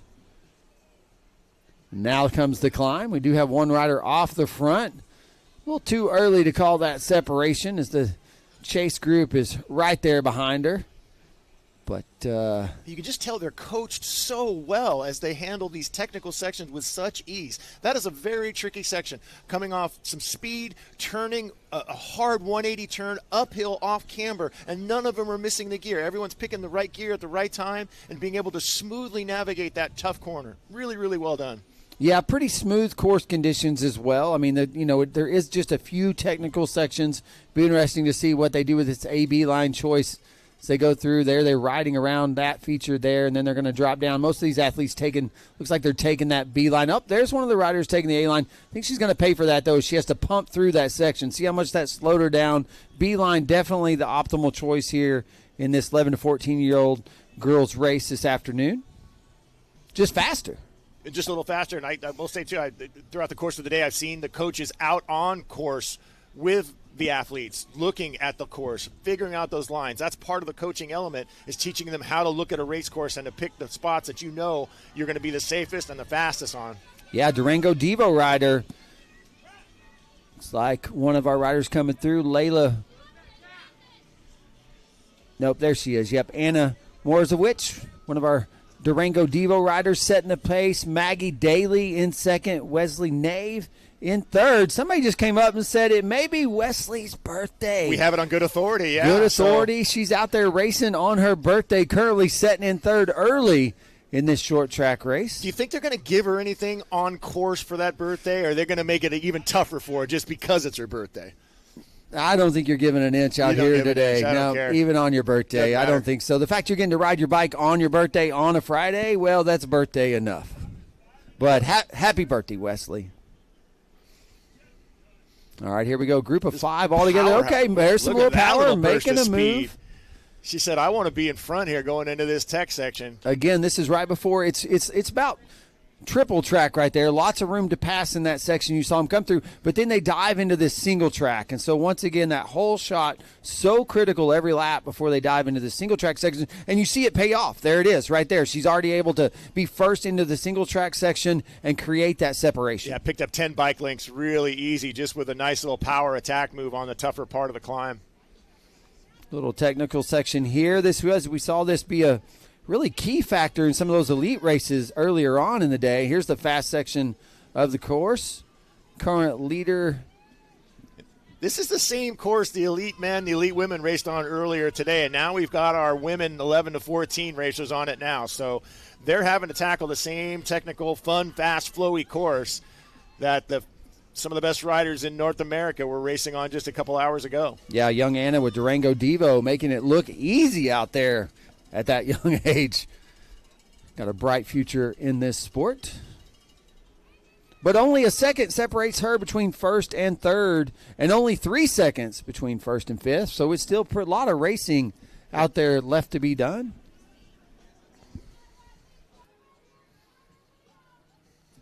Again, Anna taking that B line. We know that to be the faster line. We've seen this several times, at least for this race, that B line seems to be fast line. If you can't carry the speed to clear that gap jump in the A line, it actually becomes a penalty. There's no shame in the B line. It's the smart move. Just about any time, unless you can, like you said, carry that speed and cover that gap. Just smart racing. Okay, she's made her way through, and the wind has died down at the venue. Nice to see. We know some of these earlier races, just I would say a little under an hour ago, there was some whipping headwind. Race leader's going to see 3 to go this time through, but we had, I'd say 15-mile-an-hour gusts. They were turning in directly into a headwind when they turned into the start-finish chute. Now the flag hanging flat. There's not a mile-per-hour wind to be found. Anna Morozowicz is your leader after that second lap. Kenzie Jones sitting in second place.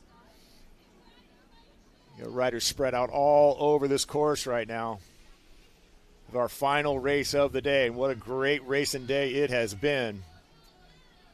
Yeah, it looks like 3 seconds still separating first to third, and you can see that about 5 riders still there in the mix. Again, podiums go 3 deep. There's a little bit of rain starts to fall on the venue and the race course. It's been, folks, it's been one of those days. We've seen 3 seasons here in Temecula, California this week. We were under frost warning this morning as the mountains to the south of the venue were absolutely just frost-covered. Beautiful sight to see over sunrise, 6 o'clock this morning. It was about 39 degrees for the first race start of the day. Got up to close to 60 in the sunshine. Then the wind picked up. Then the rain came in. Now the wind's died down, but the rain's back. This is what we're doing today in California. We've seen it all, my man. We've seen it all.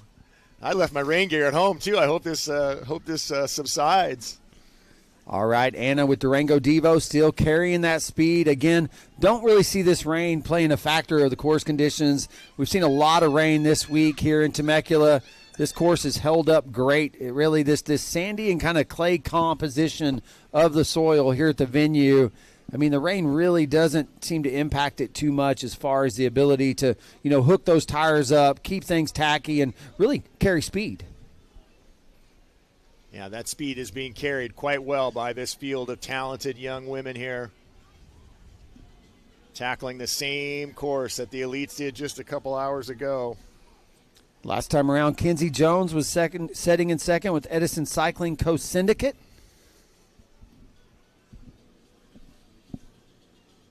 Looked like Alexandria Pasowicz with Delta Development Monster Army currently in third. Don't know that anyone has much to chase down young Anna at this point. What are we seeing this time through? Leader's going to see 2 to go.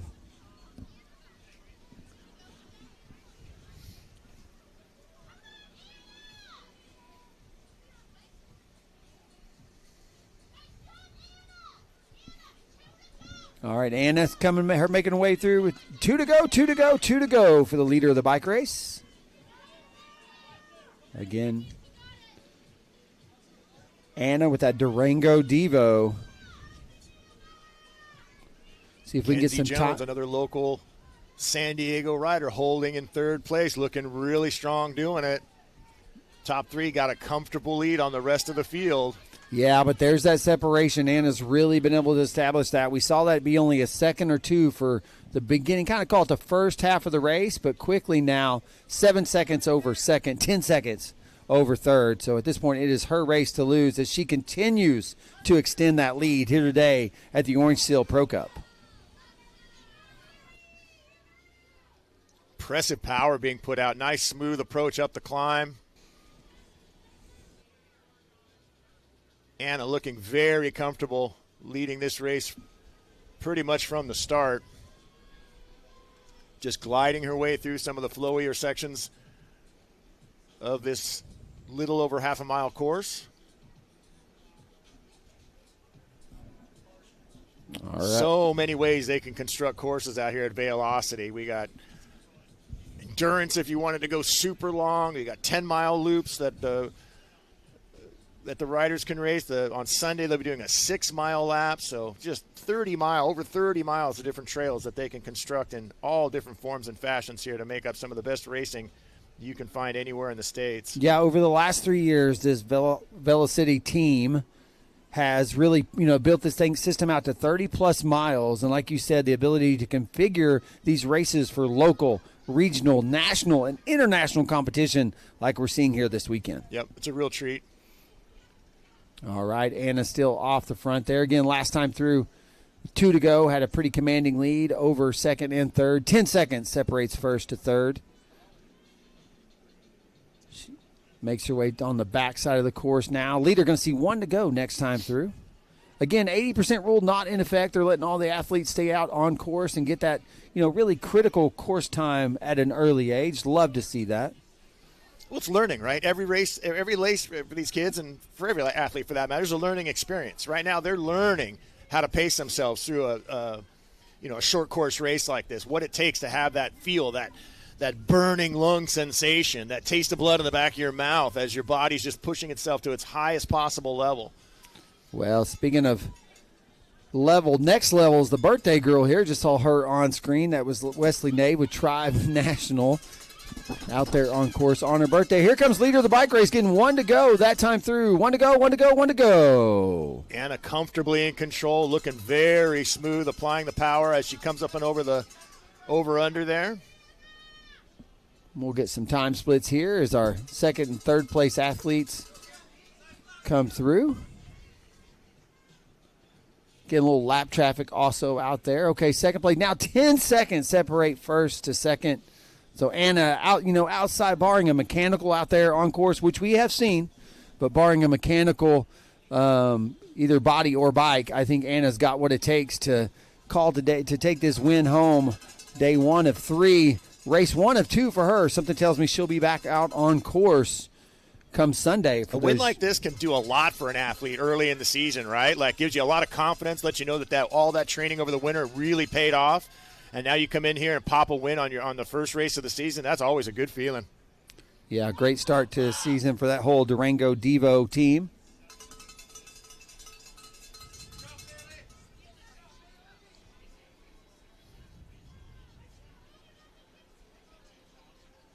More of our athletes making their way through this course for the final time of the day. Final lap, the final race of the first of 3 days here at the Orange Seal Pro Cup in beautiful Temecula, California. Rain, it is sprinkling out on course. Probably can't see it on the TV, but these riders are riding through just a little bit of a small little shower.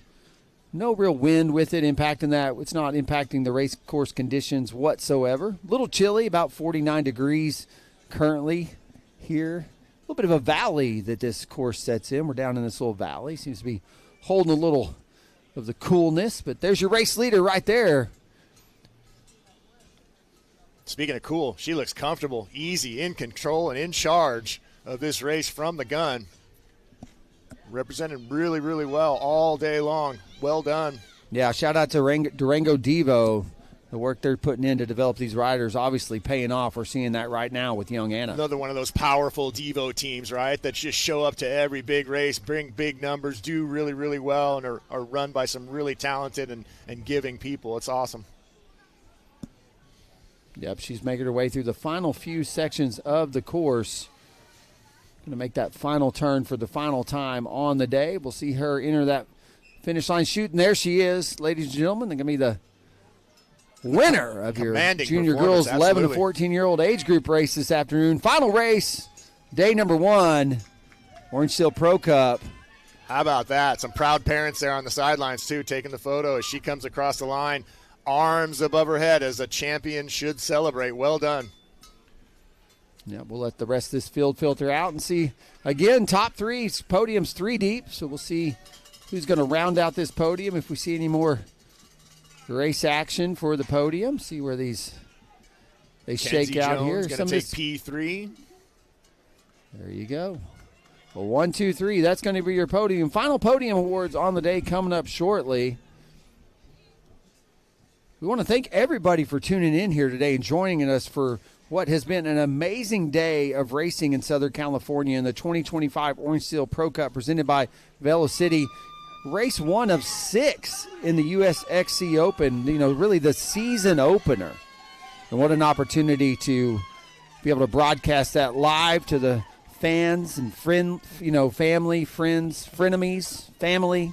Those that couldn't be here in attendance, they got to tune in live for free at home. That's incredible. Not just for the young athletes we've seen right here, but some of the best racers in North America as well. You mean I don't have to pay $250 to watch a bunch of races I don't care about? No, but the one race I do comes up on the time I don't want to watch it? Wait, what?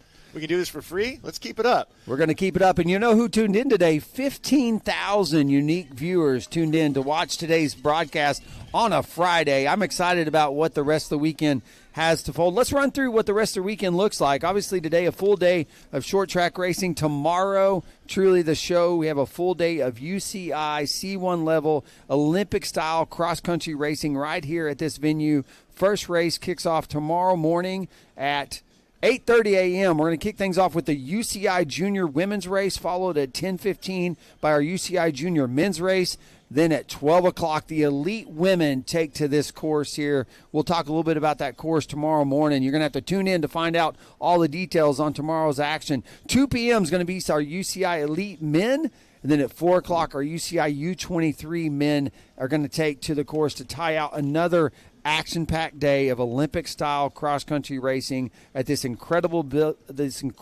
venue they built right here at Vail Lake, Vail City Bike Park. Hats off to the team that put this whole day together. And all those big names of the elites that we saw racing today will be pinning it on tomorrow and lining up, and we're excited about that because that's a talented field on both the men's and women's side.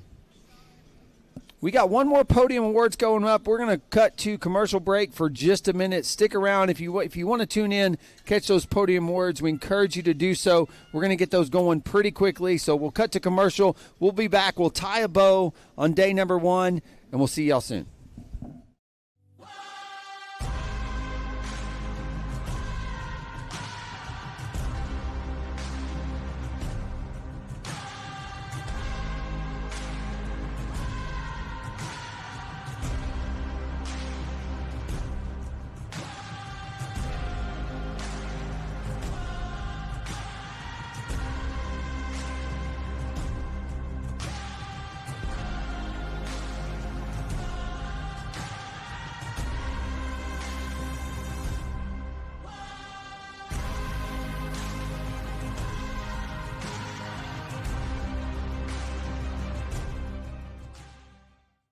You deserve a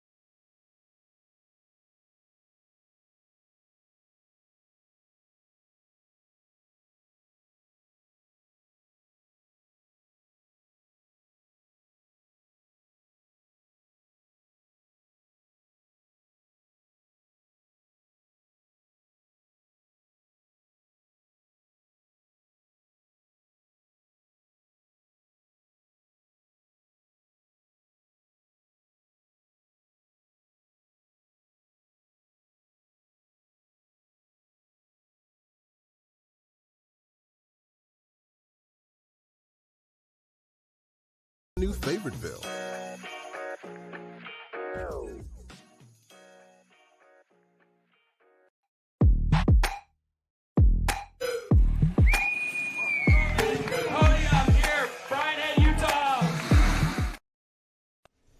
All right, and we are back here in beautiful Southern California. 2025 Orange Seal Pro Cup presented by Vail City. Round one of the US XC Open presented by Orange Seal. We're going to do our final podiums on the day. Day 1 of 3. What was an incredible day of short track racing. Started early in the morning, ran well into the afternoon. So thanks for tuning in, sticking around, staying with us here on InsiderMTB.com. Thanks for being here. If you're live in person at the venue, thank you so much for attending today. Again, just getting started. Full weekend of race action tomorrow. Incredible UCI XCO schedule. We'll talk about that here in a little bit. But first, let's get these podiums done and dusted. Get some folks pointed in the right direction. Probably dinner. Gonna mix it up a little bit. Let's start with our junior girls, 11 to 14. So this was the final race we saw on the day. Our junior girls, 11 to 14. Gonna do the top 3. In third place, racing for Edison Cycle Co. Syndicate, it was Kenzie Jones.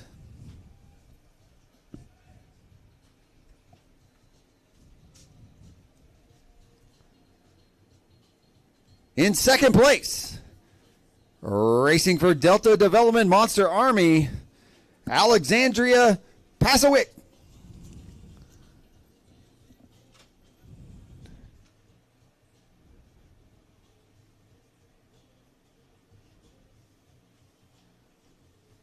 And taking the top step in our junior girls 11 to 14-year-old short track race here today,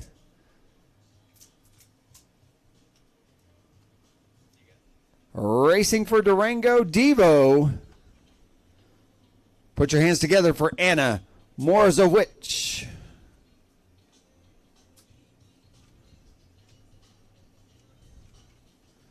Great job, ladies. Arms up. They know what to do. This isn't their first time.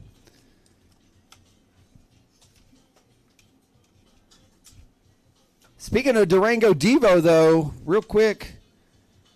Sorry, not Durango Devo. Speaking of that race, those 11 to 14-year-olds, also out there was Wesley Nave.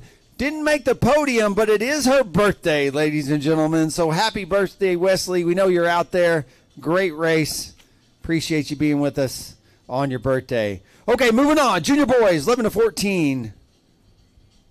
In third place, representing Tribe National Race Team, it was Jake Huzar. In second place, racing for Kerr Racing Team and Next Level Coaching, Braden Kerr.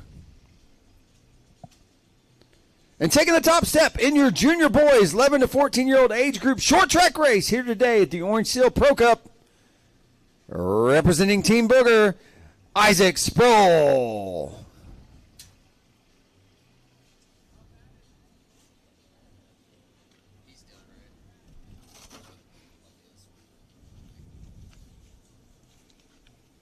Arms up, gentlemen.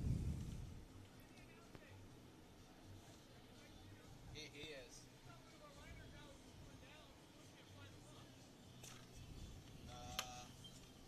I think they were announcing that they moved it up. I don't. The UCI has said that. All right, great job, gentlemen. Just one sec. We'll keep this party going.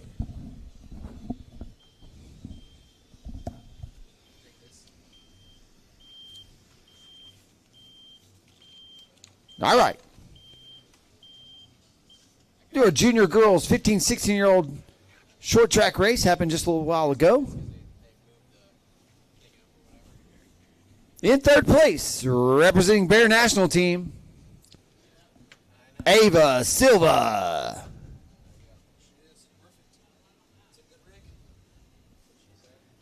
In second place in our junior girls 15, 16-year-old short track race today for Hatch Toyota Racing. This was a fun race to call, action-packed, start to finish. Put your hands together, Noah Cruz.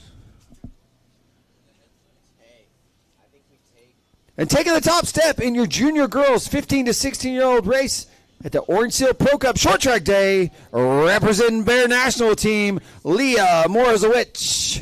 I do want to take the headsets in,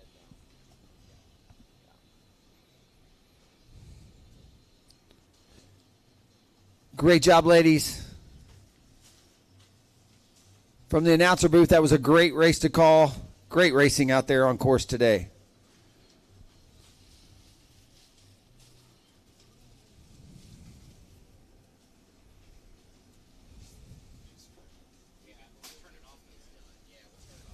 All the pictures.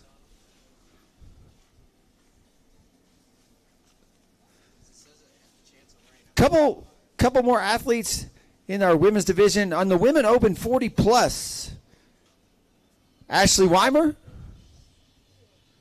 If you're here, hop up there on that top step. Great job. Thanks for being here this weekend. Right up there on the top step. That's how it's done.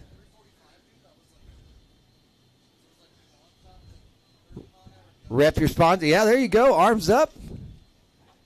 Thanks for racing. We'll see you Sunday. In our women 19 to 39 open category race, racing for Tribe Devo race team, it was Caitlin Cook.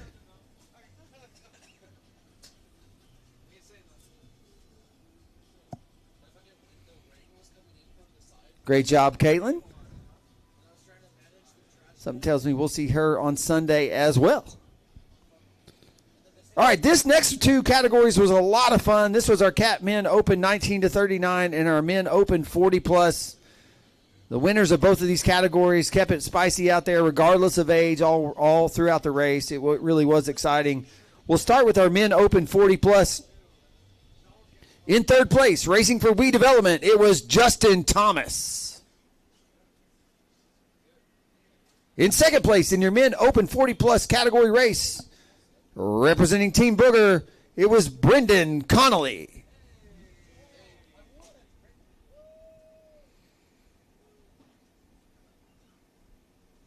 And taking the top step in your Men's Open 40 plus category race, representing himself, Privateer Kevin Bradford Parrish.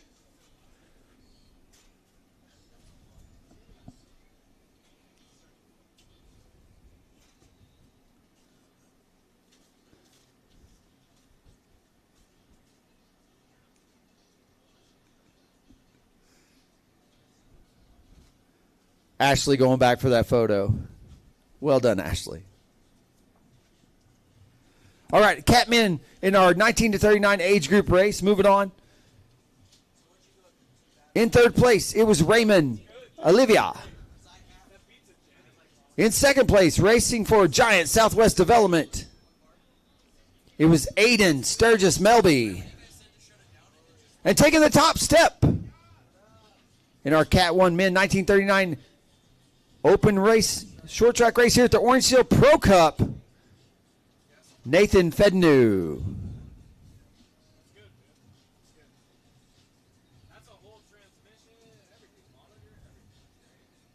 Great job, gentlemen.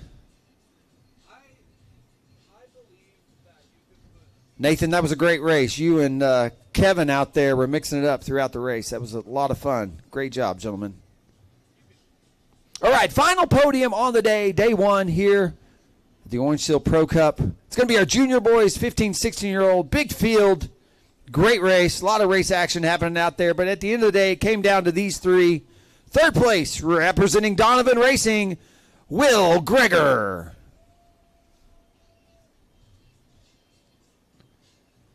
In second place, in your junior boys 15 to 16-year-old short track race for Team Booger, Enzo Breot.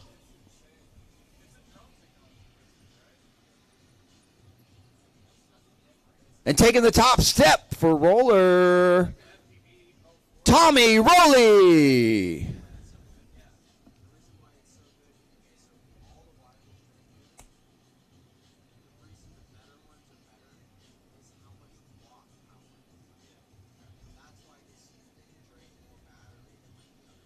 All right, gentlemen, if Tommy's not here, we'll run him down. Go ahead and put your arms up. We may rinse and repeat that one later if we run him down, maybe tomorrow or something, maybe when we see y'all on Sunday. But Thanks, y'all. Thanks for letting us move those podiums up a little bit. We know the race action finished just about 30 minutes early. We know some folks are ready to get those vehicles pointed back to their cabins and their hotels, things like that. So thanks for accommodating us. Thank you, friends, family, fans, coaches, athletes, all in attendance. What an amazing day it was. My name's Brandon Pack. Honored to be your announcer. With me in the booth today was Jim Miller. What a full slate of short track racing it was from start to finish. We've been out here since early morning. We've gone almost till dusk. Thanks, everyone, for tuning in live on InsiderMTB.com for free all weekend long. A reminder, we'll be right back at it tomorrow morning. Race action picks back up. UCI XCO Olympic-style cross-country racing. Some of the top athletes in the country, North America, will be with us. We have over 28 states, 7 countries represented here at Vail Lake. That includes former short track world champion Christopher Blevins. That includes homegrown, local, and Trek Factory rider Gwendolyn Gibson. She's here racing with us this weekend, as is teammate Riley Amos. It is the who's who in elite professional mountain bike racing. You can see them all tomorrow live right here on InsiderMTB.com for free. Tell your friends. Thanks for tuning in, folks. Ladies and gentlemen, we'll see you tomorrow.